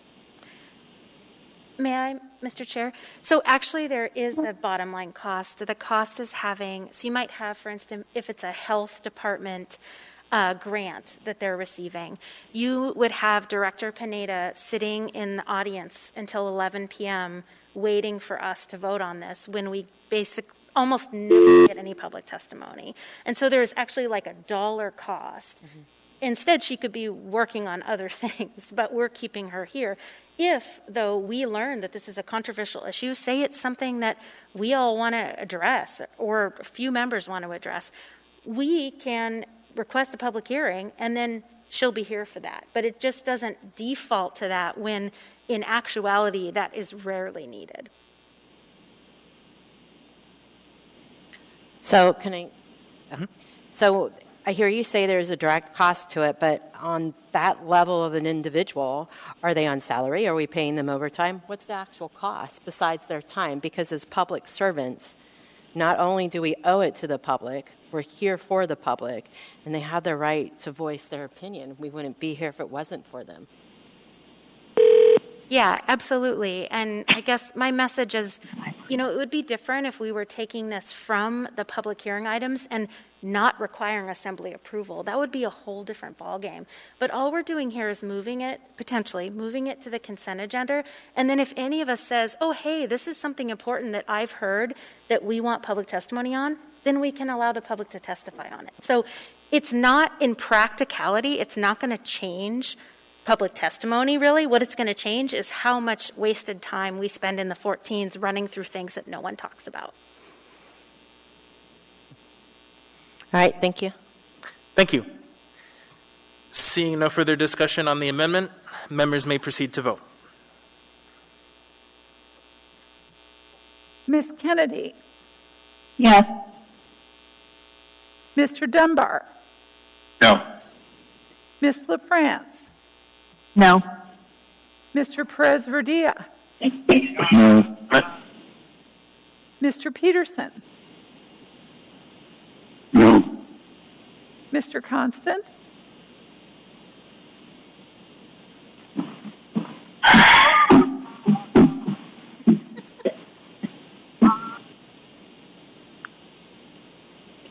Mr. Constant? Are we still on the amendment? Yes, this is on. Yeah, I'm a no. No, thank you. Thank you. Mr. Weddleton? No. That amendment fails 8-3. I see we just got a new amendment. Hopefully it was emailed to the members. Ms. Kennedy, Ms. Zolotel? Thank you, Mr. Chair, and yes, it was emailed. I move Kennedy Zolotel Amendment Number 3. Second. Moved and seconded. Ms. Zolotel? Thank you. This amendment would allow, since these items would go on the consent agenda, to move it to public hearing upon the approval of 2 assembly members instead of the current required threshold of 3. This would be specifically for those items we just moved, categorical grants, including donations and contributions within an approved operating budget. It would not change the overall structure otherwise. Thank you. Ms. Quinn Davidson? Yeah, thank you, Mr. Chair. And although you all just got this amendment right now, we've been talking about this for, I would say, at least a week, maybe with Ms. Zolotel and Mr. Gates and others. And so we've had a lot of time to think about this. Let me just share some facts with you, and then Mr. Gates might want to weigh in too. So for AOs, we use 3 people have to vote to have a public hearing for an ordinance. And so what we're suggesting doing here, or what Ms. Zolotel and Ms. Kennedy are suggesting, is changing that standard for these resolutions to 2. So we'd be going away from what the charter requires for 3 for AOs and the Charter Commission recommended for 3. And actually, we did a little bit of research on what's typical in other communities. And the legislature for non-home rule cities, and we're a home rule city, for non-home rule cities, it requires that you have 6. I talked with a member of the clerk's office today, and the city she came from required 6, a simple majority. So 3 is actually quite low. Like, that is very different than most communities. And so moving to 2, I think, would be even more extreme. And I just don't really understand why we would do that when in practicality, we've heard from the clerk and others that this isn't a problem and we don't necessarily need to. So I guess with that, I'd like Mr. Gates to weigh in. Mr. Gates?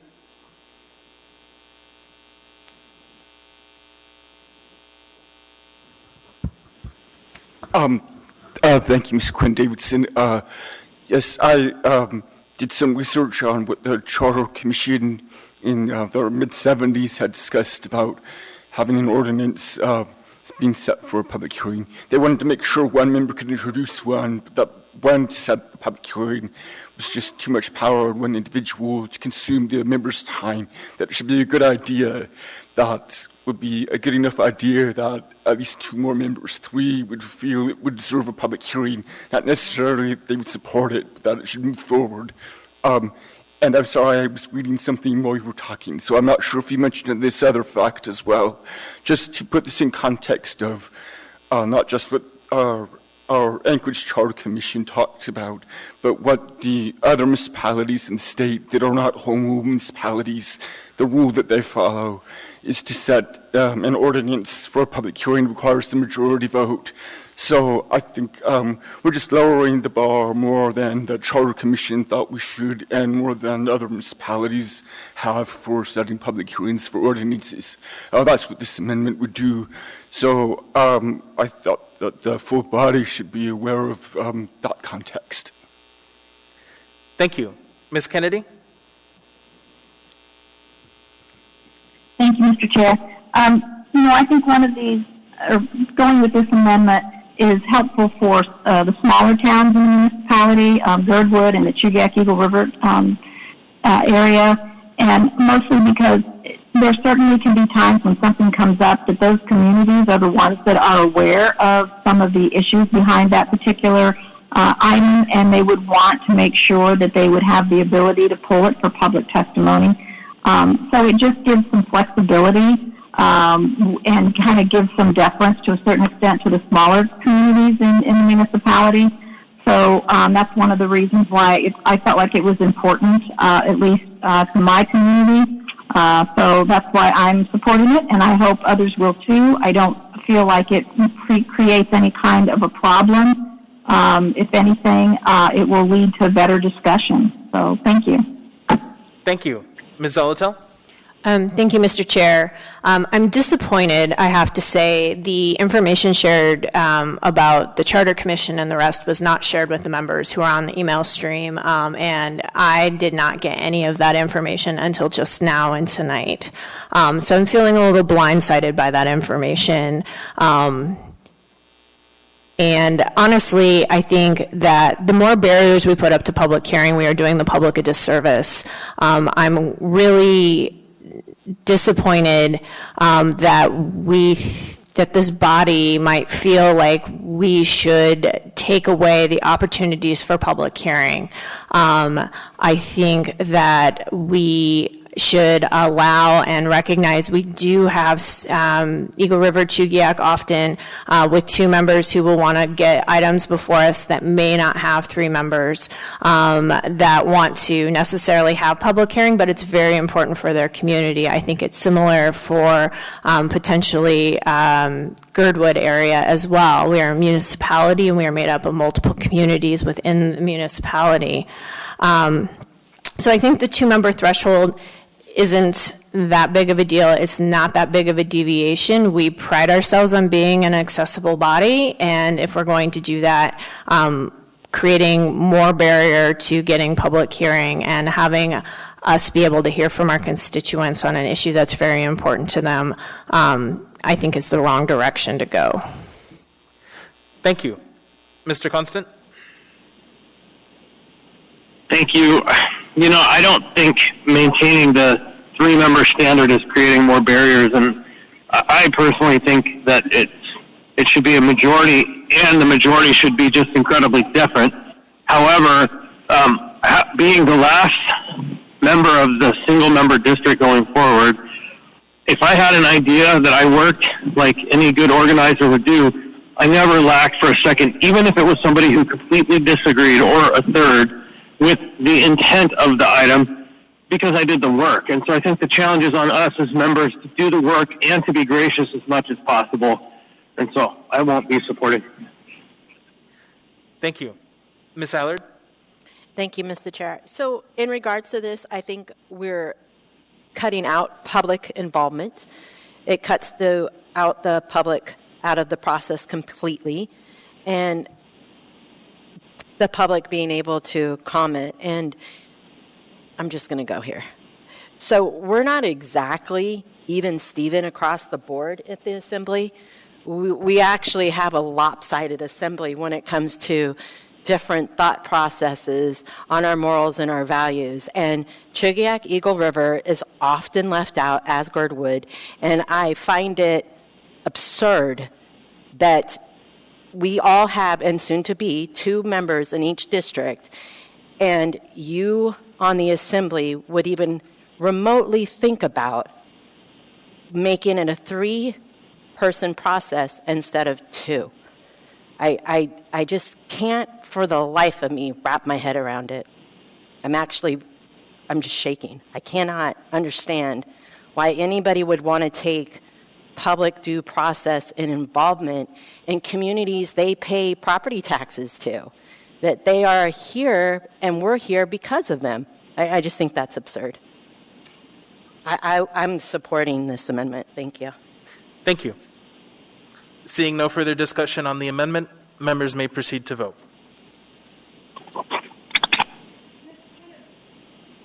Yes. No. No. No.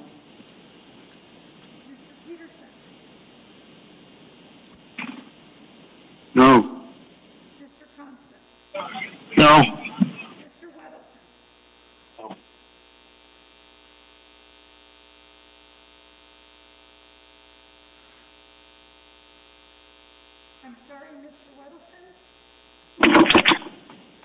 No. That amendment fails 8-3. I think we are done with amendments, so we have the main motion before us. Any discussion? Mr. Chair. Yes, Mr. Constant? Yep.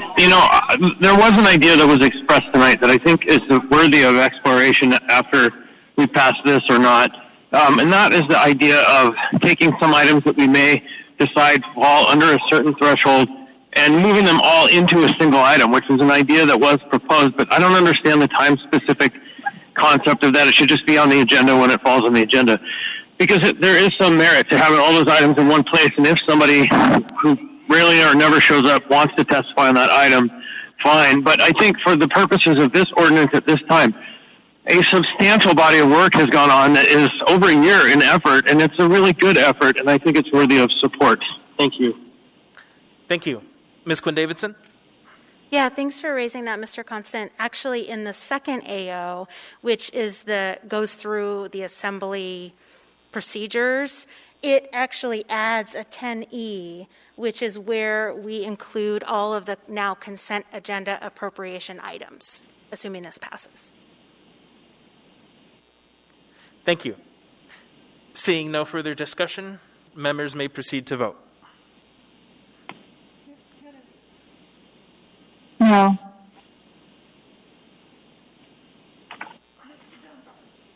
Yes. Yes. Mr. Perez-Verdilla? Yes. Mr. Peterson? Yes. Mr. Constant? Yes. Mr. Weddleton? Yeah. That item passes 8-3. We now have before us item 13C, ordinance number AO 2020-30, an ordinance of the Anchorage Assembly updating procedural rules for assembly meetings and agendas by amending Anchorage Municipal Code Chapter 2.30 Rules of Procedure for the Assembly and Section 2.50.050 Summary of the Duties of the Municipal Clerk. Madam Deputy Clerk, I don't think we have anyone else to testify. Okay, so seeing and hearing no one, public testimony is closed. What is the will of the body? Move to approve. Second. Moved and seconded by Mr. Dunbar. I do believe we have some amendments on this one, so let's go through those. So I have two amendments. First, Kennedy Zolotel. No, intend to move. I do not intend to move that. Okay. Then Mr. Weddleton. All right, thanks. I'd like to move Weddleton Amendment number 2. Is there a second? Second. Seconded by Ms. Zolotel. Mr. Weddleton. Thank you for the second. This would let someone speak at that initial public speaking time on a topic that is on the agenda. And that's to give people who may not be able to stay all evening or till an uncertain time late in the evening an opportunity to speak on something that's coming up. And this would only be within that time frame that's fairly limited by the rest of the ordinance. Thank you. Any discussion on this amendment? Ms. Quinn Davidson. Yeah, thank you, Mr. Chair, and thanks to Mr. Weddleton. He and I talked about this a bit, and I didn't include it in the S version only because I thought it was something that the body would want to talk about independently and debate, because it's an interesting theory. There's obvious pros to it, just as he said. You know, someone might show up for an item on 14H and only be able to stay till 6 p.m., and it would be great to have them be able to talk on that item. The cons are that they're separated. So from the admin sort of administrative side, I learned from the clerk's office that it's difficult, and I think we talked about this in the work session, to have some public testimony, at 5:30 and some public testimony at 11 p.m. So there's complications there. We could probably get around it, but I think the biggest reason probably not to support this is that if any time we have a controversial item or just one that has a lot of public testimony, that whole time will likely be subsumed by that topic. So I think the point of it is to allow people to come up and talk about something that's not on the agenda. And anyway, I think those are the considerations. I think it's a good idea, and I appreciated him bringing it forward, and I wanted us to all talk about it. Thank you. Mr. Dunbar? Thank you. And just to be clear, we moved the S version, right? I can't remember if we said that. Yes, I'm sorry. Thank you, Mr. Dunbar. So I seconded the S version. I think I want to oppose this amendment. I appreciate what Mr. Weddleton is saying about people being to catch the bus or not being able to make it. I think there's a lot of merit to that. On the other hand, I think there's both the administrative side of things. There's what Ms. Quinn Davidson said about the sort of filibuster aspect and what we've seen with many issues over the years. And the last thing I'll say is I think there is some value to having that debate all at once. You know, we have these incredibly complicated, long packets full of many different issues. And, you know, it's true we receive a lot of testimony via email, and that will still be the case. And that's usually when people who, you know, physically can't be here, that's what they'll do. But I think it helps that we go from one thing and we get all the public testimony together, and sometimes the people are sort of talking to each other while they're all up on, giving their physical testimony back when we could do that and when we can do that again. And then we're thinking about that thing, and then we take that into account, and then we vote on that item and move to the next one. And each of them are kind of like their own little battlefield. And I do think that this separation will remove some of that from me. So in addition to what Ms. Quinn Davidson said, I think there's that other concern, and so I don't intend to support this amendment. Thank you. Thank you. Ms. Kennedy. Thank you, Mr. Chair.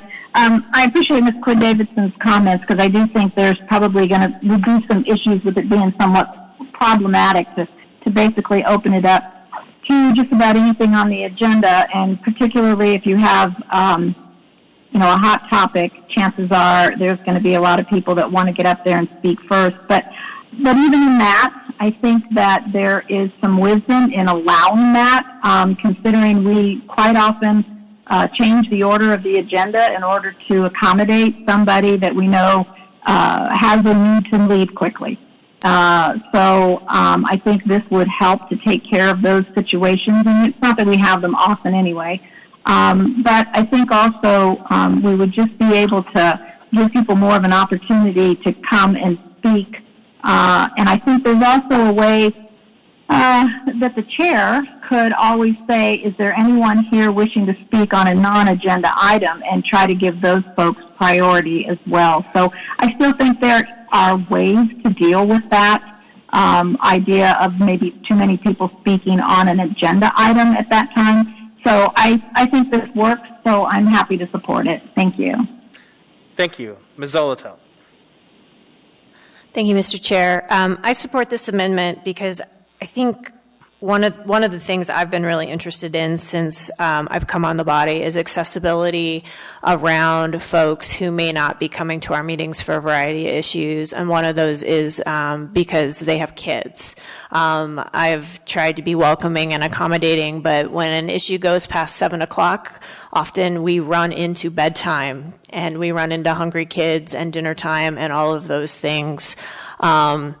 And I think that if we can accommodate those folks and those folks who may have to rely on public transportation as well, we know we've run into a few of those folks as well, that we need to, they've made it here. Let's let them testify if it happens to be on an item. I think some of the administrative hurdles can be handled by our very capable clerk staff. I don't want to put more work on them, but I think we can figure it out.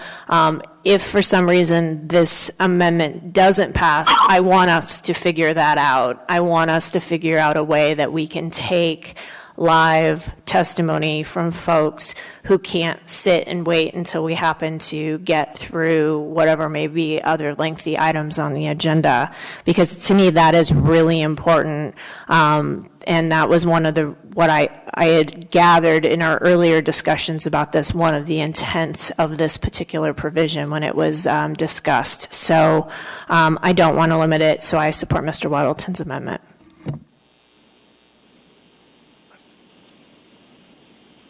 Mr. Chair. Thank you, Madam Vice Chair.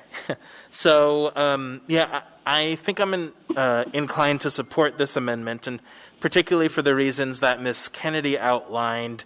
I think the chair likely will have the flexibility to provide some parameters for this so that it isn't abused. And so I think for that reason and for the ability to allow some folks to testify and then get out of here, I think I will be supporting this amendment. Thank you, Madam Vice Chair. Mr. Weddleton? Well, thank you for that, Mr. Rivera.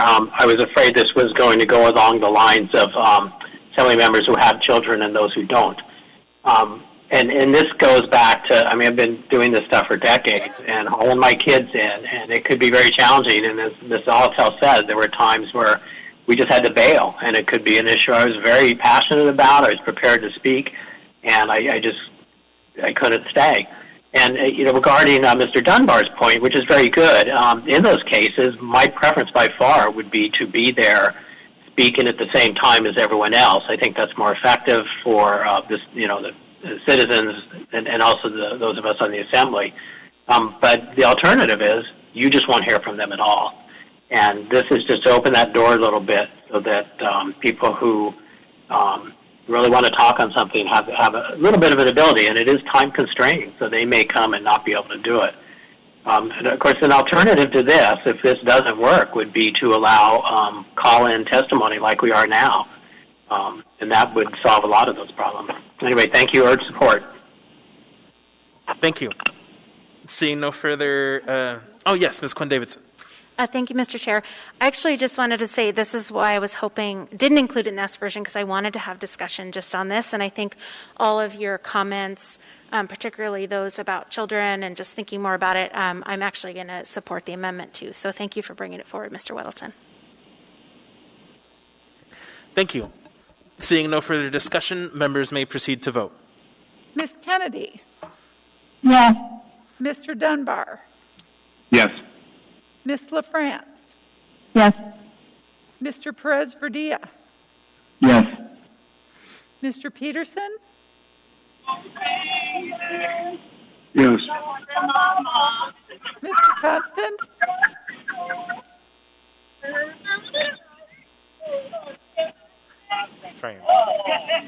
Mr. Constant? Yes. Mr. Weddleton? Yes. All right, so that amendment passes 11-0. We now have the main motion before us. Any further discussion?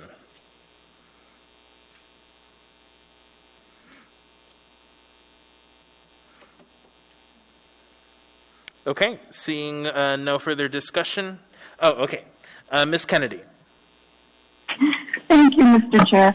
I just wanted to say that I really did appreciate fine-tuning the agenda in this way, and I certainly appreciate the flexibility in dealing with the actual public appearance part. So I was just going to say that I think all of those things, though we have like 8 things before that public appearance part, I'm just going to tell everybody you just need to get your reports done quick so we can move on and get to that public hearing part. So anyway, urge your support. Thanks. Thank you. Ms. Quinn Davidson? I'll try to keep it quick, but along the lines of what Ms. Kennedy said, I just wanted to thank everyone who thought of amendments and brainstormed with us and made the process better, and then say to the public that if this does pass, there's an opportunity to testify before the consent agenda, which is actually a big change in how we do things, and I think will hopefully satisfy some of Mr. Haberman's concerns, but we'll see. Thank you. Seeing no further discussion, members may proceed to vote. Ms. Kennedy? Yes. Mr. Dunbar? Yes. Ms. LaFrance? Yes. Mr. Perez-Verdilla? Yes. Mr. Peterson? Yes. Mr. Constant? Yes. Mr. Weddleton?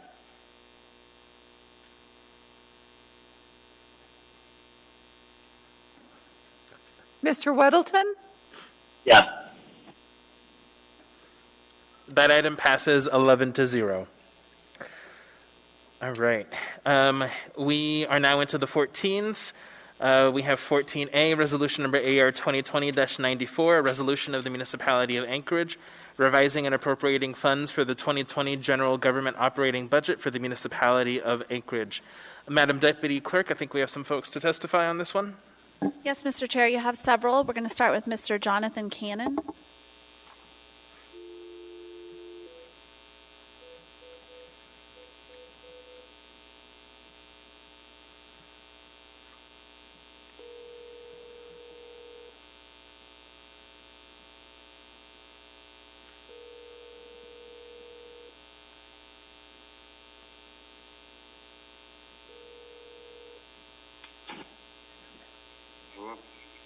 Hello, Mr. Cannon. You're on with the Anchorage Assembly to provide testimony. Welcome, Mr. Cannon, to the meeting. You will have 3 minutes, and thank you for staying up late with us. Go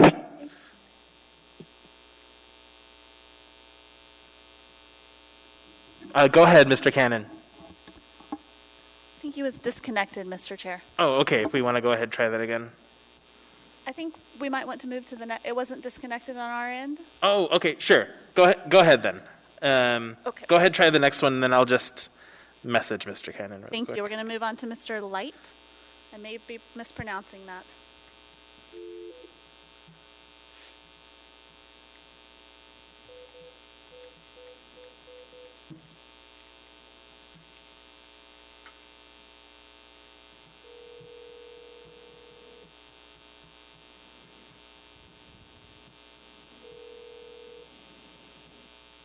Hello? Hello, we're trying to reach Mr. or Mrs. Light to provide testimony to the Anchorage Assembly. Yes, this is Terry, yeah. Welcome, Terry. You have 3 minutes.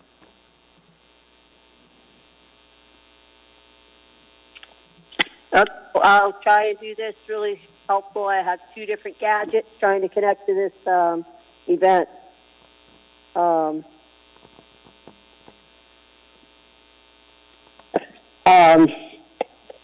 I just wanted to really take into account when we're looking at this budget, to really think about what's essential for life for the city, and not just the city, but the people in it, all of the people. And it's a really tough sell because I know you guys are living in the world you live in with all the privilege to get you up into that assembly and be able to talk law and talk and read through this heavy stuff and argue for, I don't know how long you did, talk about procedures around doing how you're going to proceed. And I have one suggestion for that last talk about participation. And it's like, use some really good technology. Like there is Zoom, and there's a whole capacity for people to comment, and you can have some things going live feed without you for a while to talk about what issues people care about that go on. And the communication, it's like the communication capacity. Anyway, some time on that would be really part of that essentials. Our essentials is supporting healthcare, supporting housing, supporting people being innovative about their work. Spending time on that. And I also feel like it's really essential to increase the communications around conflict in our community. The whole thing that's happening between business owners and what's happening on Third, and then what's happening with nonprofits who are trying to do housing. There's a lot of passionate people around this issue, and I really feel like it would be really important to step up a little bit more away from this whole thing and go realize the history of how we do things. We're on Dana in the territory, and we do a lot of prioritization about our businesses from tourists and not about the people who come down to the village who are coming down in here and helping to support the people who live here, who are from here, who did not have the system that created homelessness. And I'd really like to see some kind of really long discussions because there needs to be a lot of transformation. We should have never had this mess here. And we did, but we're still hanging on to the way we do our law, the way we do our economics, and the essentials about taking care of each other and taking care of our planet somehow doesn't add up in our process. So I just wanted to add that in there. I don't even know how much time I have left here, but think about what is really, truly essential. And I know everybody's having a little bit more time looking at life and death here with there's COVID. I feel it's a really great opportunity. Like, how do we prevent this? How do we take care of each other? How many people are going to be homeless because they won't be able to pay their rent? And they're going to be out here on the streets. Where's the protection for that? When this whole thing's over, Thank you. They're going to be paying back their rent? Thank you, Terry. Your time is up. Thank you for your testimony. Okay, thank you. Next, you have Mr. Oliva.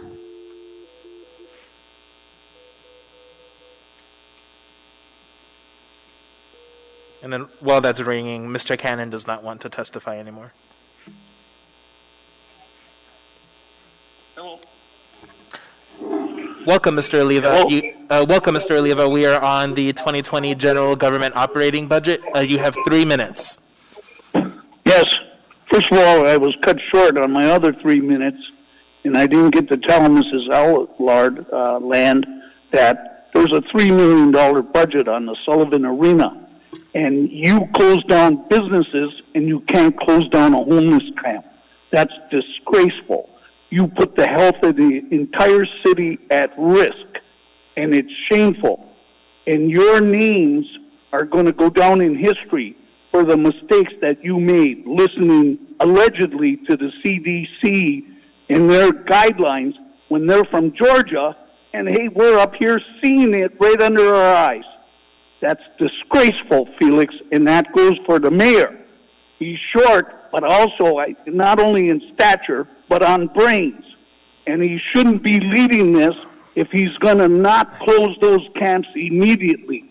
Another 10 days of waiting after 2 years, you're going to kill us biologically.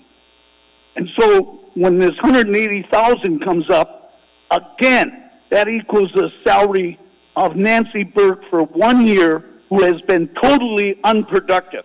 And he continues to keep her on salary when she says it's beyond her pay grade.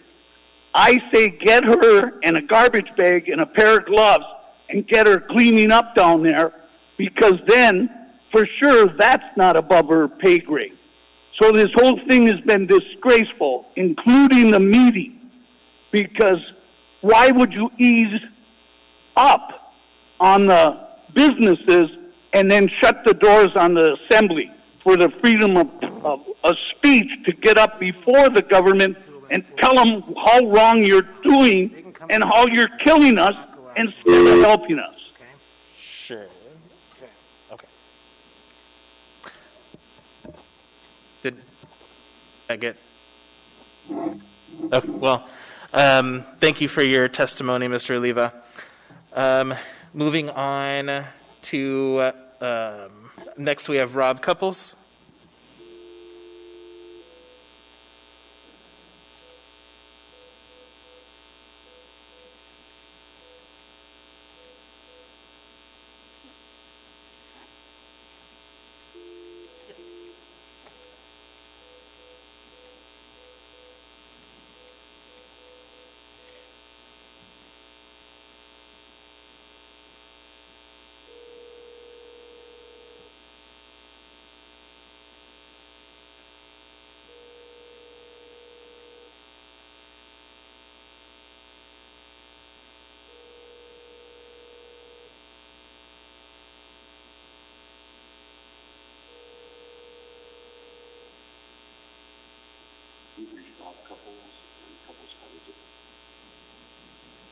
Would you like to try our next caller, Mr. Chair, and try Mr. Couples again maybe afterwards? Sure, absolutely.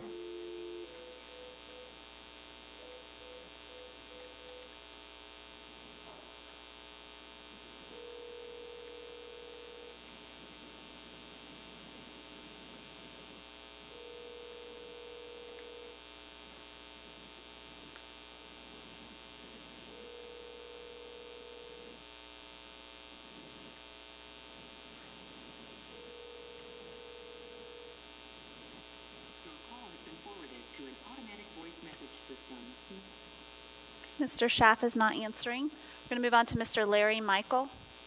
Oh, sure.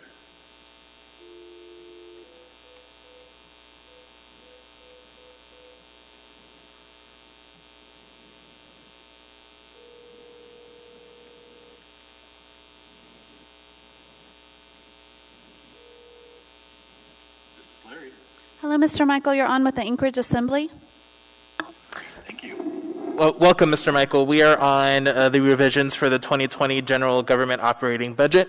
You have 3 minutes. Go ahead. Thank you. My name is Larry Michael, resident of South Addition and business owner in East Addition near 3rd and Ingram.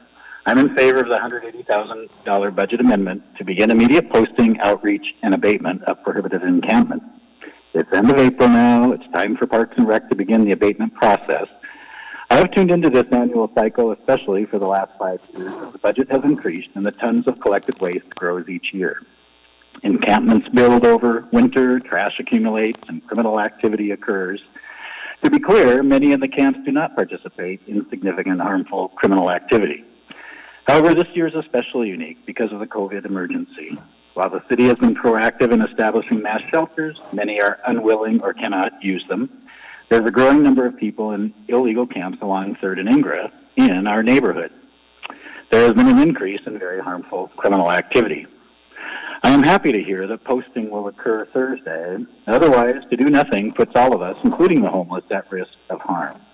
In the last month, a neighbor had her power cut. Multiple neighbors have been broken into. A neighbor witnessed the sex act, helped a half-naked woman to safety. To do nothing gives tacit permission for more people to join, for camps to grow and entrench. Associated criminal activity will continue and something tragic will occur. Indeed, life, health, and safety are very important standards for the CDC and for our neighborhood. I believe in CD research and data, but info should be reasonably applied to our city. Anchorage research and observation of campers is vital because they are not staying in their camp. By our informal observation, campers are in multiple places in our walkable downtown. They are on Rob's picnic table, stealing the van of the Fairbanks lady, approaching Katie, breaking into Bo's house, breaking into Darrell's property again and again, and taking from our trash. Should we worry about the virus, let alone the significant criminal activity? I'm very happy this amendment specifies outreach, hopefully to educate campers, to get to know them, and take meaningful data and move them to a safe space. Outreach is a critical piece of abatement. To appropriate $180,000 from the 735 pot of money meets the intended purpose of outreach and abatement. Thank you, Assembly members, for what's accomplished, for zone posting, property storage in some instances, and establishing year-round emergency shelter beds. Like fireweed. So Gamble, fireweed, Ingra. Sorry, Mr. Constant, we're in the middle of public testimony. Oh, sorry. Go ahead, Mr. Michael. Oh, okay.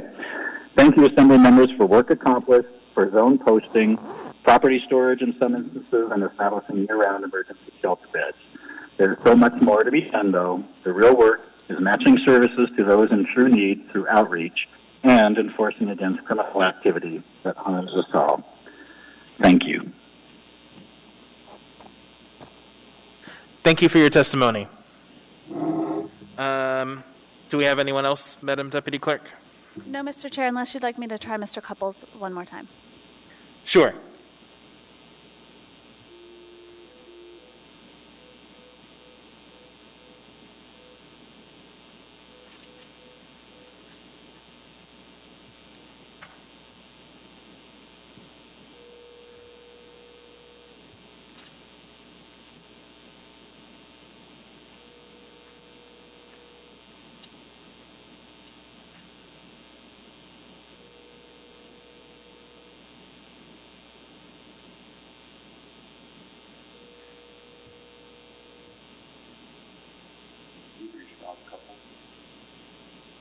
That concludes the testimony, Mr. Chair. Okay, thank you. Seeing and hearing no one, public testimony is closed. What is the will of the body? Move to approve. Is there a second? Can I get a second, please? Second. Thank you. So moved and seconded. So we have two amendments. Ms. Kennedy, do you want to start with yours? Thank you, Mr. Chair. Yes, I move Kennedy amendment for $23,000 to the Chuviak Eagle River Senior Center from the Health Department. Thank you. Is there a second? Second, and Mr. Chair, I want to make sure I moved in the S version of the budget. Thank you. So the mover and seconder, can you clarify? Oh, you were the mover. So S version and then seconder S version? Yes. Okay, thank you. All right, so Ms. Kennedy, do you want to speak to the amendment? Thank you, Mr. Chair. Yes, I checked in with the Chugach Eagle River Senior Center again today, and they have not received any of the PPP money. Have no idea when anything like that will be coming, but it still leaves them with about a $23,000 deficit that they would like to see replenished. Most of what they do has been, rather than dealing with a lot of seniors in the senior center now, they're dealing with more of them that need to have more access to, it's the ADA ride, not actually the Anchor ride, which I think I mistakenly called it last time. But anyway, they are about $6,000 short, too, just because they've had health insurance increases and other liability insurance that they have to have for the center and for doing their ADA rides. So anyway, this would help them to maintain those services that are high in demand by the seniors. There's a lot of trips to the grocery store now that food service is not available to them at the center, so a lot more seniors are having to go to the grocery to buy their food to fix at home. And there's always the continuation of going to medical appointments. And some of those are going into Anchorage. They also have travel that takes them into the valley, so it's kind of back and forth. So anyway, the $23,000 would get them through, they believe, through the rest of the year. So would hope to approve it. Thank you. Thank you. Any discussion on the amendment? Ms. Quinn-Davidson? Thank you, Mr. Chair. Ms. Kennedy, were you able to work with Mr. Schutte to figure out where that money would come from after our work session? Thank you, Ms. Quinn-Davidson. If you don't mind, Mr. Chair, I'll answer that. And Mr. Schutte said that he would get back with me on that, and I haven't heard anything, so I was under the impression that no news is good news. So without any opposition to that, I was just going to go forward with the idea that that $23,000 could probably be found in the health department, simply because so much of what's going on in the health department right now is possibly being covered by FEMA money. So thank you. Mr. Chair, would it be okay to ask Mr. Schutte to address that? Sure.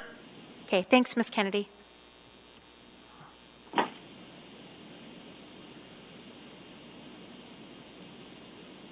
Through the chair, yes, Assembly Member Quinn-Davidson, she is correct. I did not have a chance to connect with her after Friday and investigate ways in which the current contract and AHD obligations could be used to help make the Chugach Senior Center whole. I'm going to phone a friend over there in a green mask, though, because I think maybe OMB had a chance to connect with her on this topic and might have something to add, but no, I didn't have a chance to. Thank you. Through the chair, if you just give me a moment, I'll see if I can find some information on that one. I do recall that we had heard back. The health department did not recommend, they did not have any place inside their budget to absorb this $23,000. I think it was one of the things that we, Assemblymember Kennedy asked. We sent a reply to the questions that you guys had on the 24th, in which they currently know that they have the ability to absorb this. I think to Ms. Kennedy's point about some of the activities that are going on in the health department that are currently, that were previously budgeted by operating dollars, some of those folks have been retasked to activities that might be eligible for FEMA reimbursement. On the other hand, most of those folks were grant funded anyway, and they're doing the job that would be tasked to their grant, which is, I think, in part public health nursing, for example. But that's what I have at the moment. But let me check my notes. But I think the health department could not absorb the $23,000. Thank you. Mr. Weddleton? No, thank you. I'm going to support this, and I will support this because I appreciate the clear recognition that even though the economy's in hard times, businesses are struggling, individuals are struggling, the recognition here that government services are important and perhaps even more important in these hard times, and that costs are going up. What we're hearing is the cost of the senior center going up. It's not their fault. It's just the way it is. And we just have to dig deeper and find a way to pay for government services that are important. So I appreciate Ms. Kennedy recognizing that and bringing this forward for the seniors. Thank you. Thank you. Ms. Zalatel? Thank you, Mr. Chair. We did get an email from Desiree about 3 o'clock today with the notes from the work session.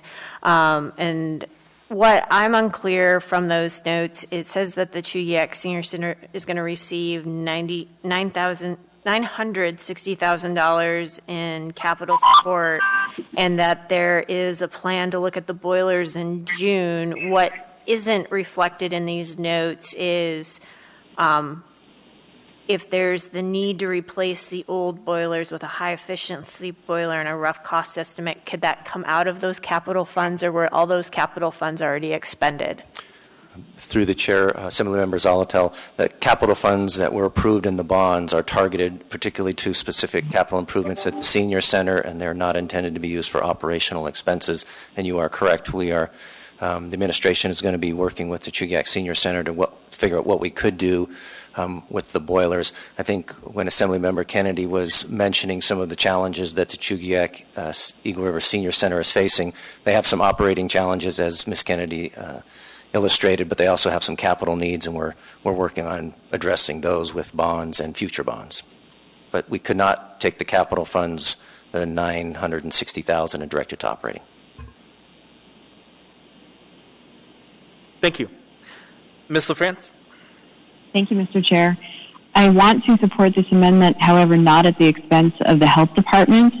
And so, Mr. Wilbur, what other options are there for sources to fund this amendment? It's not a huge amount, but surely there must be some other way that we can support it or fund it. Through the chair, Assemblymember LaFrance, when we put together this balanced budget, we had a lot of little requests for $25,000, $15,000, millions of dollars of requests, and we did our best to accommodate all of those things when we balanced this budget.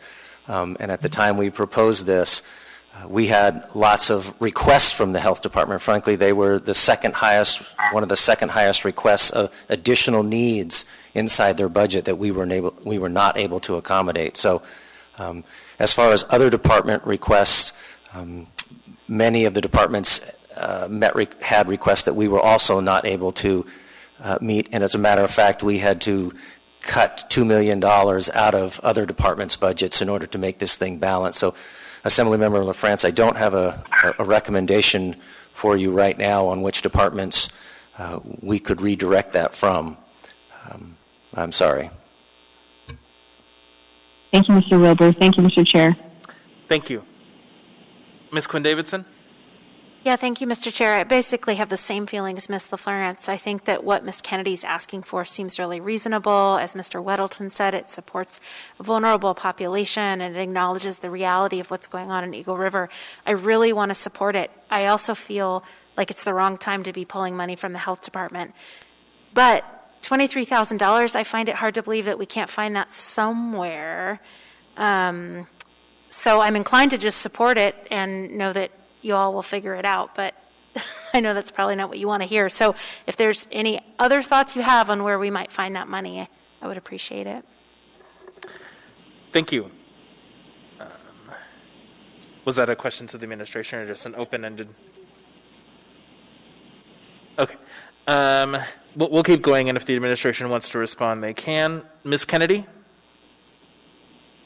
Thank you, Mr. Chair. I would just offer a suggestion, and I don't know if the administration has the opportunity right now to really look into this, but one of the reasons why the senior center is behind in having this shortfall, is that they are the ones that took over the ADA rides contract.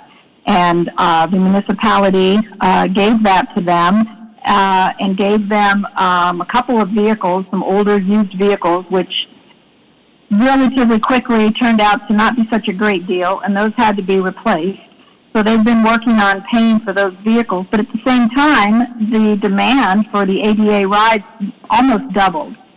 So that's been since 2018 till now, and that has been part of what has caused the problem here. So I would suggest that maybe a way to share some of the cost on this would be to also look at maybe taking part of that $23,000 from the transportation department.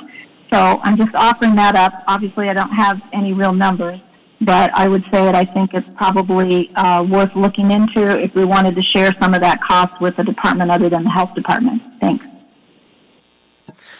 Thank you. Ms. Zolotel?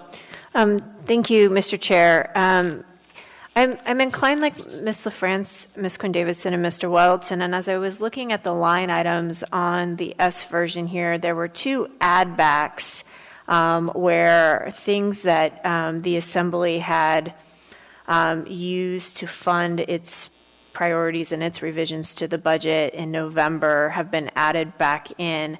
I have to say my memory is not 100% exactly on both of these as to how they were ultimately going to be paid for. One was the payroll audit position in Human Resources, and the other was the I-team position. Both of those I remember we had chose to do other things during the original budget discussions, and one's a $73,000 item and one's $51,000. And those are on pages 1 and 2 of the lines. And if you look for the words add back in the second column, it's line 36 and then line 30, or number 36 and number 39. I just add those up for discussion as we talk about the amendment. Thank you. Thank you. Mr. Buckenstead? Yes, just in terms of a potential solution to this issue right now, I believe that Assemblymember Kennedy has said repeatedly that the Senior Center is still waiting for the results of if they are going to get their PPP loan. As I mentioned earlier this week or late last week, yesterday was when the coffers were actually refilled by Congress. So I guess a suggestion from the administration would be to hold off on approving this amendment for a couple of weeks and let's see if they receive the loan through the PPP. And if not, we can revisit this and figure out where it needs to come from out of the health department's budget potentially. Thank you. Seeing no further discussion, members may proceed to vote. Ms. Kennedy? Yes. Mr. Dunbar?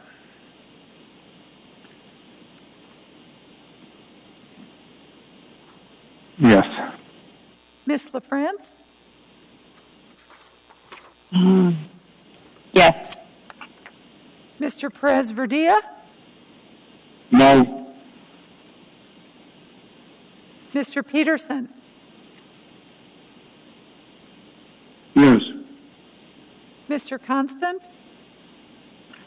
Yes. Mr. Weddleton? Yes. That amendment passes 10-1. Mr. Constant, are you going to be bringing forward your amendment? I just don't know how I can't. I understand that the administration says we can't do this. I just can't not in good conscience move it, at least for the purposes of finishing this discussion. I know there are a number of people who have listened all night long for this, so yes. I move Constant Amendment 1. Second. Moved and seconded by Ms. Zolotel. Mr. Constant? I just don't know how to light the ignition on getting this going And I know money isn't always the answer, but it certainly is almost always the problem when we don't have it. And so I'm hopeful that we can find the resources to conduct the abatement, and maybe more importantly is conduct actual outreach that appears to have somehow gone by the wayside, which is half of this amendment. Thank you. Thank you. Ms. Zolotel? Thank you, Mr. Chair. Yes, so the outreach portion is what I really want to see have happen here. In the update we received from the administration tonight, where Ms. Kennedy highlighted that Team Rubicon wasn't available, the line below that said that the Coalition to End Homelessness, the Anchorage Coalition to End Homelessness, would be setting up these satellite hubs. And we have this presumption that it's going to be taken care of under potentially FEMA dollars. But I have to say that we don't know when this emergency will end. And this outreach component has been missing in our strategy for so long that I don't want, if and when the emergency ends, if it does so in this fiscal year, I don't want a lack of resources for purposes of outreach to get in the way of connecting individuals who are experiencing homelessness with the services that they need, especially during times where we have stood up such services as mass shelters and resource hubs. So I don't know if the Office of Economic and Community Development is the right place for those funds to go, but I think it's worthwhile for us to put these funds into this purpose. It fully satisfies the intent of the original appropriation that the Assembly made, which was to get individuals to shelter so that they could access the services and the ladders to get out of homelessness. So I urge that we do something, some form of this, and perhaps it's all $180,000 to outreach if we can't, if putting more money to parks isn't going to help the cleanup efforts move any more expeditiously. But I really would like to see us do something. And I think our community deserves it on both sides of this issue. Thank you. Is there any other discussion on the amendment? Ms. Kennedy. Thank you, Mr. Chair. I love the idea of just reappropriating, staying within the approved budget from last year. So I'm very to support this. But Mr. Constant said something about the administration said that we couldn't do it. So can I get a little bit of explanation on why that comment? Thank you.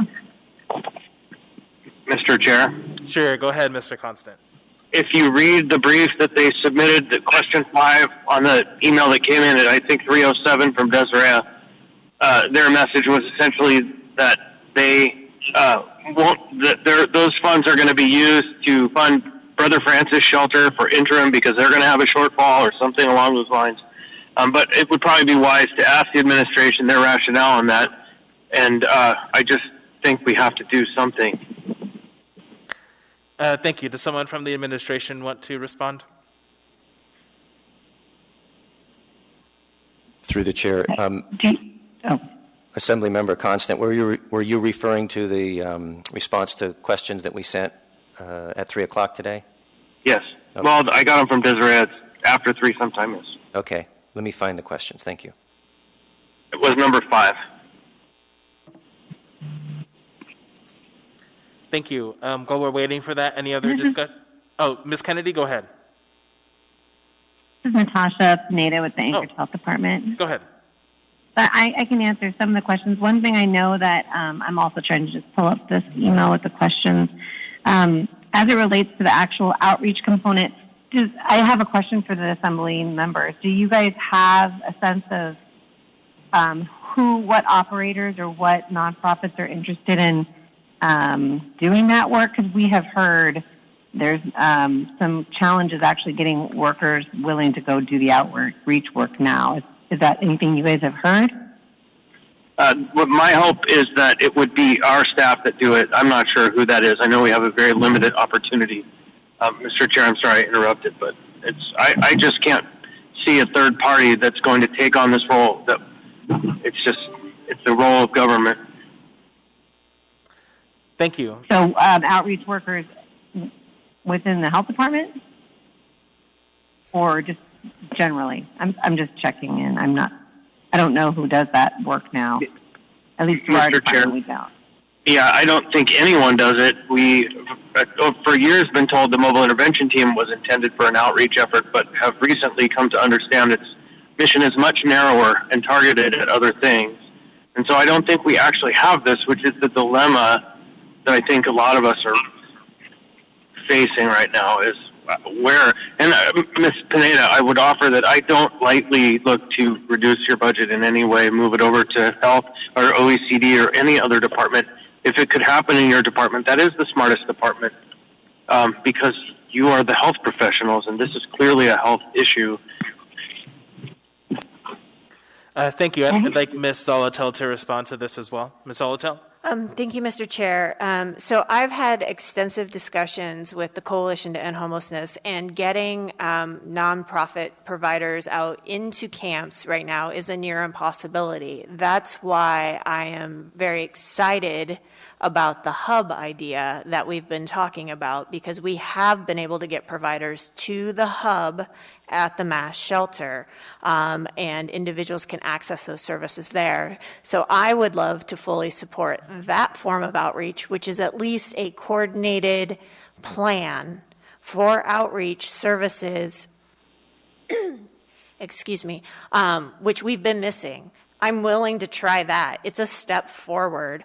To the extent we can also support with maybe additional municipal personnel assisting the CAP team as they notice camps about what's available in terms of outreach and the hub and what mass shelter is and what the options are or where you could go to evaluate those options, I think is a component of outreach. It doesn't have to necessarily be what we think of as social workers going out into the field. Now is the time to think creatively and to leverage the resources we have moving forward. So I'm not suggesting that providers will pick up this mantle tomorrow and go out into the camps, but that we can support the existing work that's already being stood up. Any other questions, Ms. Pineda?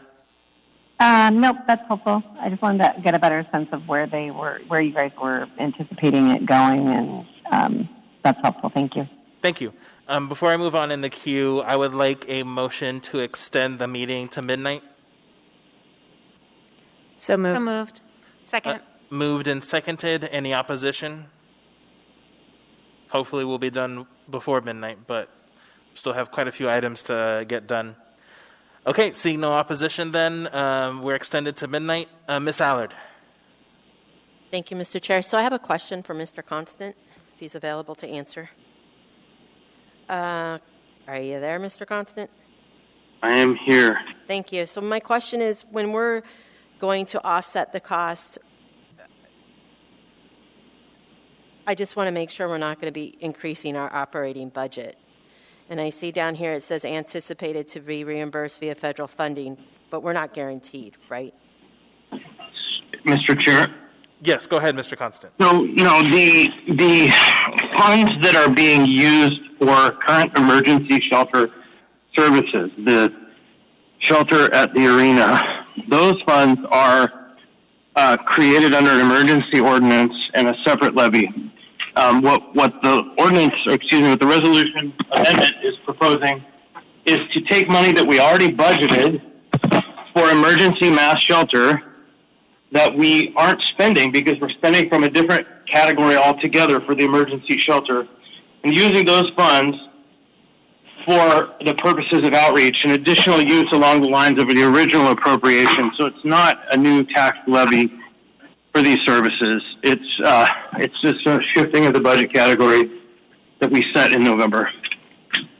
Okay, thank you. Thank you. Ms. Zolotel. Thank you. I'm going to offer an amendment to this budget amendment, and that would be to amend the department to the Anchorage Health Department, $180,000 to take out the division between Parks and Rec and OECD, still the same purpose, and still the same amendment revenue source. I'll second for the purpose of discussion. Then the intent would be to create, in essence, a restricted pool. It's kind of a question. Yes, Mr. Constant, you anticipated where I was going. This money was originally appropriated for a specific purpose of emergency shelter services May through December. We don't foresee the need to have to pay for those services, so to restrict this money now for outreach and to aid in camp abatement, I think is an appropriate thing to do based on the fact that additional money to Parks and Recs doesn't make sense because it's not going to get us anything more.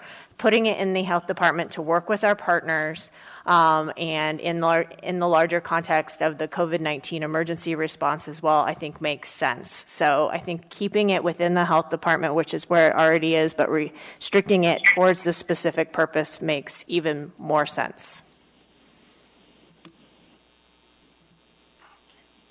Thank you. Any other questions or discussion on the amendment to the amendment? Okay, seeing none, members may proceed to vote on the amendment to the amendment. I'm sorry, Mr. Chair, can I ask a question before we vote? Sure, Mr. Dunbar. Can I just hear from the administration on the amendment to the amendment? I'm not sure I totally understand. And I'd like to hear their thoughts on it too. Through the chair, if I understood the amendment, right now we have money programs inside the health department, as Assemblymember Allard and Mr. Constant were alluding to, specifically for supporting shelter. And what this would do is sort of reallocate that existing budgeted money. It would stay inside the health department, and it would be more specifically targeted. Instead of just saying sheltering, it would be specifically towards, if I understood the amendment right, for camp, for outreach, and it would be within the health department. So basically it's, the money's going to stay in the health department. We're just going to ask the health department to repurpose that money for a particular purpose, which would be outreach. This is Natasha Pineda. I have a question. Yes, go ahead. To be clear, the health department doesn't provide outreach services, so we would be putting it out for a procurement that would go through a traditional process. So that might not get spent in the time frame that you're hoping, but I just want to clarify, we don't have staff that do outreach now. Thank you. Any other comments? Okay. Yeah, Mr. Chair. Yeah, go ahead, Mr. Constant. You know, just everybody in all their good faith efforts, we're talking around the fact then that there is no outreach and there will be no outreach for the foreseeable future no matter what we do, I think is the message. And so I would just soon see those funds restricted for the purposes of outreach, and then if they can't be spent on outreach, then they don't get spent.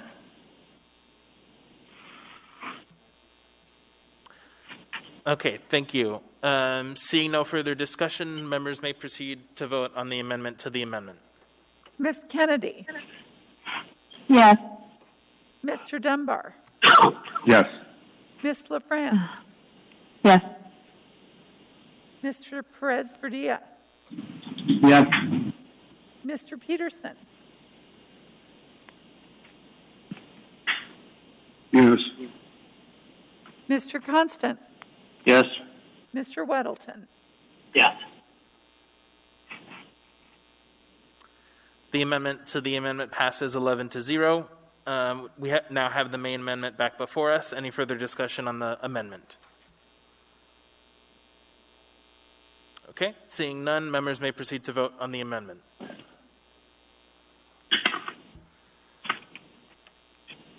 Ms. Kennedy? Yes. Mr. Dunbar? Yes. Ms. LaFrance? Yes. Mr. Perez-Verdilla? Yes. Mr. Peterson? Yes. Mr. Constant? Yes. Mr. Weddleton? Yes. That amendment passes 10-1. Mr. Dunbar has another amendment. Thank you, Mr. Rivera, and I apologize. I didn't have this written out, so I'll just say it here. It's very simple, and then someone can decide if they want to second me. Since we did it, it's sort of stuck in my craw that we took $23,000 from the health department for the senior center, and while I did vote for that, it was mostly because I couldn't think in time. We were kind of going quickly, and I didn't think of another source for it. So my amendment is to increase the budget of the health department by $23,000 and reduce the budget of the maintenance and operations department by $23,000. And I can speak to why if I can get a second. Second, LaFrance. Seconded by Ms. LaFrance. Go ahead, Mr. Dunbar. Thank you. Again, it's been bothering me since we did it that we reduced the budget of the health department during probably the largest public health crisis in 50 years in Anchorage. And my reasoning for choosing M&O is kind of silly, but I think it does make some sense. First of all, it's one of our largest departments, so hopefully they're able to absorb it. Second, the price of gas has fallen tremendously, so hopefully they can find some savings in their large vehicles. And third, there's a lot fewer people driving on the roads for a couple months, so I don't know. Hopefully they'll be able to find some savings there. That's it. Thank you. Mr. Constant? Never mind. Thank you. Any further discussion on this amendment? And do you have the... Yes, increase health 23,000, decrease M&O 23,000. Okay. All right, seeing no further discussion, members may proceed to vote. Ms. Kennedy? No. Mr. Dunbar? Yes. Ms. LaFrance? Yes. Mr. Perez-Verdia? Yes. Mr. Rivera? Oops, sorry, Mr. Rivera. Mr. Peterson? Yes.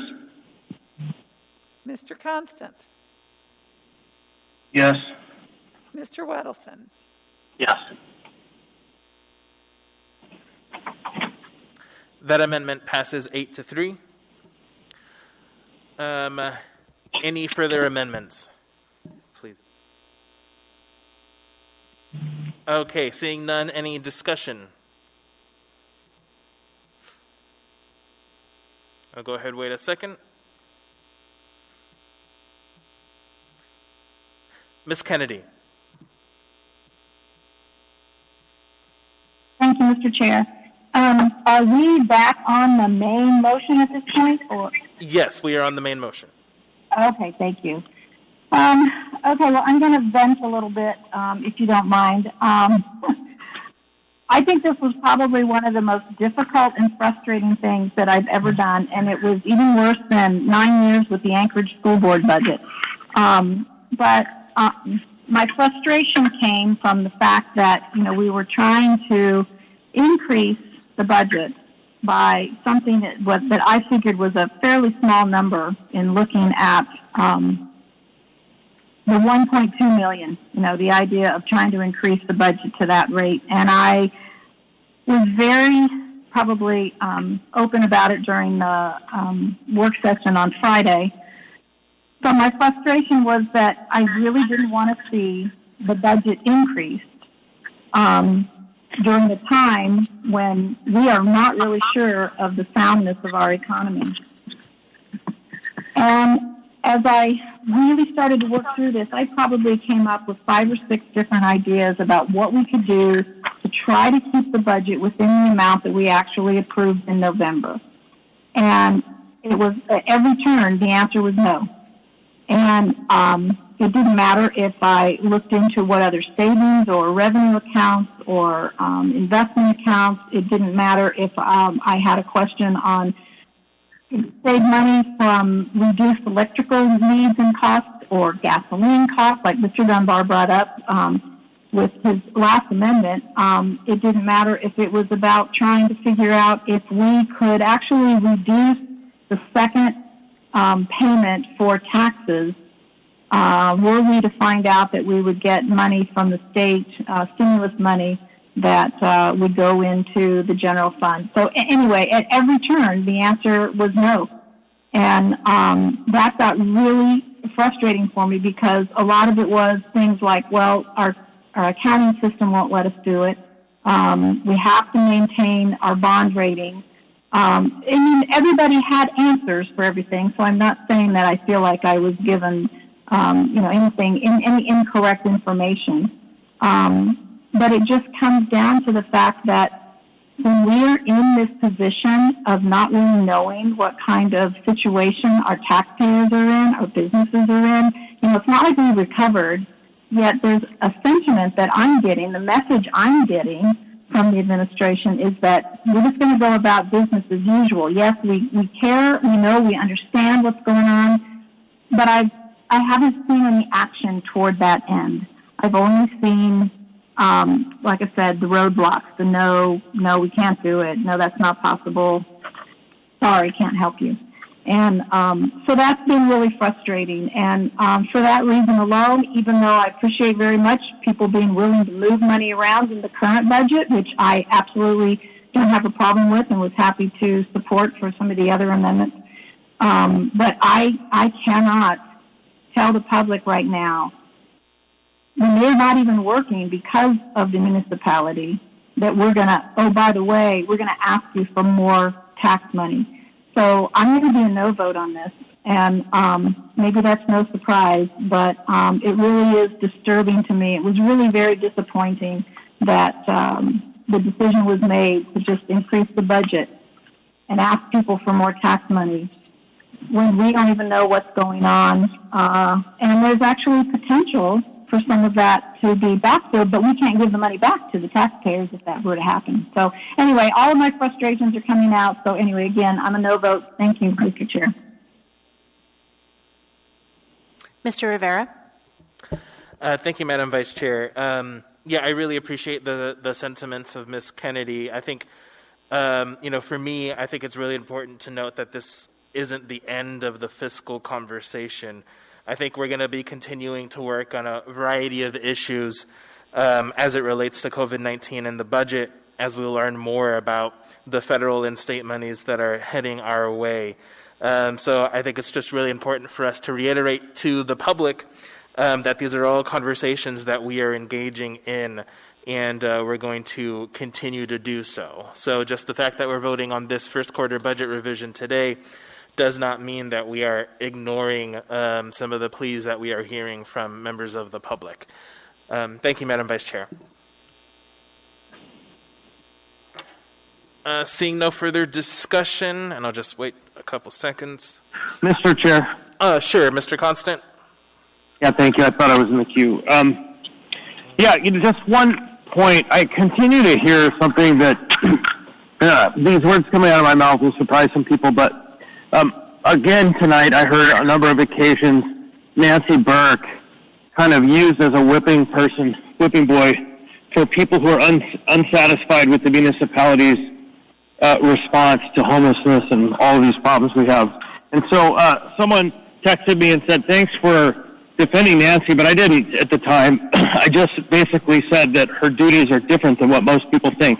But I am going to, in this budget discussion, compliment Nancy Burke for the very difficult job that she does in this municipality, where everyone thinks that she can do everything for all people and then, of course, blames her for all of the failures of all of us.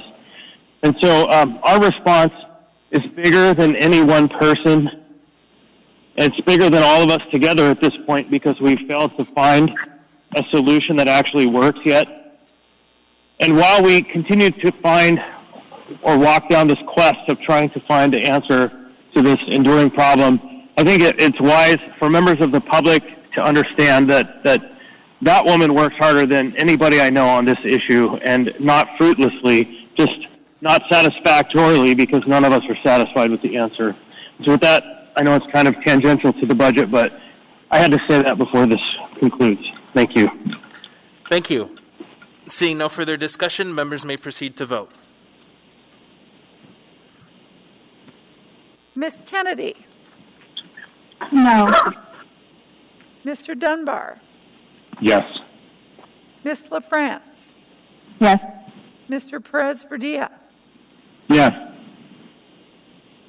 Mr. Peterson? Yes. Mr. Constant? Yes. Mr. Weddleton? Yes. Could you say that one more time, Mr. Weddleton? Yes. Thank you. To both your questions. So that item is approved 9-2. So before we move on to the next one, I just have a few just quick processing. So for the members of the body, we must pass items 14B, C, and D today, as well as items G through the end of the agenda.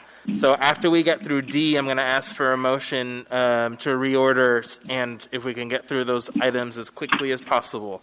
So we now have before us item 14B, ordinance number AO 2020-44, an ordinance setting the rates of tax levy, approving the amount of municipal property tax, and levying taxes for all service areas of the municipality of Anchorage general government for 2020. I understand that we don't have any public testimony on this item. Okay, so public testimony is closed. What is the will of the body? Move to approve. Is there a second? Second. Moved and seconded. Ms. Davidson, any discussion on this item?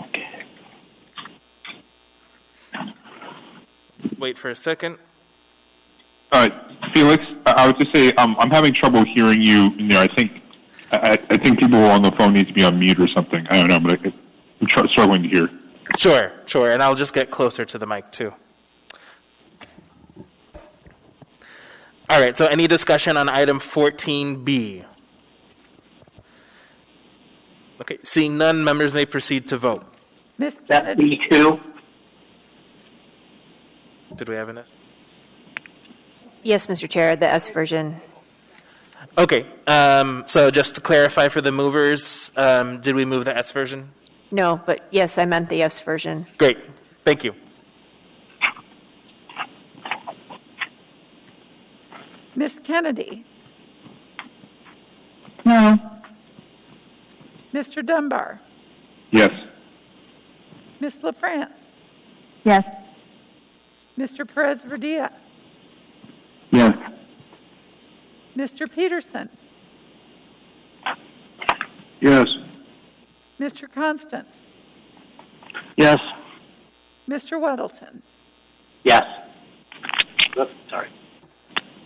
That item passes 9-2.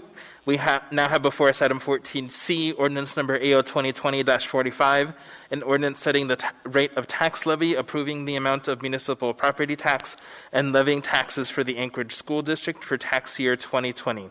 I understand we don't have any public testimony. Public testimony is closed. What is the will of the body? Move to approve. Second. Moved and seconded by Mr. Constant. Any discussion?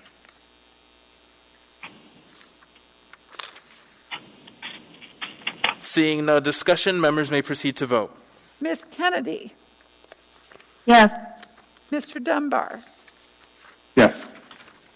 Ms. LaFrance? Yes.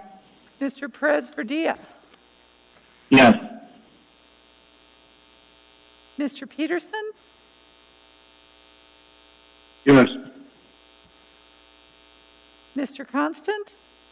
Yes. Mr. Weddleton? Yes.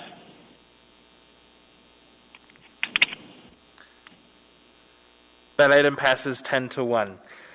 We now have before us item 14D, resolution number AR 2020-114, a resolution of the municipality of Anchorage revising and appropriating funds for the 2020 municipal utilities enterprise activities, operating and capital improvement budgets for the municipality of Anchorage.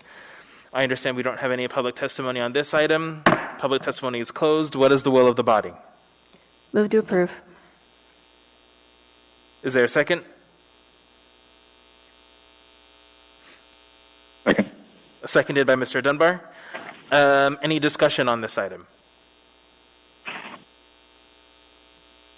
Seeing none, members may proceed to vote. Ms. Kennedy? Yes. Mr. Dunbar? Yes. Ms. LaFrance? Yes. Mr. Perez Verdilla? Yes. Mr. Peterson? Sean, come on. Sorry. Tomorrow we walk. Oh, if folks can mute themselves, please, after they're done. Mr. Peterson?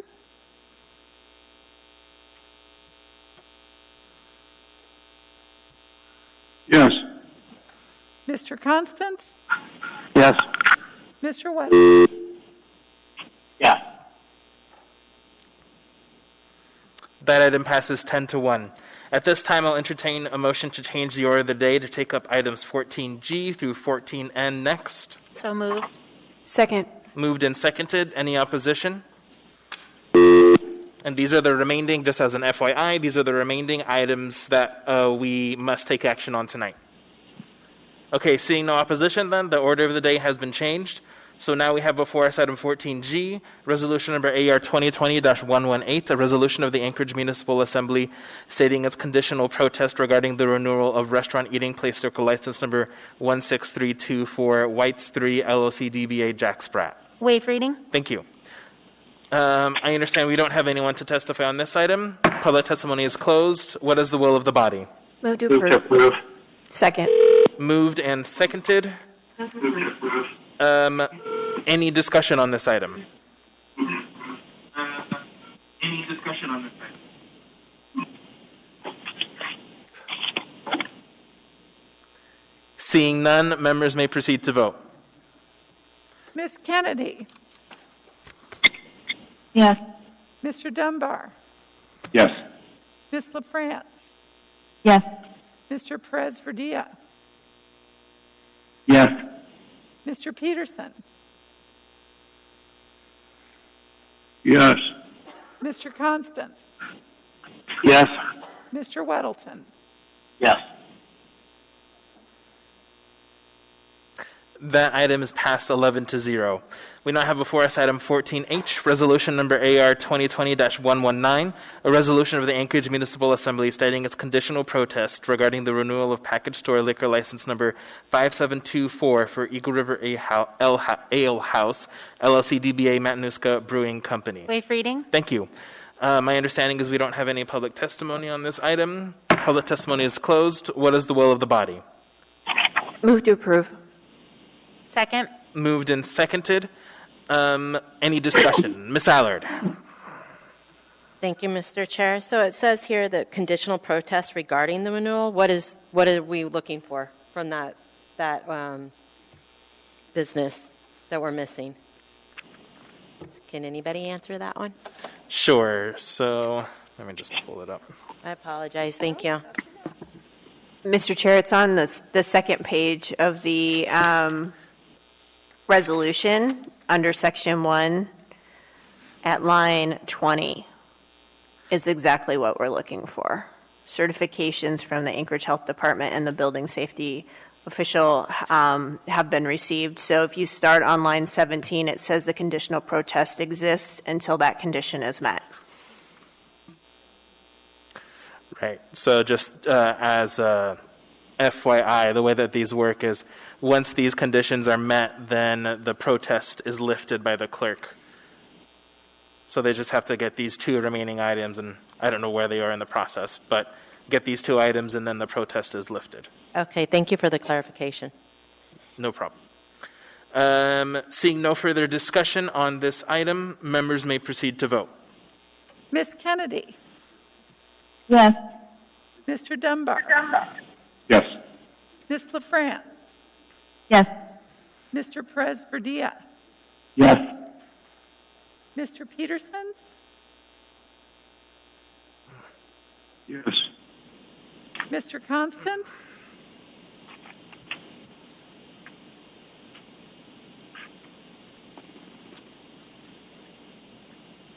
Mr. Constant?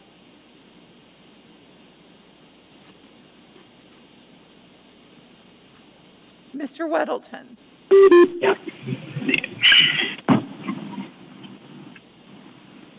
I was able to unmute. Mr. Weddleton? Yeah.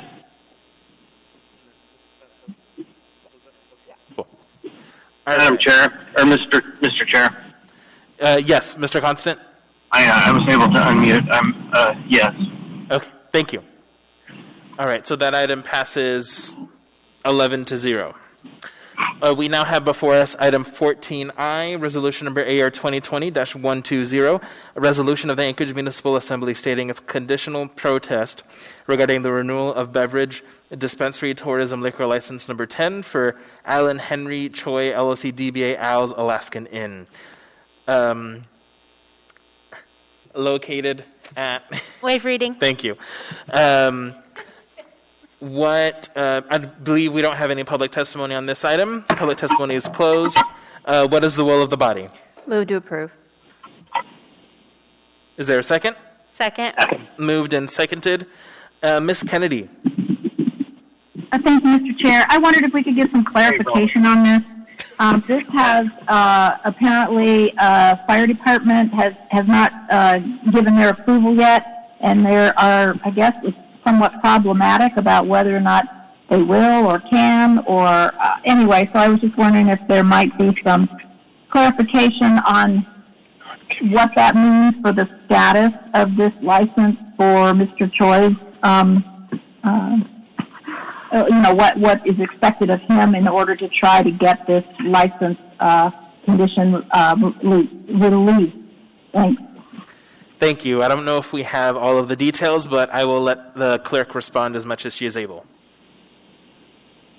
Through the chair, Ms. Kennedy, our business license official, Mandy Honest, let me know that she is waiting for the response from Anchorage Fire Department. She said the fire marshal is preparing the response.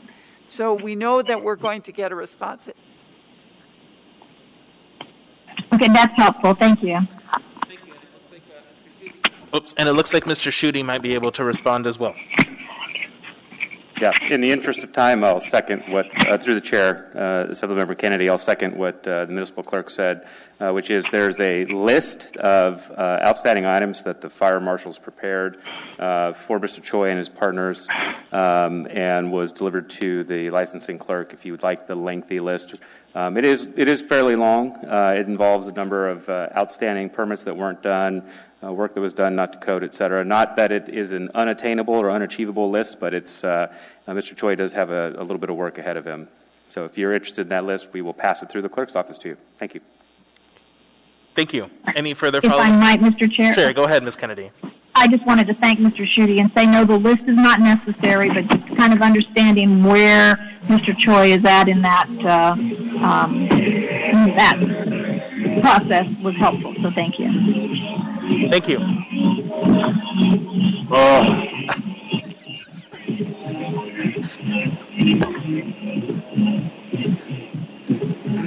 Mr. Constant, if you could please mute yourself. I appreciate the music, but it's a little distracting on our end. Thanks.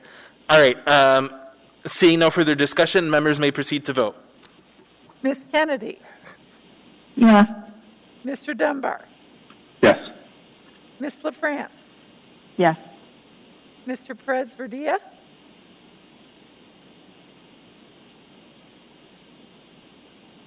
Mr. Yes. Thank you. Yes. Mr. Constant.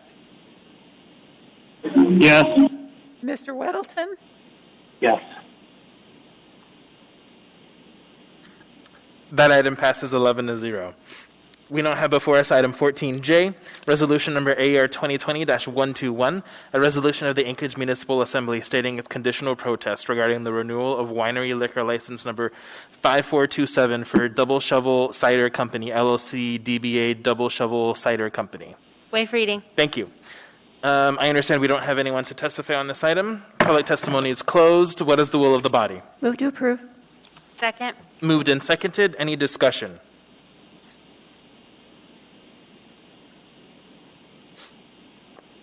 Okay, seeing none, members may proceed to vote. Ms. Kennedy. Yes. Mr. Dunbar. Yes. Ms. LaFrance. Yes. Mr. Perez-Verdia. Yes. Mr. Peterson. Yes. Mr. Constant. Yes.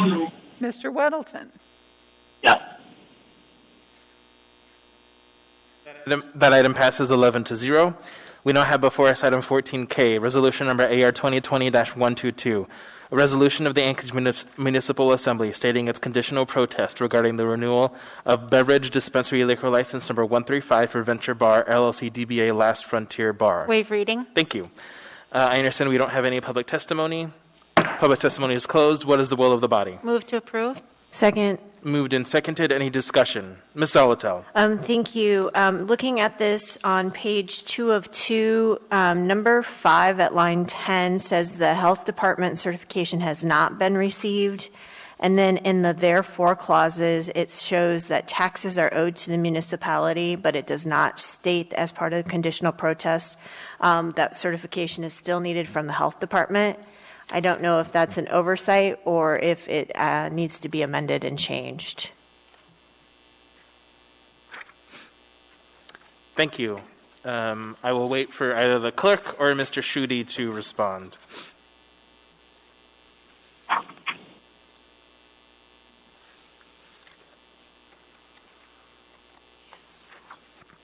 Ms. Zolotel, I do not know if the typo is in line 2, that certification from the health department has been received, or if it is missing from section 1.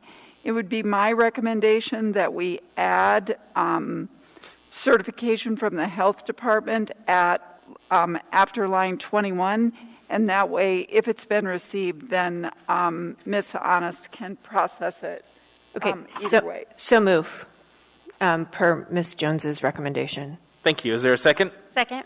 Okay, moved and seconded, and so the amendment is to add on line 21, page 2, the certification of from the Anchorage Health Department. Any discussion on that amendment? Seeing none, any opposition to the amendment? Seeing none, that amendment is passed. Any further discussion on this item? Seeing none, members may proceed to vote. Ms. Kennedy? Yes, yes. Mr. Dunbar? Yes. Ms. LaFrance? Yes. Mr. Perez-Verdia? Yes. Mr. Peterson? Yes. Mr. Constant? Yes. Mr. Weddleton? Yes. That item passes 11-0. We now have before us item 14L, resolution number AR 2020-123, a resolution of the Anchorage Municipal Assembly stating its conditional protest regarding the renewal of club liquor license number 1494 for 35 plus Singles Club, Inc., DBA 35 plus Singles Club. Waive reading. Thank you. I understand we don't have any public testimony. Okay. Public testimony is closed. What is the will of the body? Move to approve. Second. Moved and seconded. Any discussion on this item? Okay, seeing none, members may proceed to vote. Ms. Kennedy?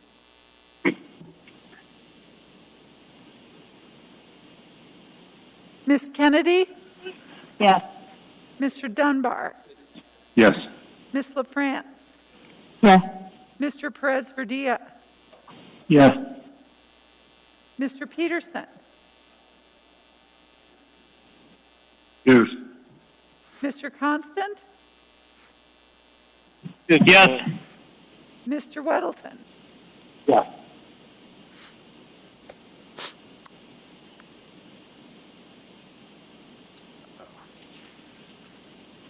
That item passes 11-0.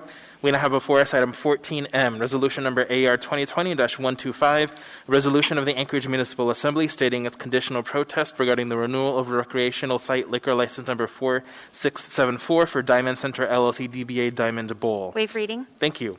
I understand we don't have any testimony on this item. Public testimony is closed. What is the will of the body? Move to approve. Second. Moved and seconded. Any discussion on this item? Seeing none, members may proceed to vote.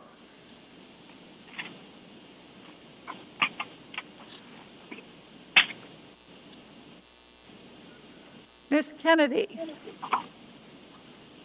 Yes. Mr. Dunbar? Yes. Ms. LaFrance? Yes.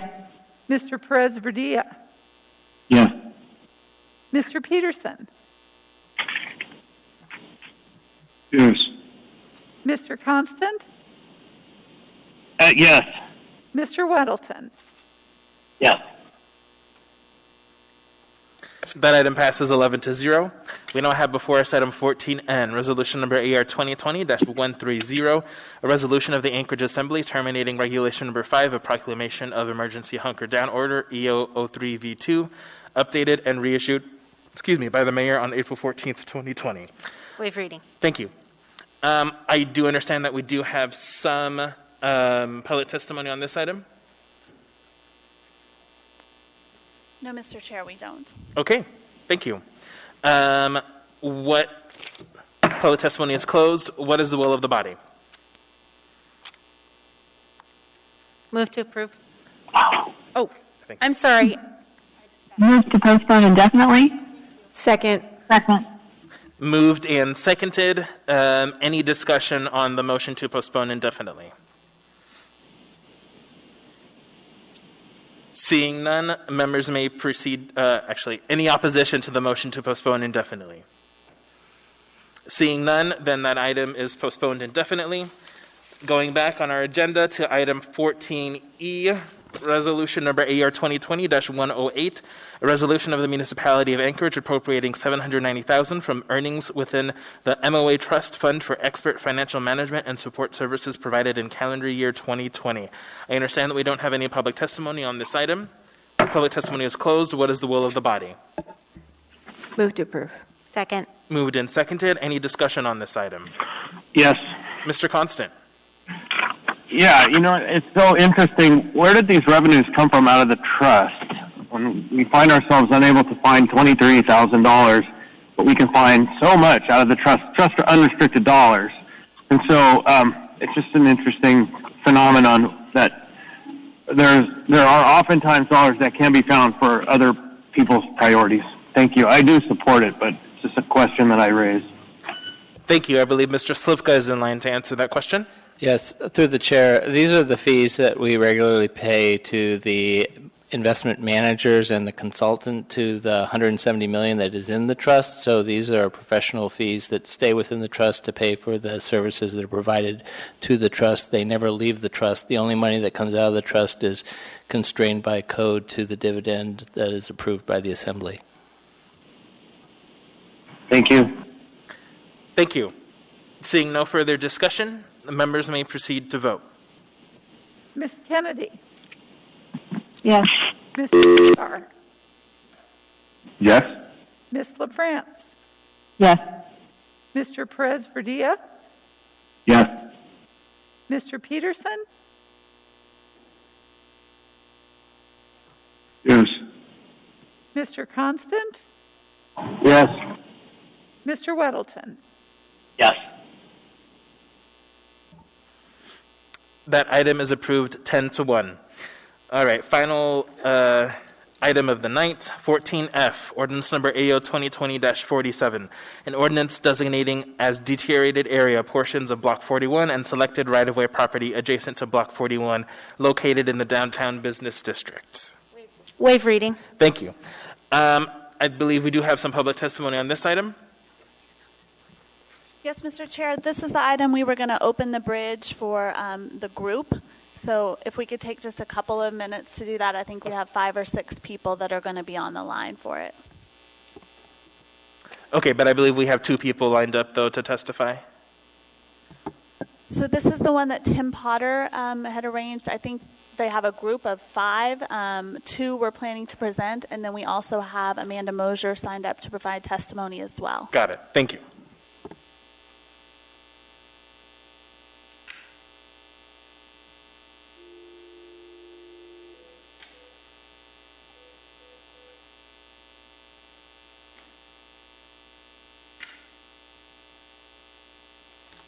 Your call cannot be completed as dialed.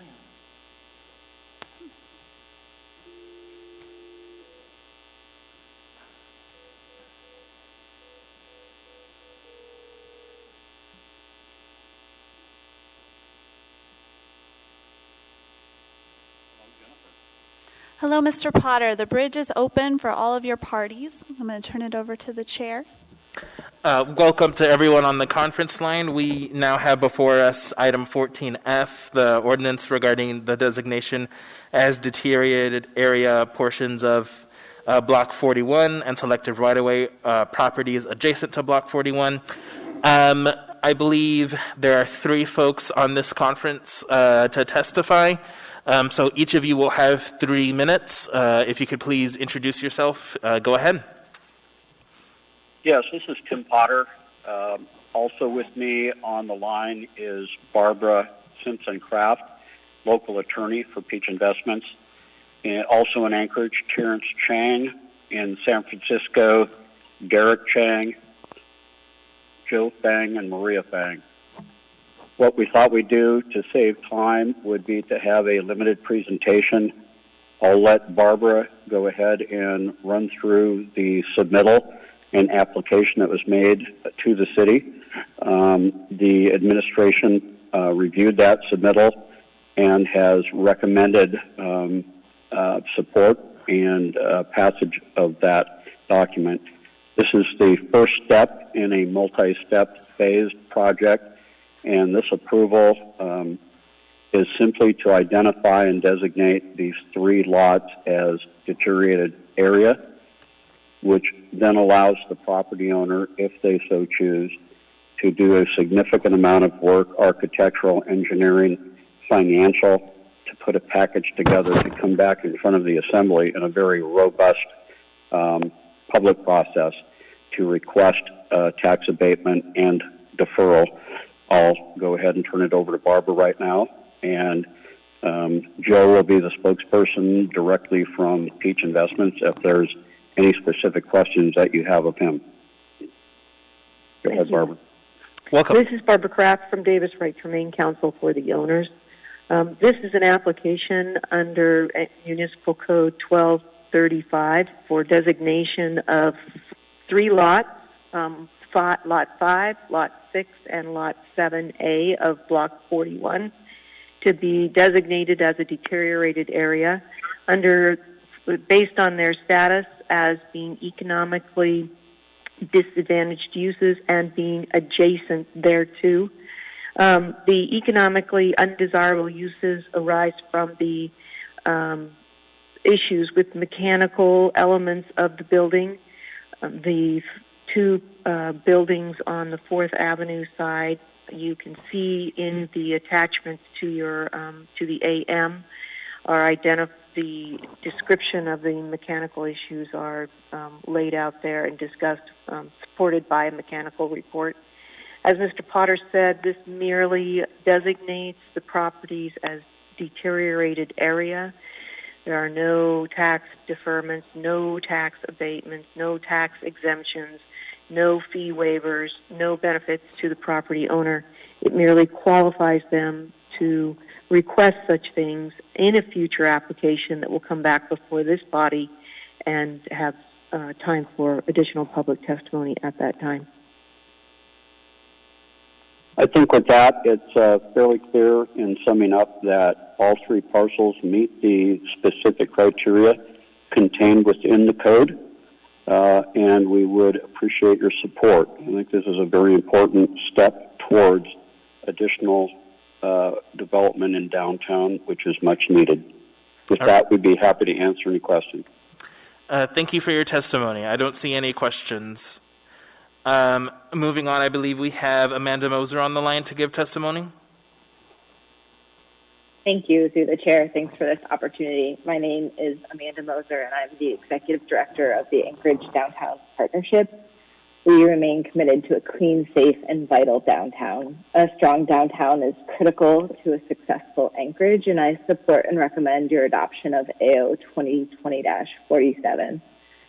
The proposed AO brought forward by the administration with a positive recommendation for approval is an important action towards attracting and incentivizing new and redevelopment in downtown Anchorage.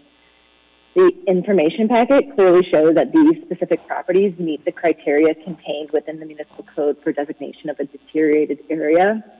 and further support for this action is embedded within the goals, objectives, policies, and strategies for the 2020 Comprehensive Plan, the 2040 Land Use Plan update, as well as the current Downtown District Plan. All of the adopted plans, vetted through robust public processes, call for the municipality to use existing as well as newly creative incentives to promote new and redevelopment in downtown, to promote a more vibrant and sustainable downtown. In closing, these three lots represent exactly why Title 12, Section 35 of the Municipal Code was originally adopted. Clearly, these subject lots within Block 41 meet the specific criteria for designation as deteriorated area, which is a prerequisite requirement affording the property owners the opportunity to perform the work necessary to apply for a potential tax abatement with associated public review process. Thank you very much for this opportunity. And I strongly urge the Assembly to approve AO 2020-47. And Mr. Chairman, just to wrap up one final comment, I would really like to express our appreciation. Mr. Potter, you've already testified, but if we have questions for you, we can go ahead and get back to you if there are any questions. Thank you for your testimony. All right. I don't believe we have anyone else, so public testimony is closed. What is the will of the body? Move to approve. Second. Moved and seconded. Any discussion on this item?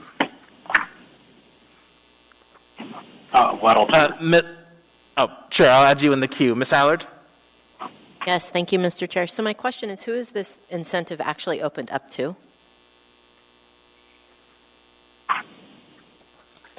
I'm seeing...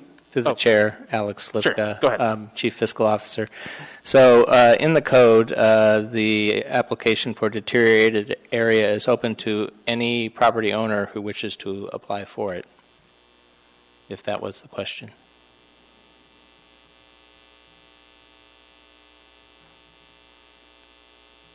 Yeah, I'll let it go. Thank you. Mr. Gates? Thank you. I was just looking at the code section applicable to this, and Mr. Slivka is correct.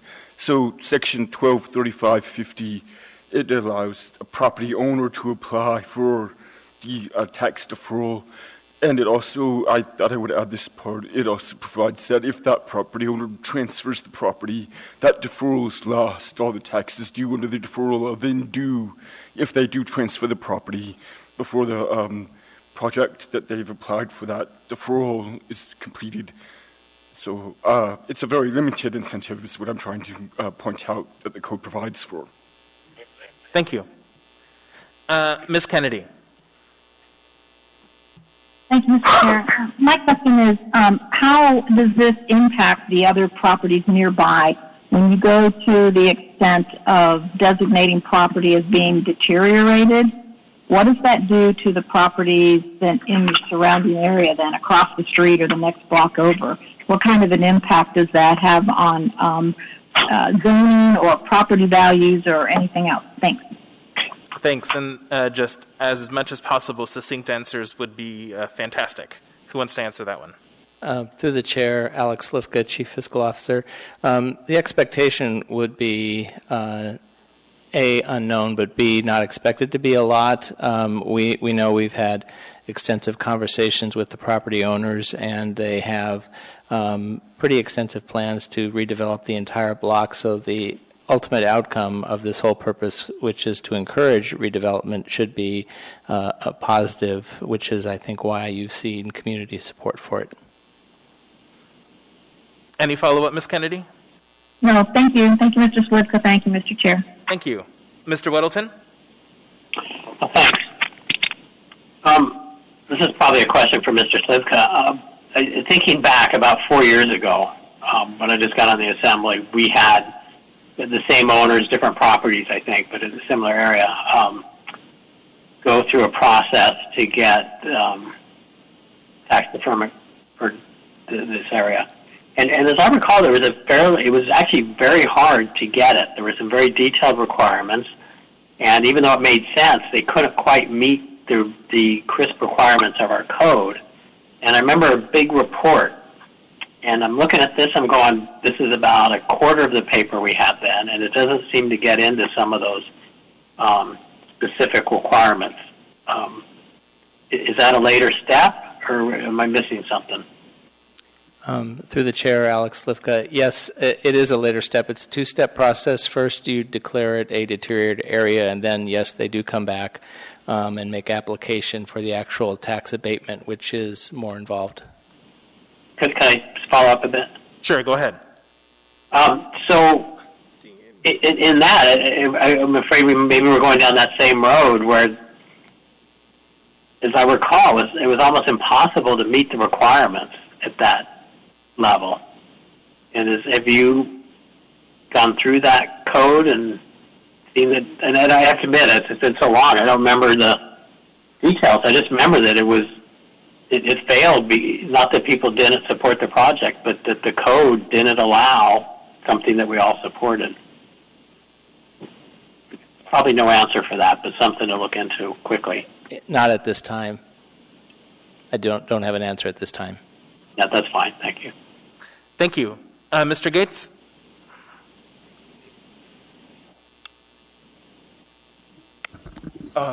Yes, thank you.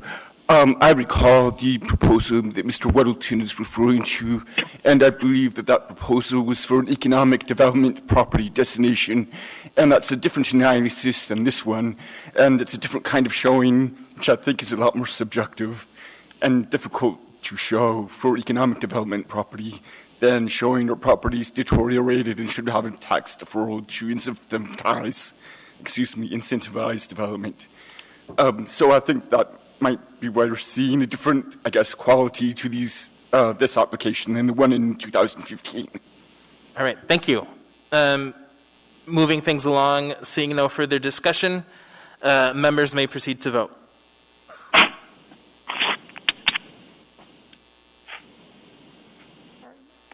You're good. Ms. Kennedy? Yes. Mr. Dunbar? Yes. Ms. LaFrance? Yes. Mr. Perez Verdia? Yes. Mr. Peterson? Yes. Mr. Constant? Yes. Mr. Weddleton? Yes. That item passes 11-0. So that completes our regular agenda. Special orders. We do have AM 261 2020 certification of the Proposition 1 recount results from the April 7th, 2020 regular municipal election. What is the will of the body? Move to approve. Second. Moved and seconded by Ms. Kennedy. Any discussion? I actually have an amendment, please, Mr. Chair. Okay. I'd like to move this amendment on behalf of the clerk who noticed an error in the document. On page 2, line 7, please replace toward the end of that sentence rejected ballots with the word recount. Second. Okay, moved and seconded. Any discussion on the amendment? And just to repeat it, that's page 2, line 7, replacing rejected ballots with a recount.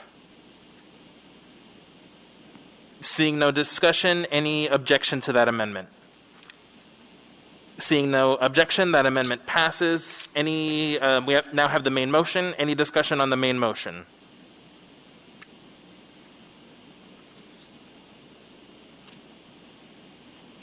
Okay, seeing none, members may proceed to vote.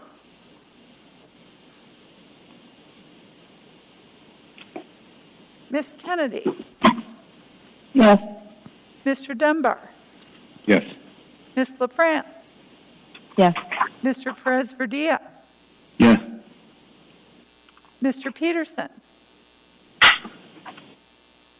Yes.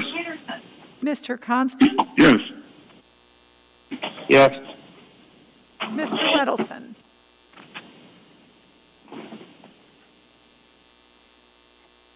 Mr. Weddleton? Yes. That item passes 11-0. Moving on to audience participation, I believe we have a couple folks in the queue. Maybe they're still awake. Yes, Mr. Chair. First, we have Mr. Haberman.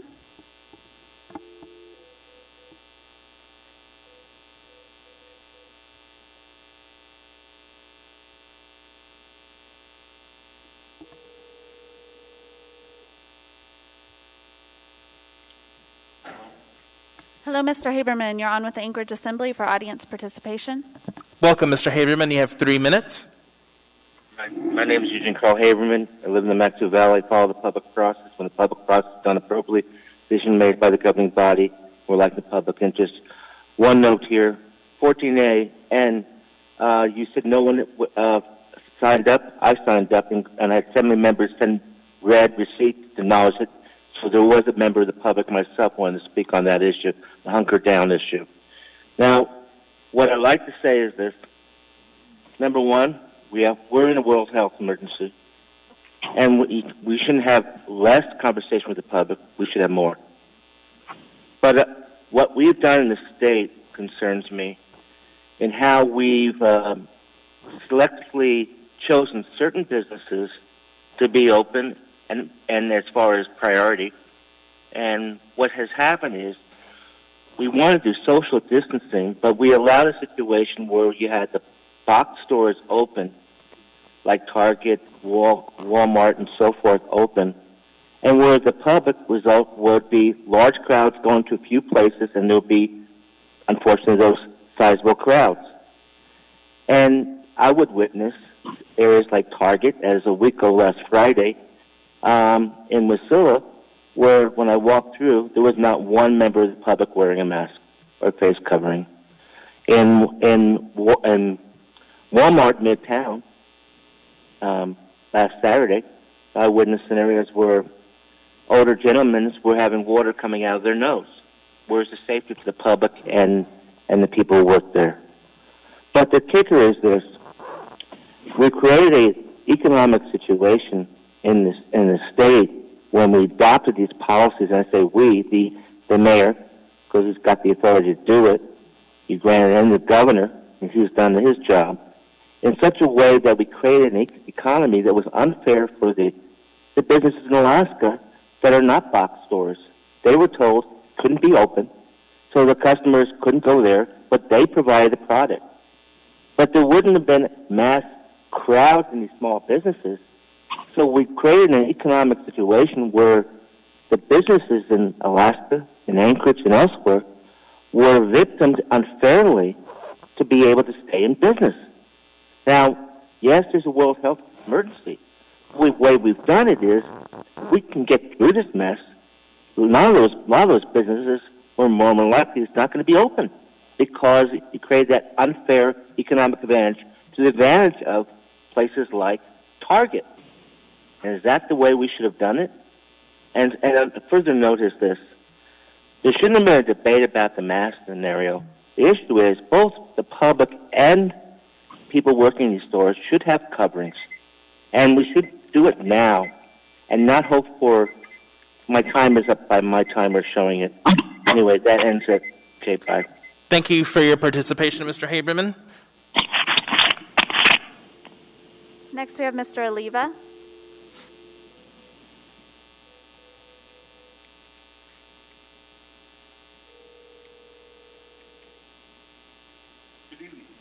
Hello, Mr. Oliva. You're on with the Anchorage Assembly for audience participation. Welcome, Mr. Oliva. You have 3 minutes. Here, I'll get straight to the point. It was mostly on this easing up. It's really sad that you can ease up on a restaurant or ease up on another business with multiple contacts, less than 6 feet, you're going to come in contact, but you got an empty assembly chambers. And I think the right to appear before the government and basically voice your concerns, but it's falling on deaf ears there at the assembly. This homeless issue and the sanitary conditions that exist at 3rd and Ingram, I mean, the mayor, this is going to follow you to the grave because you're going to put people in the grave and it's going to be on your back, along with your staff, especially Nancy Burke. And I'm really sorry that Chris Constant had to come forward and verbalize she's doing a good job at close to $1 million in salary. And we close all the businesses across the city. I mean, really put people out of work. And you can't close a homeless camp. That's inept, incompetence, and just really, truly lack of leadership. So, clean up your act with getting us to make personal appearances. Mr. Haberman is right. I mean, this isn't democracy. This is Trumpism. You turned in, Berkowitz turned into Trump. And if he asked for condensing of words and euphemisms, they got a little initial for him. NBB, no balls Berkowitz, because he doesn't have the courage to come forward and do what's right to protect this city. He'll give it away to someone who doesn't deserve it, and he's going to kill us all. Do you have any questions? No, I don't see any questions. Well, if Okay, so usually we'd go through the dais and have assembly comments, but we don't have time for that today. I'll go ahead and entertain a motion to adjourn. Move to adjourn. Okay, we're adjourned. Thanks, everyone.